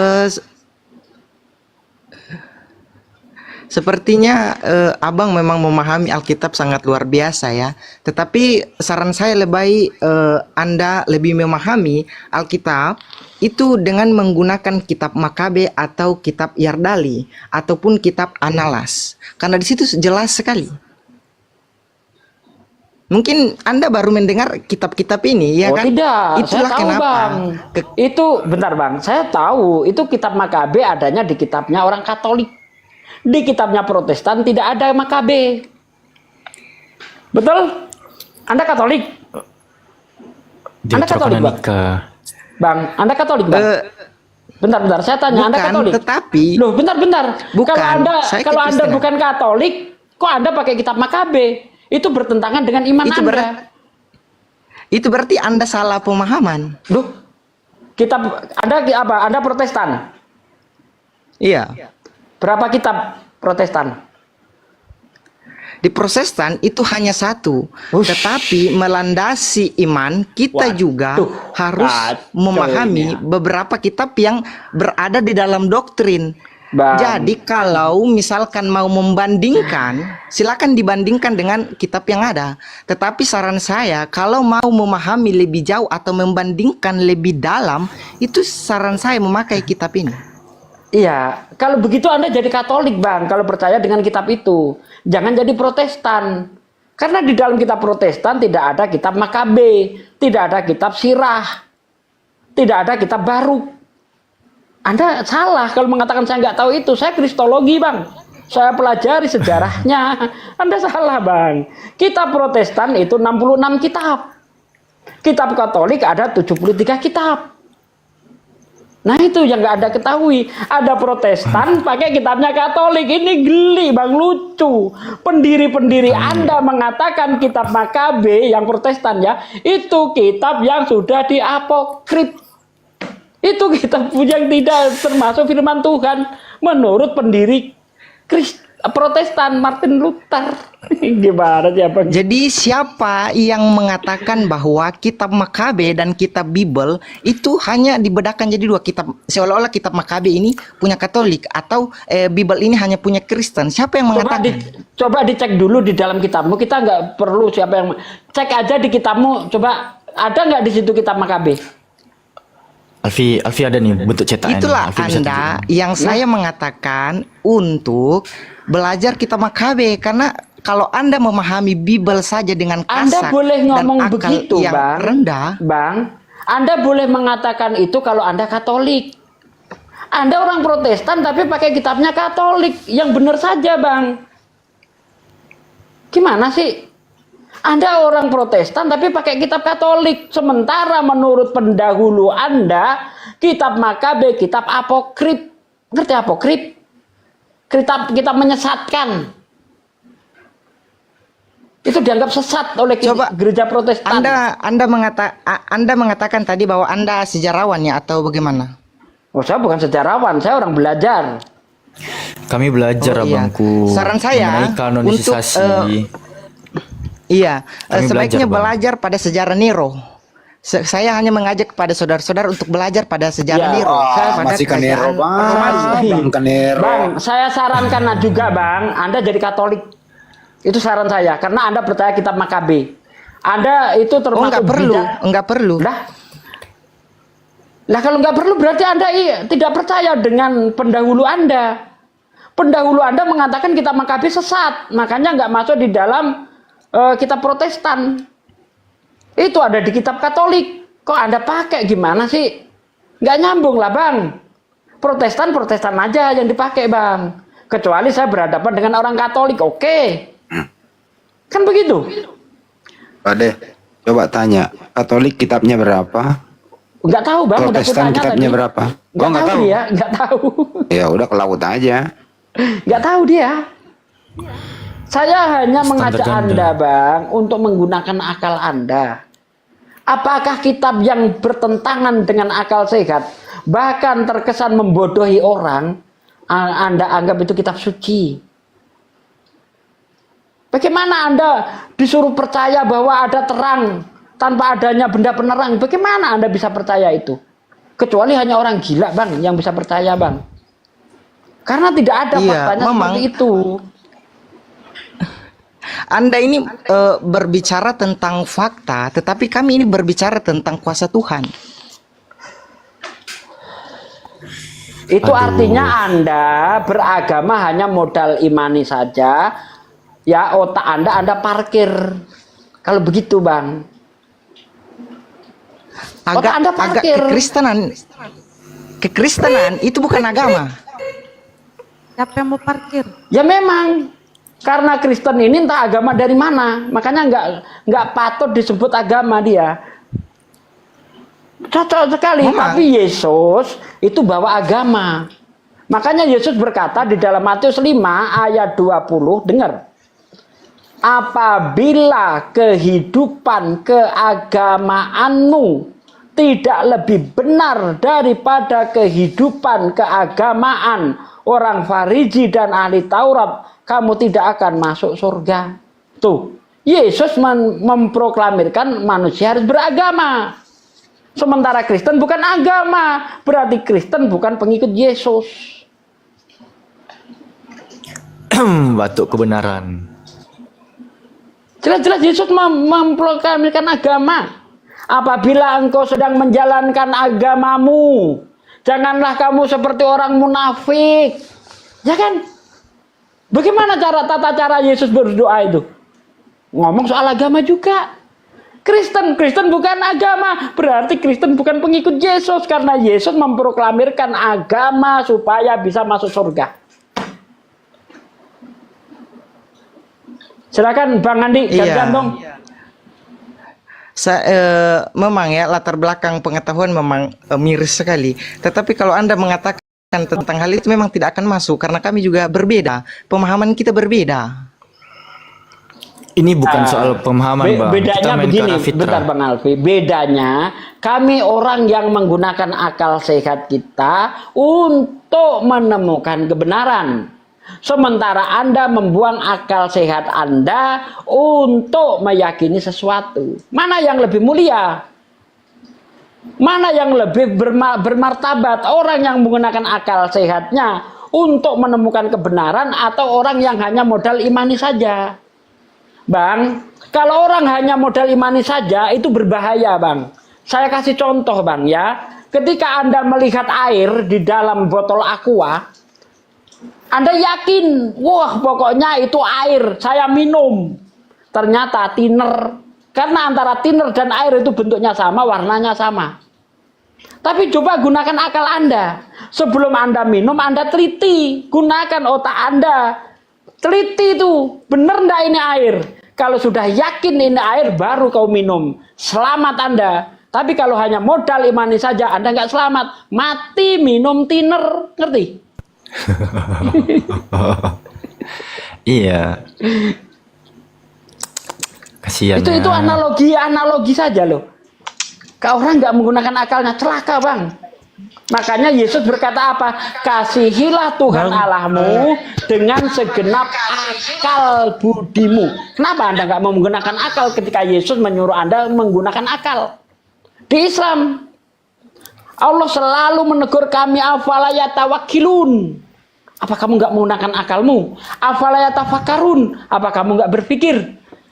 Loh, kami dituntut oleh Allah untuk menggunakan akal. Makanya di Islam itu orang yang paling mulia adalah orang yang berilmu.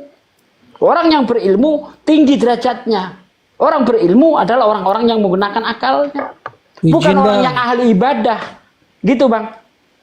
Izin, Bang. Ya. Saya izin pamit ya, teman-teman. Ya. Ya, terima Ya, Bang kasih Jimmy. atas kesempatan yang diberikan, Bang. Nanti mungkin lain kali saya masuk ya, sedikit Bang sebelum Anda pamit. Saya keras bukan berarti marah, saya keras bukan berarti menghujat. Memang karakter saya begitu. Karena kalau saya ngomong lembek, itu otak saya itu data-data di otak saya nggak keluar, Bang. Hilang. Jadi saya harus memompa otak saya itu supaya data-data itu keluar. Kalau saya udah begini, wow, pendeta pun nggak ada yang sanggup hafalannya melebihi saya. Kalau nggak pakai akal tuh pergi kondangan yang diangkat lengkuas dikira daging gitu ya Pak dia. Aduh, parah memang. Ya, saya izin ya, Bang ya. Iya Bang Jimmy. Mohon maaf kalau kami ada salah kata Bang Jimmy, tapi setahu ini nggak ada sih. Ya. Silakan istirahat, Bang. Mungkin besok-besok boleh gabung lagi, Bang ya. Iya, Boleh, silakan, Bang, boleh. Silakan. Silakan, Bang. Pesan saya kepada Bro Jimmy sebelum turun, pergunakan akal, bedakan antara manusia dan Tuhan. Terima kasih. Iya, Bang. Ya, sudah pasti tuh. Kami pasti akan menggunakan akal. Selamat melakukan pencarian Bang Jimmy ya. Semoga Ya, Bang. Anda menemukan kebenaran yang absolut. Oke, selamat malam. Siap. Malam. Jadi Bang Egi. Ya. Mana Bang Egi? Jangan jauh dari perangkat Bang Egi. Hadir. Iya, kalau dari tadi Pak De Sugi membawakan perjanjian lama, mari kita beranjak ke perjanjian baru yang tidak bisa dipolemikkan jumlah kitabnya. Coba Anda perhatikan pada perikop Tuhan Anda dicobai oleh iblis pada Matius 4. Lihat ayat yang ke-8 ya, butir yang ke-8 ya. Kemudian iblis membawa Yesus ke gunung yang sangat tinggi dan menunjukkan semua kerajaan di dunia ini serta segala kekayaannya. Pertanyaannya Bang, gunung apa yang hanya modal didaki kita bisa melihat seluruh kerajaan dunia Bang? Gunung apa tuh? Saya pengen tahu. Boleh diulang, Bang, pertanyaannya?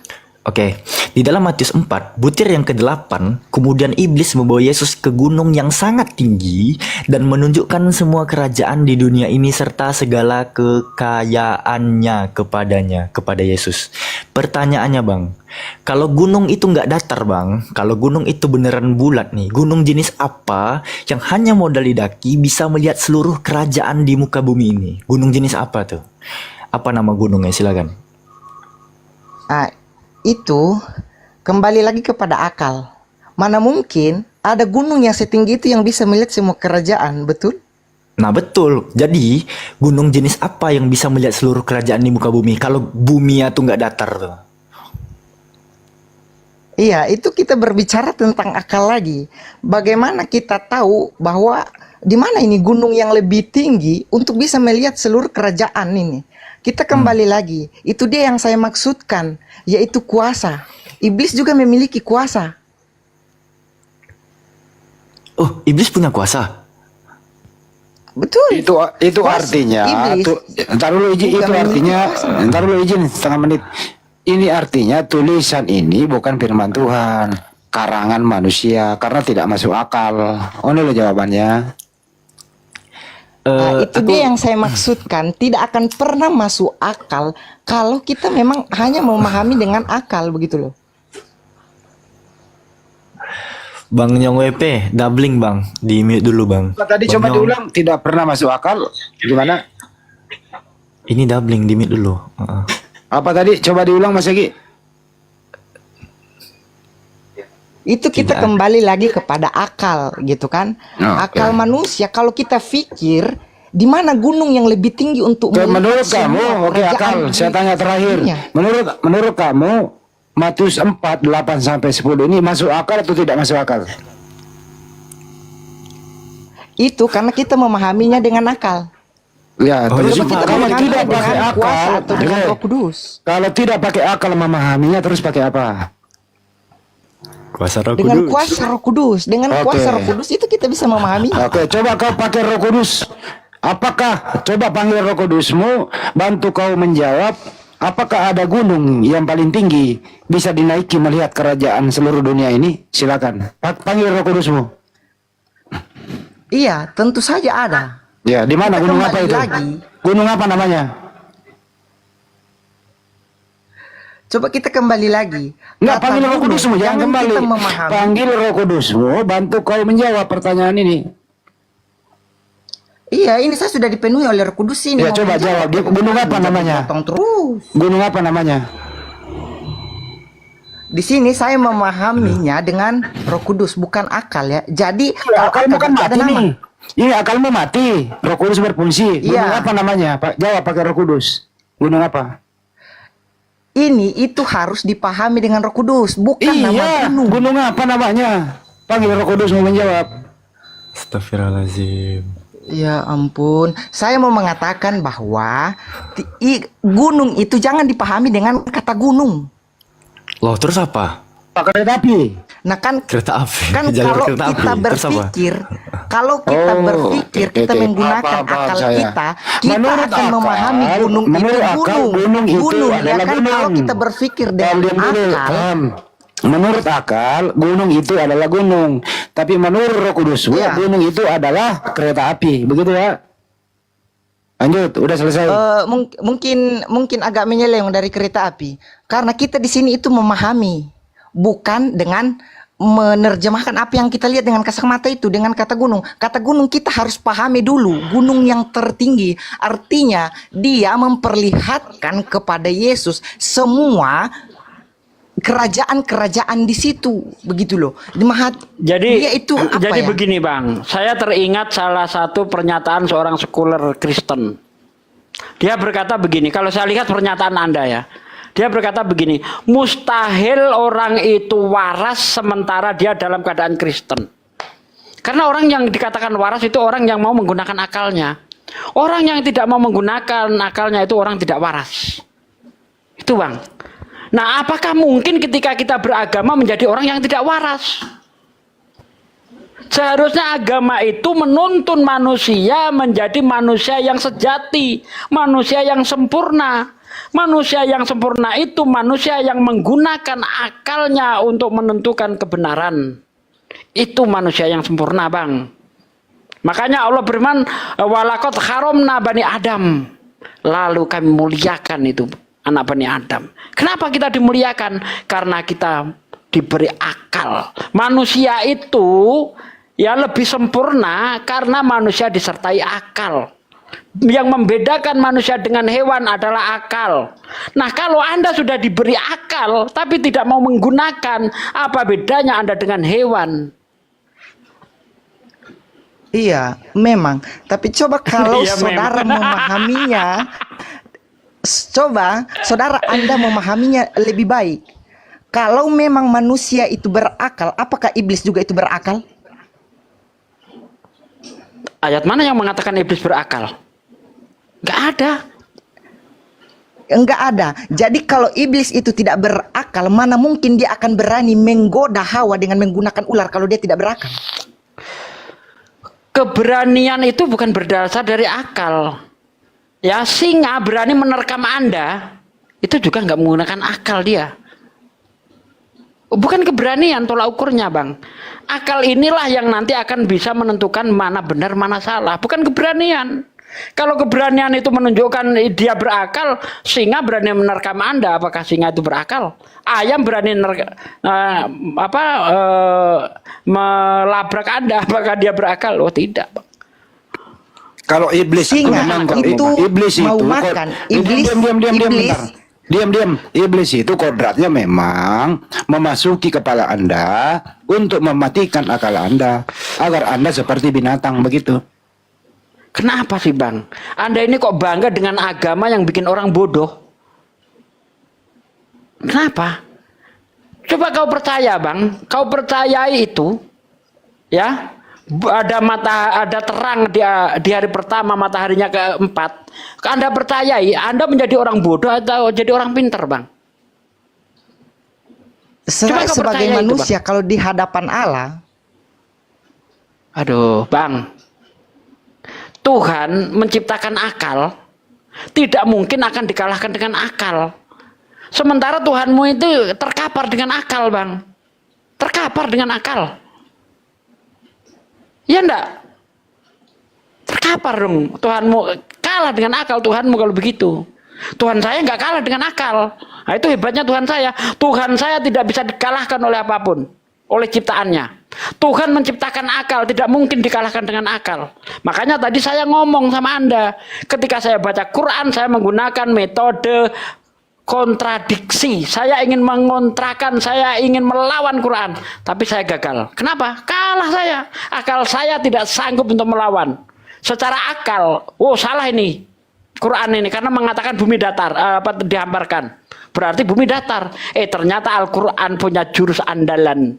Ternyata kata menghamparkan itu dari kata yang di dalam bahasa Arab digunakan untuk apa? Sesuatu benda-benda yang bulat.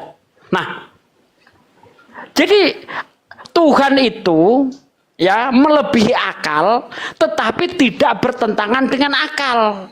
Gitu loh, itu yang benar. Tuhan Anda enggak. Tuhan Anda itu ya tidak masuk akal karena memang cacat akal. Itu bedanya, Bang. Kalau Tuhan saya enggak, dia melebihi akal karena akal kita tidak mampu menjangkau ketuhanan, tetapi tidak bertentangan dengan akal. Itu Islam. wow, sangat luar biasa. Saya sangat kagum, tetapi saya masih ganjal. Ganjal apa? Gunakan akalmu, pasti nggak ganjal. Selagi Anda tidak mau menggunakan akal Anda, pasti ganjal. Akal saja Anda gunakan. Karena Tuhan ya memberi akal itu supaya manusia bisa membedakan ini benar, ini salah. Akal yang dibekali yang diberikan kepada kita, bukan iman. Tuhan nggak pernah mengatakan imani saja, nggak pernah. Yesus juga tidak pernah mengatakan imani saja. Yesus berkatakan gunakan akalmu. Kasihilah Tuhan Allahmu dengan segenap akal budimu. Akal Anda gunakan, Bang. Iya, oke Bang. Tadi disindir ya tentang penciptaan. Bagaimana kalau kita bahas tentang penciptaan Kalau dan kita sebelum masukkan ke penciptaan dalam saya akal? punya analogi sama Anda.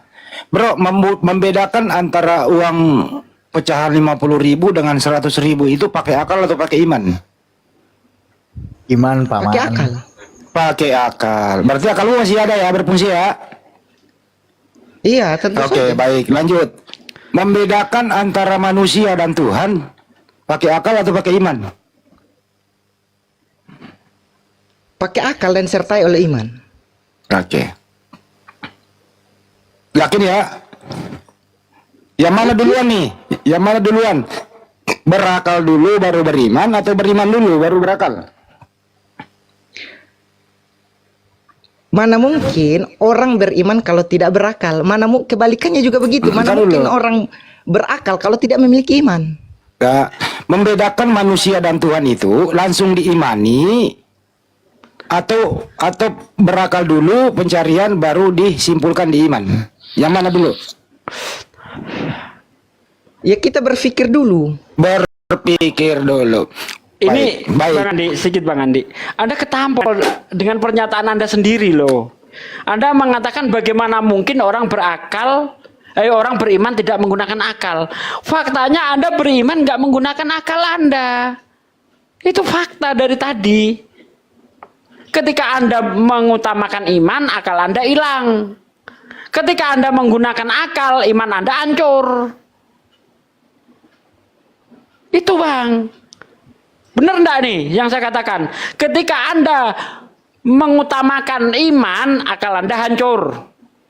Ketika Anda mengutamakan akal, iman Anda hancur. Betul enggak? Betul, Paman. Ayo kita uji kalau nggak percaya. Coba saya, bolehkah saya memberikan contoh? Belum selesai tadi. Contohnya tuh Terakhir dari saya. Contohnya tuh. Tahu sebelum contoh, habis ini Anda panjang. Terakhir.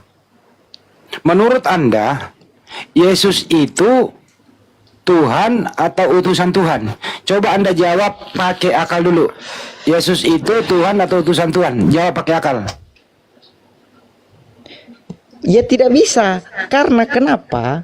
Enggak. Jawab, kalau nggak bisa pakai akal, bilang aja, oh nggak bisa pakai akal. Coba, saya ulang ya. Yesus itu Tuhan atau utusan Tuhan? Bisa nggak Anda jawab pakai akal? A bisa, B tidak bisa. Bisa atau tidak bisa? Jawab pakai akal. Bro, cepat waktu. Yesus itu utusan Tuhan atau Tuhan? Apakah Anda bisa menjawab pakai akal? A bisa, B tidak. Jawab. Diam berarti tidak bisa. Sekarang, Yesus itu utusan Tuhan atau Tuhan? Jawab pakai iman, silakan. Tanpa akal. Jawab. Ya, akal mati, iman mati, ya udah selesai, lanjut. Mati kan? Total ini iman mati, akal mati tentang Tuhan. Dua-duanya mati, Pak De. Akal mati, iman mati, selesai.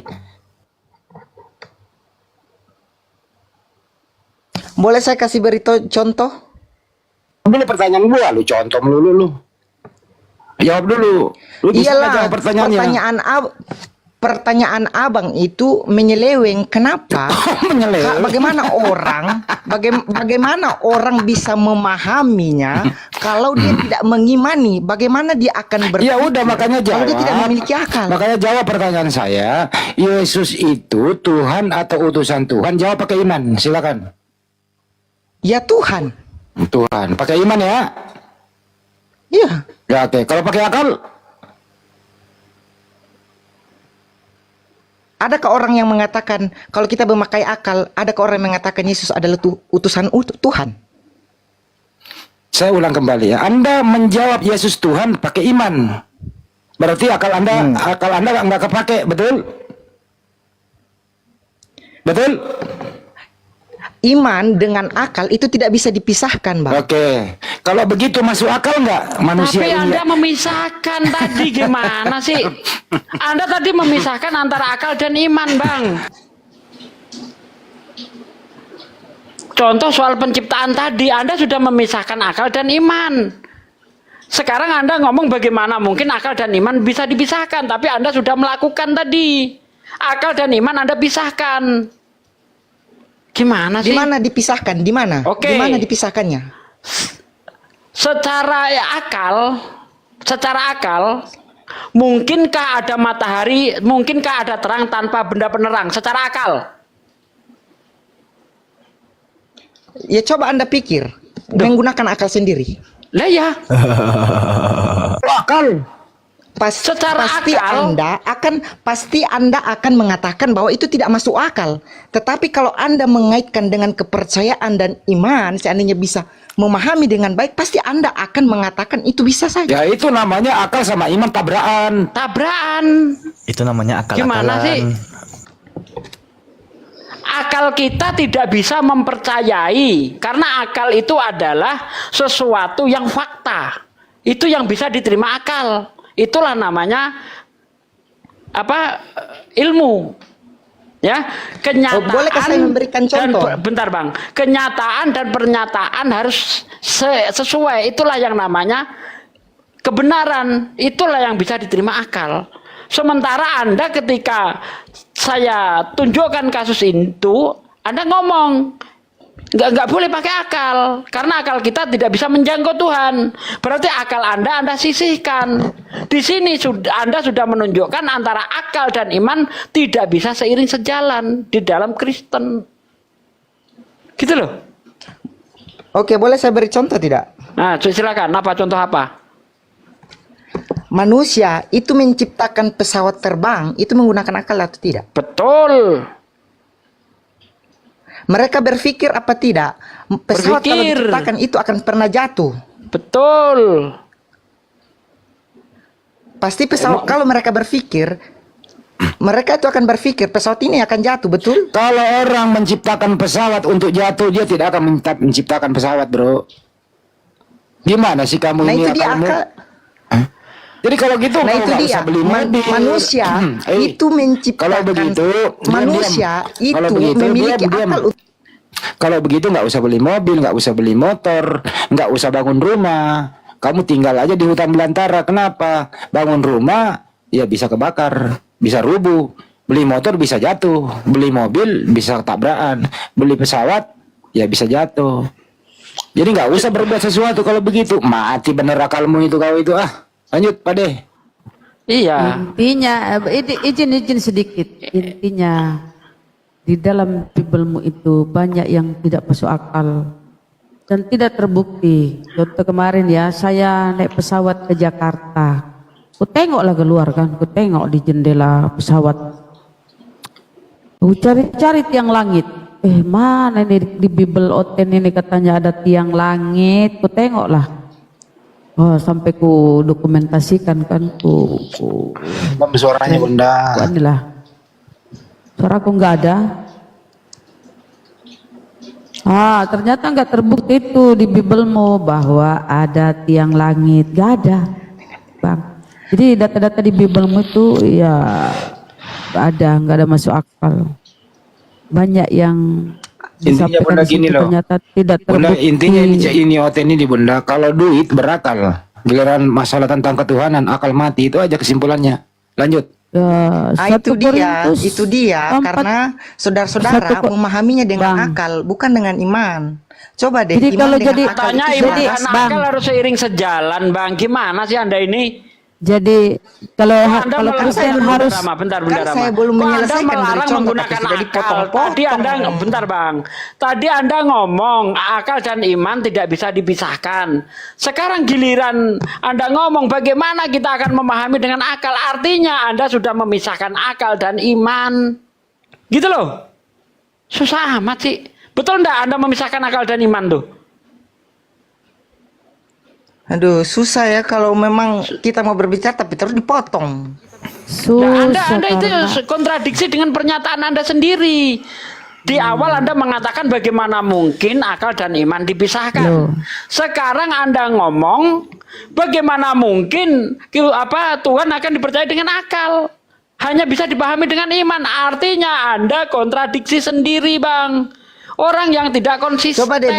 Coba berikan saya waktu untuk menjelaskan yang saya terangkan. Jadi kalau Kristen itu harus dibuang akalnya dulu, baru bisa paham gitu ya. Udah silakan bicara silakan.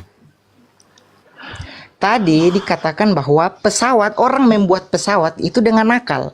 Dan mereka pasti berpikir bahwa pesawat ini akan jatuh. Itu akal mereka. Tapi karena mereka percaya bahwa pesawat ini bisa terbang, mereka buat. Itu dia. Akal dengan kepercayaan nyambung. Ini Anda salah, Bang. Salah Anda di sini. Pikiran Anda terlalu sempit. Ketika manusia meyakini pesawat ini nanti bisa jatuh, maka akalnya main. Dilengkapilah fitur-fiturnya supaya tidak jatuh. Akal juga yang digunakan, Bang. Gitu loh, gimana sih Anda ini? Ini kalau pesawat ini cuma segini perangkatnya ini, ya, kalau mati satu, kalau mesinnya mati langsung jatuh. Akalnya main, dibikin mesin 2, mesin ganda. Kan begitu. Oh, kalau sayapnya cuma segini, ini tidak kuat mengangkat barang. Supaya bisa mengangkat barang yang bertonton, sayapnya harus segini. Akal juga yang main, Bang. Anda ini gimana ngasih contoh tapi nggak betul. Aneh Anda ini. Udahlah Bang Andi, lanjut Bang Andi. Wah parah ini orang ini. Mencela-mencela nggak konsisten dia ngomong tuh. Katanya nggak boleh pakai akal. Ngomong lagi iman dan akal tidak boleh dipisahkan nih. Entah gimana ini orang ini. Mana yang benar? Kata Yesus, kasihilah Tuhanmu dengan akal budimu, segenap jiwamu dan akal budimu. Pakai akal. Jangan kau matikan akal. Makanya kalau kau matikan akal Bang, kau nggak bisa bedain ini manusia, ini Tuhan. Tuh, kalau Anda menggunakan akal Anda, mungkinkah Tuhan melahirkan manusia? Apa manusia ya melahirkan tidak mungkin. Benar-benar Ramah. Mungkin. Mungkinkah manusia melahirkan Tuhan? Akal pakai.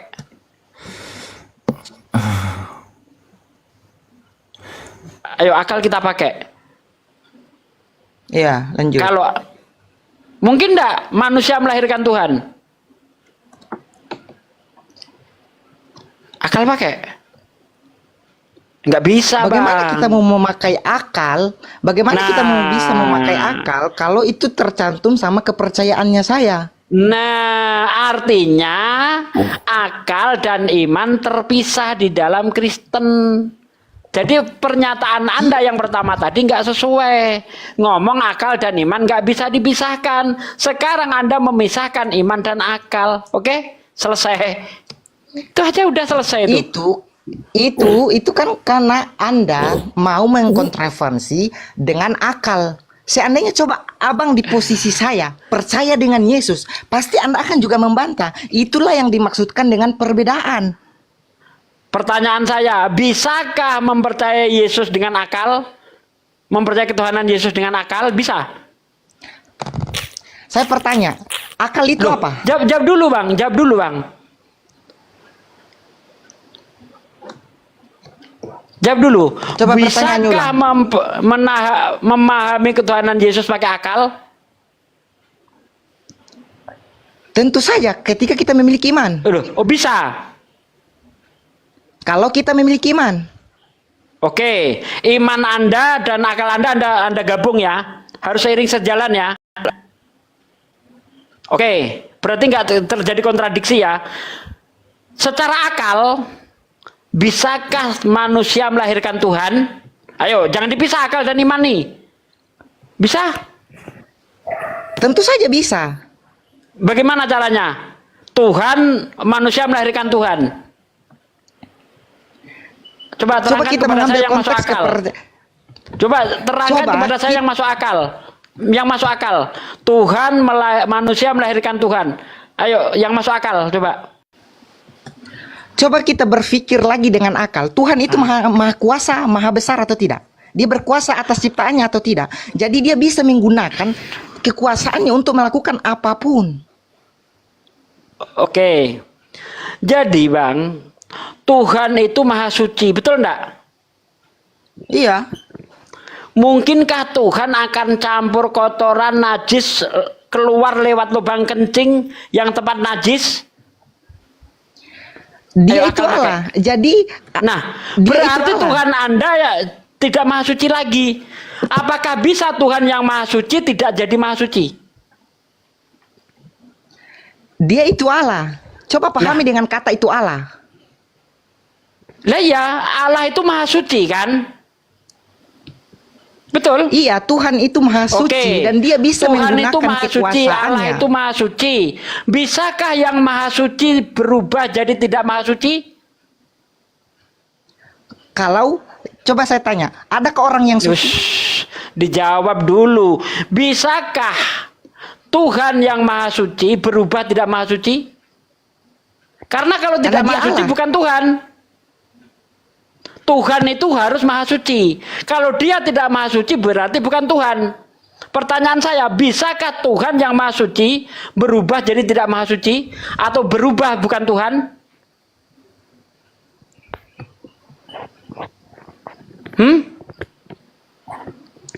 Coba Ingat, diulangi suaranya Tuhan agak putus. itu maha suci. Kalau tidak Ya. maha suci bukan Tuhan. Sepakat?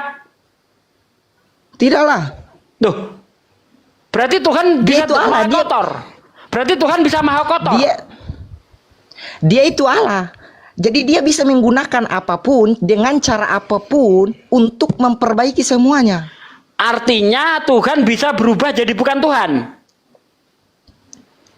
Tidak, dia tetap Tuhan. Nah, itu dia. Berarti akal Anda nggak bisa menerima Tuhan berubah jadi bukan Tuhan. Sementara iman Anda meyakini Tuhan bisa berubah jadi bukan Tuhan. Siapa bilang? Yesus itu Tuhan bukan? Iya, dia Tuhan. Nah, Tuhan. Yesus manusia bukan?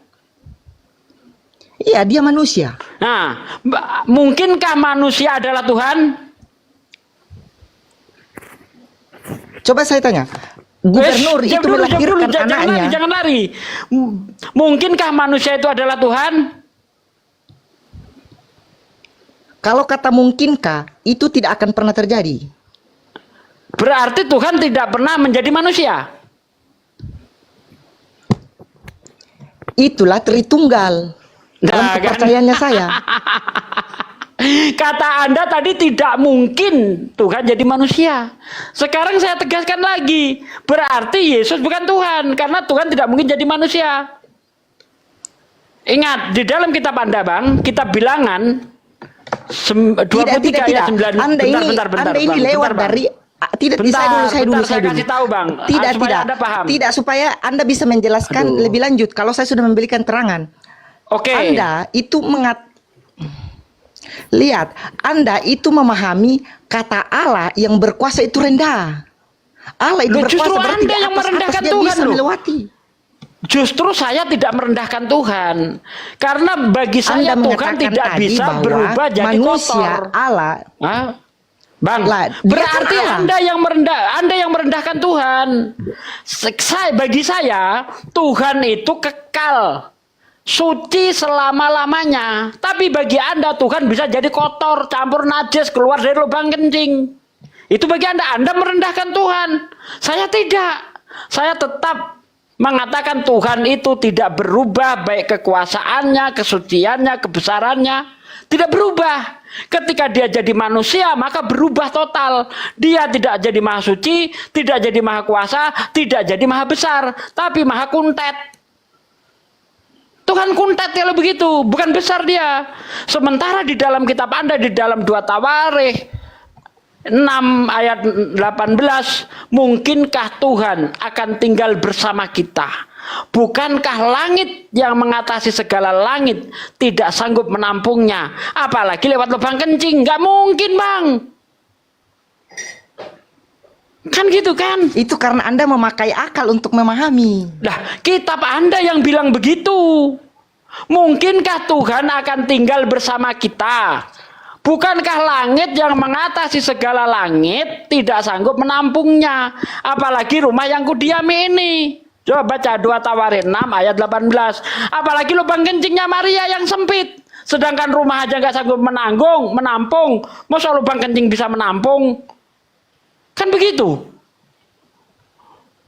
Itu karena kita berpikir dengan akal. Coba kita pemahami Bukan dengan iman, dengan berpikir, kepercayaan. Bang, itu kitab Anda yang ngomong.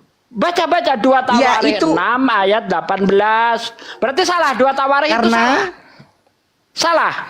Tidak, karena Anda memahami Alkitab itu dengan hanya berpikir. Aduh. Coba saya kasih paham 2 Tawarikh 6 ayat 18 apa maksudnya? Coba terangkan kepada saya. Mungkinkah Tuhan akan tinggal bersama kita? Tawarikh. Iya, saya sudah 2 saya sudah baca. Tawarikh 6 ayat 18. Mungkinkah Tuhan akan tinggal bersama kita? Bukankah langit yang mengatasi segala langit tidak sanggup menampungnya? Apalagi rumah yang kudiami ini. Tuh. Kalau rumah yang didiami saja tidak sanggup menampung Tuhan, apalagi lubang kencingnya Maria. Lebih sempit daripada rumah.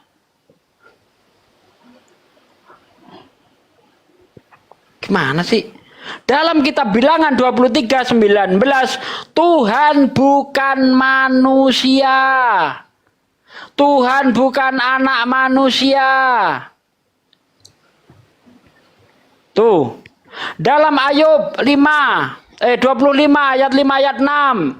Manusia bagi Tuhan itu menjijikkan. Benarkah? Bukankah yang dilahirkan wanita itu kotor? Bahkan bintang dibuatnya tidak terang, bulan dibuatnya tidak bercahaya. Karena yang dilahirkan manusia itu adalah barenga, yaitu belatung. Mungkin Tuhan akan berubah sesuatu yang dianggap menjijikkan, belatung. Ayolah, mikirlah. Anda diberi otak itu pakai, Bang, supaya Tuhan tidak murka. Takutnya nanti ketika Anda mati, diperiksa otaknya oleh para malaikat, otak Anda masih tersegel. Wah, otaknya masih bagus, ternyata nggak pernah dipakai. Udah, Bang Andi, lanjut Bang Andi. Saya mau standby istirahat. Iya, kayaknya harus dilunakkan lagi nih, kondisinya cukup tegang ya barusan. Bang Andi? Wah, ini hostnya terjeda pula ini.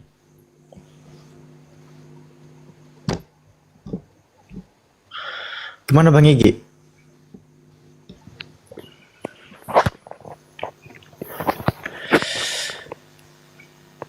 Bang Egi? Iya. Udah pingsan Bang? Oh belum. Saya pingsan, tidak kan? puas dengan jawaban. Saya tidak puas dengan jawaban yang begitu tajam ini. Entah kenapa saya ini kebal. Abang naik ke atas ini tuh pakai akal Karena atau nggak pakai iman, menggunakan Bang? akal, makanya Anda bebal. Sip, istirahat. Iya, Bang, betul nggak apa-apa. sekali, betul Bang sekali. Egi naik ke atas Daripada saya ini mengikuti. apa? Mengikuti apa? Sudahlah, saya terlanjur ngomong. Mengikuti apa? Selamat malam semuanya. Selamat Iya, Bang malam Nyoy. semuanya. Malam juga Bang, malam. Perdiskusian tampaknya nggak bisa kita lanjutkan, bukannya kemauan Alfi, tapi hostnya tampaknya kehabisan baterai di sini teman-teman. Ini udah terjeda, hostnya tampaknya kelelahan, ketiduran dan kehabisan baterai tampaknya teman-teman.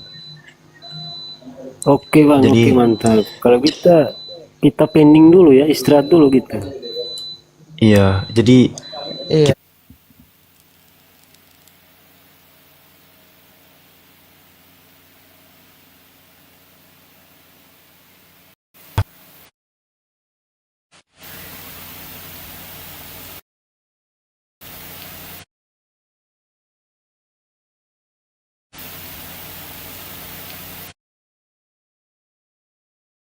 Manusia sehingga dia mau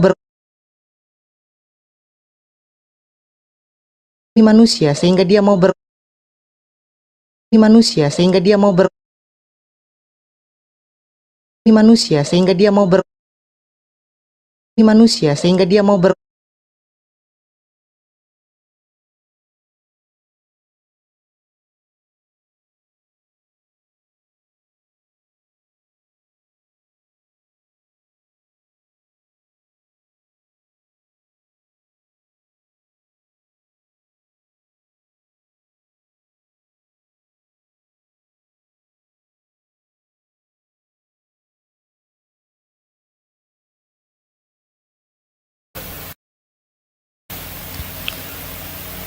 Woi.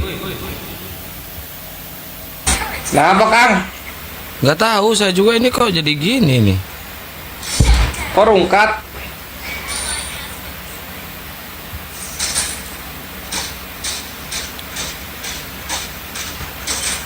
Kayaknya nggak kuat ininya. Mana yang lain? Ya, naik lagi Bang Andi. Mati gue. Bentar. Saya naikin lagi. Jas. Selamat malam. Malam Jas. Pagi, silakan Res, kerjain tuh si Jas. Res, lu lah yang kerja Res.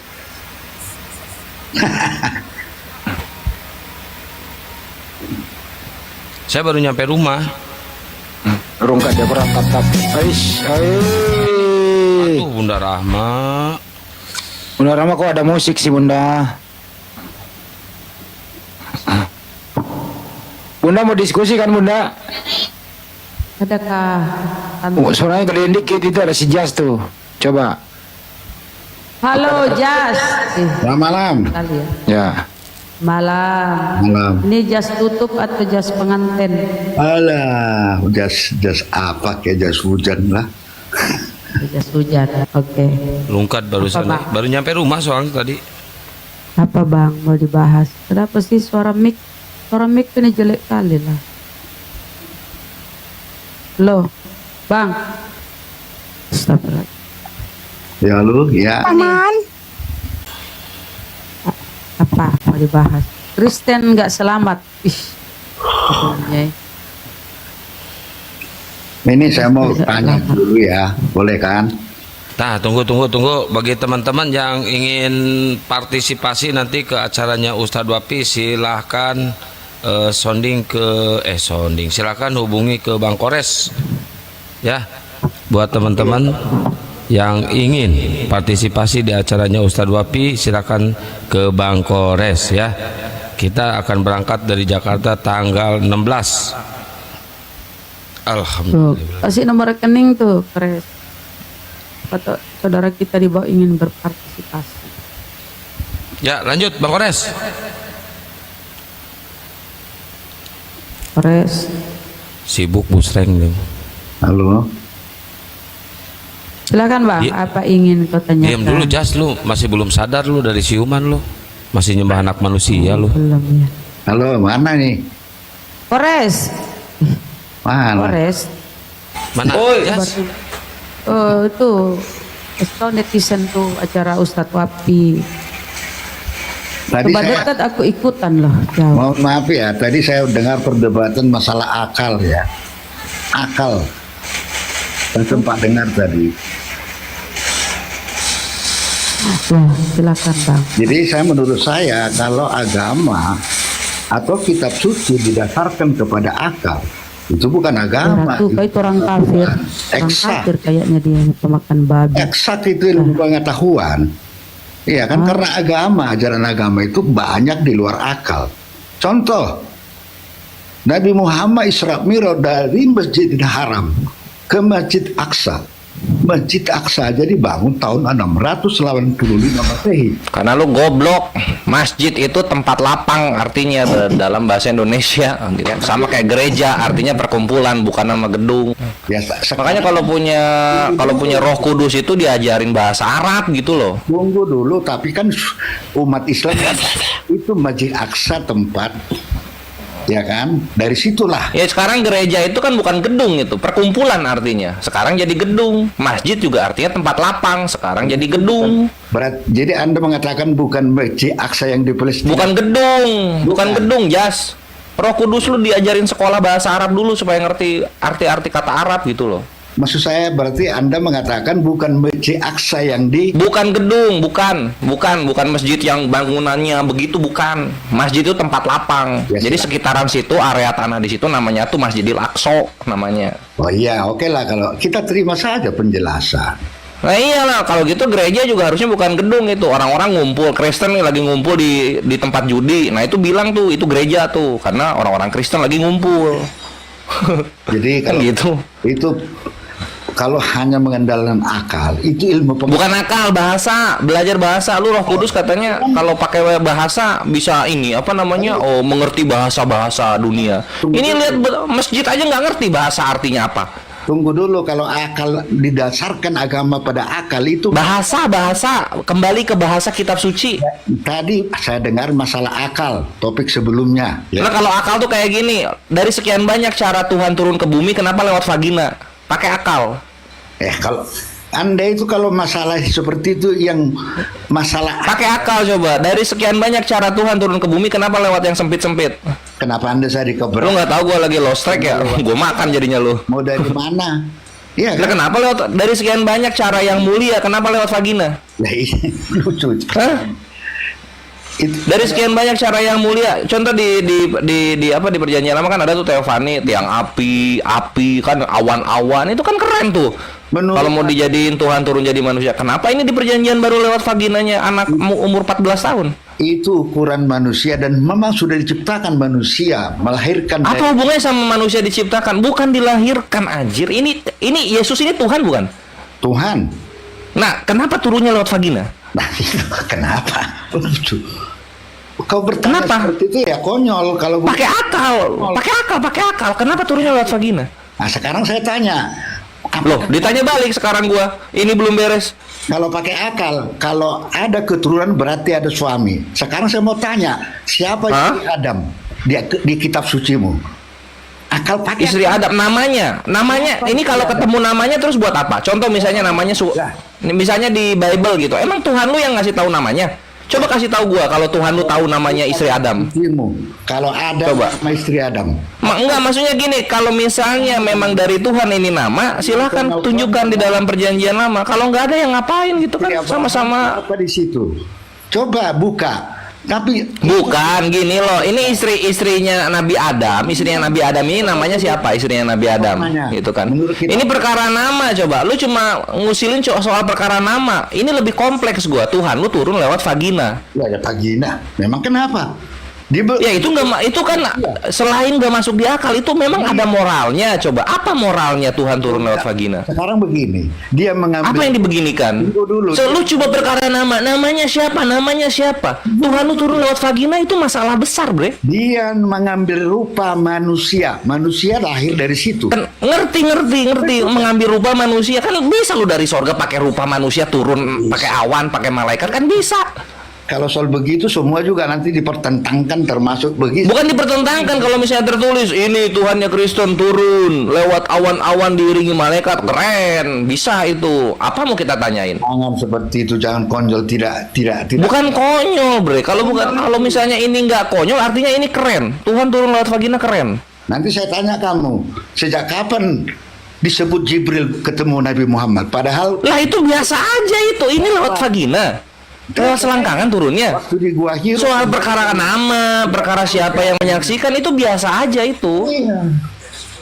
Itu biasa aja. Ini Tuhan lu turun lewat vagina. Keluar dari Gua Hiro, tidak tahu siapa yang mending mana, keluar dari Gua Hiro atau keluar dari vagina, gua tanya. Mending mana? Mana yang bermoral? Keluar dari Gua Hiro atau keluar dari vagina? Vagina lah. Itu kan ukuranmu. Nah, memang keluar dari mana kalau dari ukurannya Kristen? Karena dia berwujud manusia. Dari mana dia keluar? Ya wujud manusia bisa-bisa aja. Itu yang turun ke Abraham 3 malaikat itu jadi rupa manusia nggak lewat vagina, itu bisa. Itulah. Bisa itu makan paha sapi sama daging domba. Ini kenapa Tuhannya Kristen turun harus lewat vagina? Coba nggak pakai iman deh, nggak usah pakai akal. Coba pakai iman, gimana tuh? Ini vagina ini lambang apa ini? Aduh. Waduh, udah dua. Mungkin gue terlalu jahat ya karena lost track gue. Coba silakan dilanjut Akimoto dan Bunda Rahma. Gas. Dengan kita suci Jas, kasihilah musuhmu, anggap gue musuhmu sehingga gue dikasihi, bre. Lanjut. Ini udah loading screen. Lanjut. Lanjut sama Bang Kores aja. Enggak, gue udah loading screen, udah mau push rank. Udah talent. Gas. Enggak, gas. Ini hiburan. Bun. Oi, Bun. Jas, Jas. Halo. Nah, ini Darius, mantap. Kalau kau tidak bisa menjawab masalah Pagina, biar aku bantu kau jawab. Kau diam, kau mute ya. Sosok bawa ros wedus, kau gak ngerti kau. Begini ya Kores. Jangan menghakimi Kenapa? orang. Kenapa Tuhan Yesus Jangan menghakimi keluar? orang kamu. Iya, nak kau diri. Kenapa Jangan Tuhan menghakimi. Yesus keluar dari Pagina? Kalau keluar dari pantatnya, berarti itu telur dinosaurus namanya. Itu simpel itu. Silakan teruskan. Ya, jangan mengolok-olok lah. Nanti kau diolok-olok, kalian diolok-olok. Kan dilarang juga mengolok-olok. Silakan olok-olok aku. Silakan. Ya, kan? Ya kalau nanti kita saling menggugat-gugat seperti itu, baru saya tanya. Sejak kapan Jibril, padahal keluar dari gua Hiro menemui Khadijah, dia tidak tahu siapa yang menemuinya. Itu.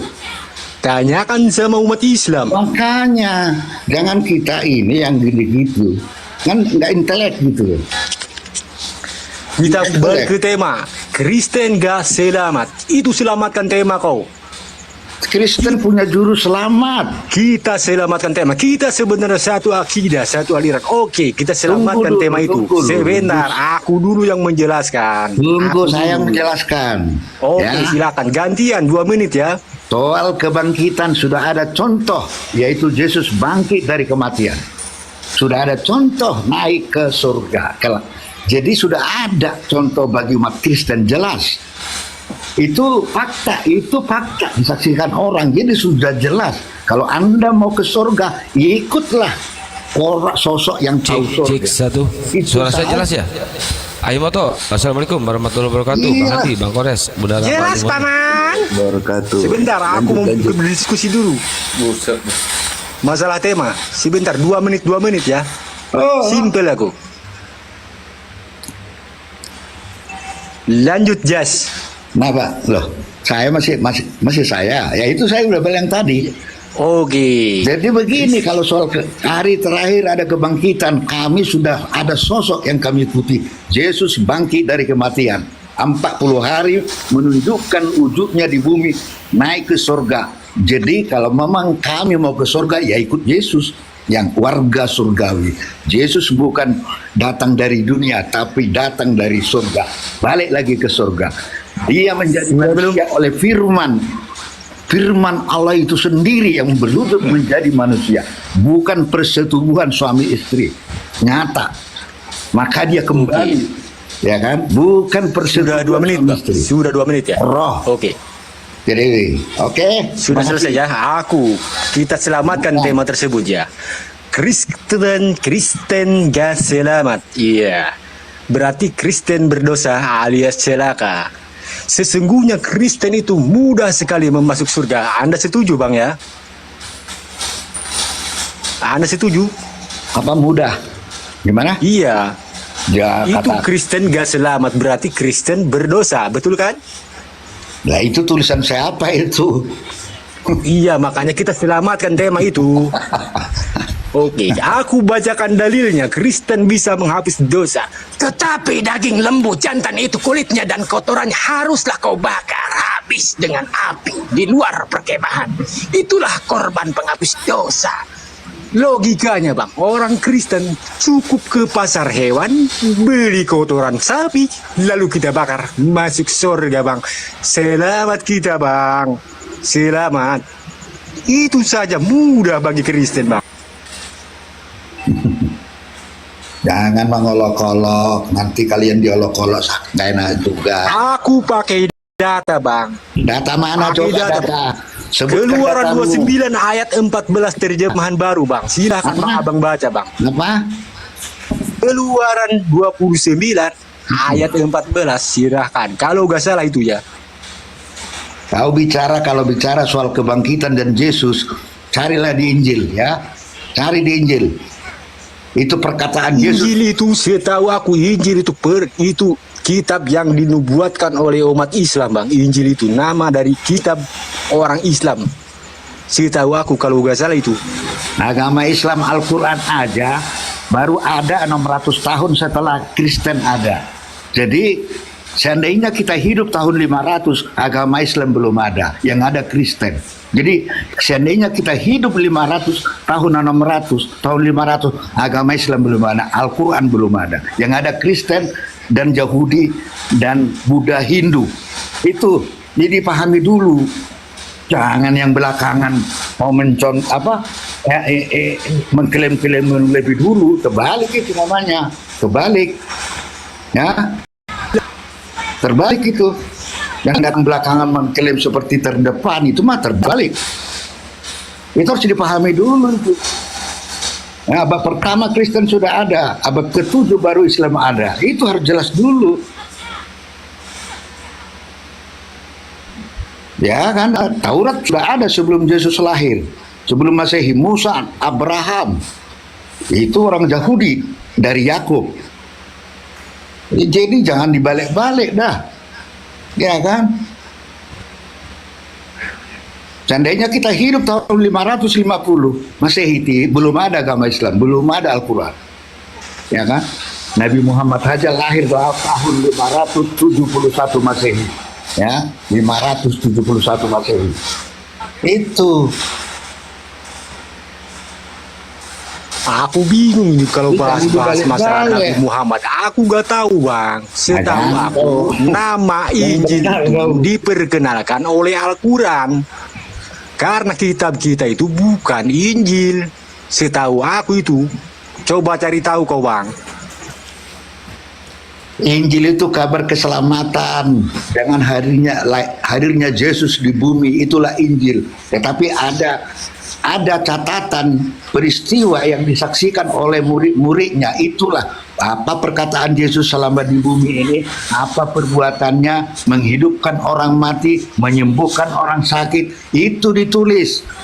Ya, waktu disalibkan ditulis. Waktu dikubur ditulis, ada menyaksikan. Bangkit dari kubur ditulis. Jangankan Alkitab, sejarawan abad pertama juga menulis fakta penyalipan. Menulis. Kalau dengan akal sehat ya oke, tidak bukan sejarawan. Aduh, ngibul lu ya. Menulis fakta gua habis makan penyalipan. nih. Ini dapat makanan baru nih. Jas. Oke. Jas. Ya. Siapa yang membangkitkan Oke lah. Siapa yang membangkitkan Yesus? Oh iya, silakan lanjut. Dia bangkit sendiri, yang menyerahkan nyawanya pun dia. Makanya kalau ada pertanyaan, siapa yang mencabut nyawa Yesus? Tidak ada yang mencabut. Tunjukkan datanya dia bangkit sendiri, tunjukkan. Ya, datanya bangkit sendiri. Ya kan? Tertulis di mana datanya dia bangkit sendiri? Ya pada saat Maria Magdalena datang ke kuburannya, batu sudah terguling. Tidak ada tulisan ada yang membangkitkan, tidak ada yang menggulingkan batu. Itu. Lalu dia menemui selama 40 hari di bumi, bertemu dengan banyak orang. Bahwa akulah ini, peganglah tanganku. Petrus melihat lubang. Ya itu fakta-fakta. Jadi mana datanya, mana tertulis di mana? Aduh, goblok. Datanya mana? Nggak ada kan? Nah sekarang gua buka datanya. Coba lu buka Kisah Para Tuyul 2 pasal 32. Yesus inilah yang dibangkitkan Allah, dan tentang hal itu kami semua adalah saksi. Nah ini ada nih, dibangkitkan bre. Wih. Wih. Jangan bahas itu dulu bang. Suruh selamatkan temanya dulu bang, itu belum selamat. Enggak, itu. Kok diam ini si Jasnya, kok diam? Selamat. Tema apa? Juru selamat. Ini itu gak dibangkitkan baca dulu. tema kau bang. Itu tidak ada tanda-tanya, berarti mereka memponis. Ngerti kau bang? Ya, itu kan hanya tulisan mereka itu. Emang iya bantah, tulisan kita mereka? bantah. Kita bantah pakai data. Saya sudah punya bantahan. Silakan silakan diselatankan, diutarakan maksudku. Silakan. Sudah ada contoh figur yang diikuti umat Kristen. Yesus bangkit. Sudah ada, kalau mau ke surga sudah ada figur sosok yang naik ke surga, tidak mati dan dikubur di bumi, tapi sudah naik dan akan datang di hari kiamat menjadi hakim. Saya nggak tahu di Al-Quran disebut Jadi ini kisah para Rasul 232 ini lu bantah ya? Ini salah ya, tulisan siapa ini? Apa? Hah? Tulisan Tunjukkan ayatnya bang, biar aku baca. Tunjukkan ini? ayatnya, aku baca kau. Ya kalau aku tanya Kisah juga para nanti, Rasul 232. siapa yang mengatakan Nabi Muhammad ditemui Jibril? Jangan ke situ dulu, ini dulu bantah ini. Tapi Ini kita dulu bantah. Woi. Tidak utik-utik itu, sebab waktu pulang Ini ditunjukkan dalilnya malah ngoceh kemana-mana. Tadi katanya bangkit sendiri. Ini buktinya dibangkitkan nih. Lu kalau mau ngibul jangan di room ini, lu cari room yang lain. Mau ngibul di sini lu. Nih banyak yang naik tapi bingung yang mana yang Muslim, yang mana yang Kristen. Kisah para Rasul berapa bang? 2 pasal 32.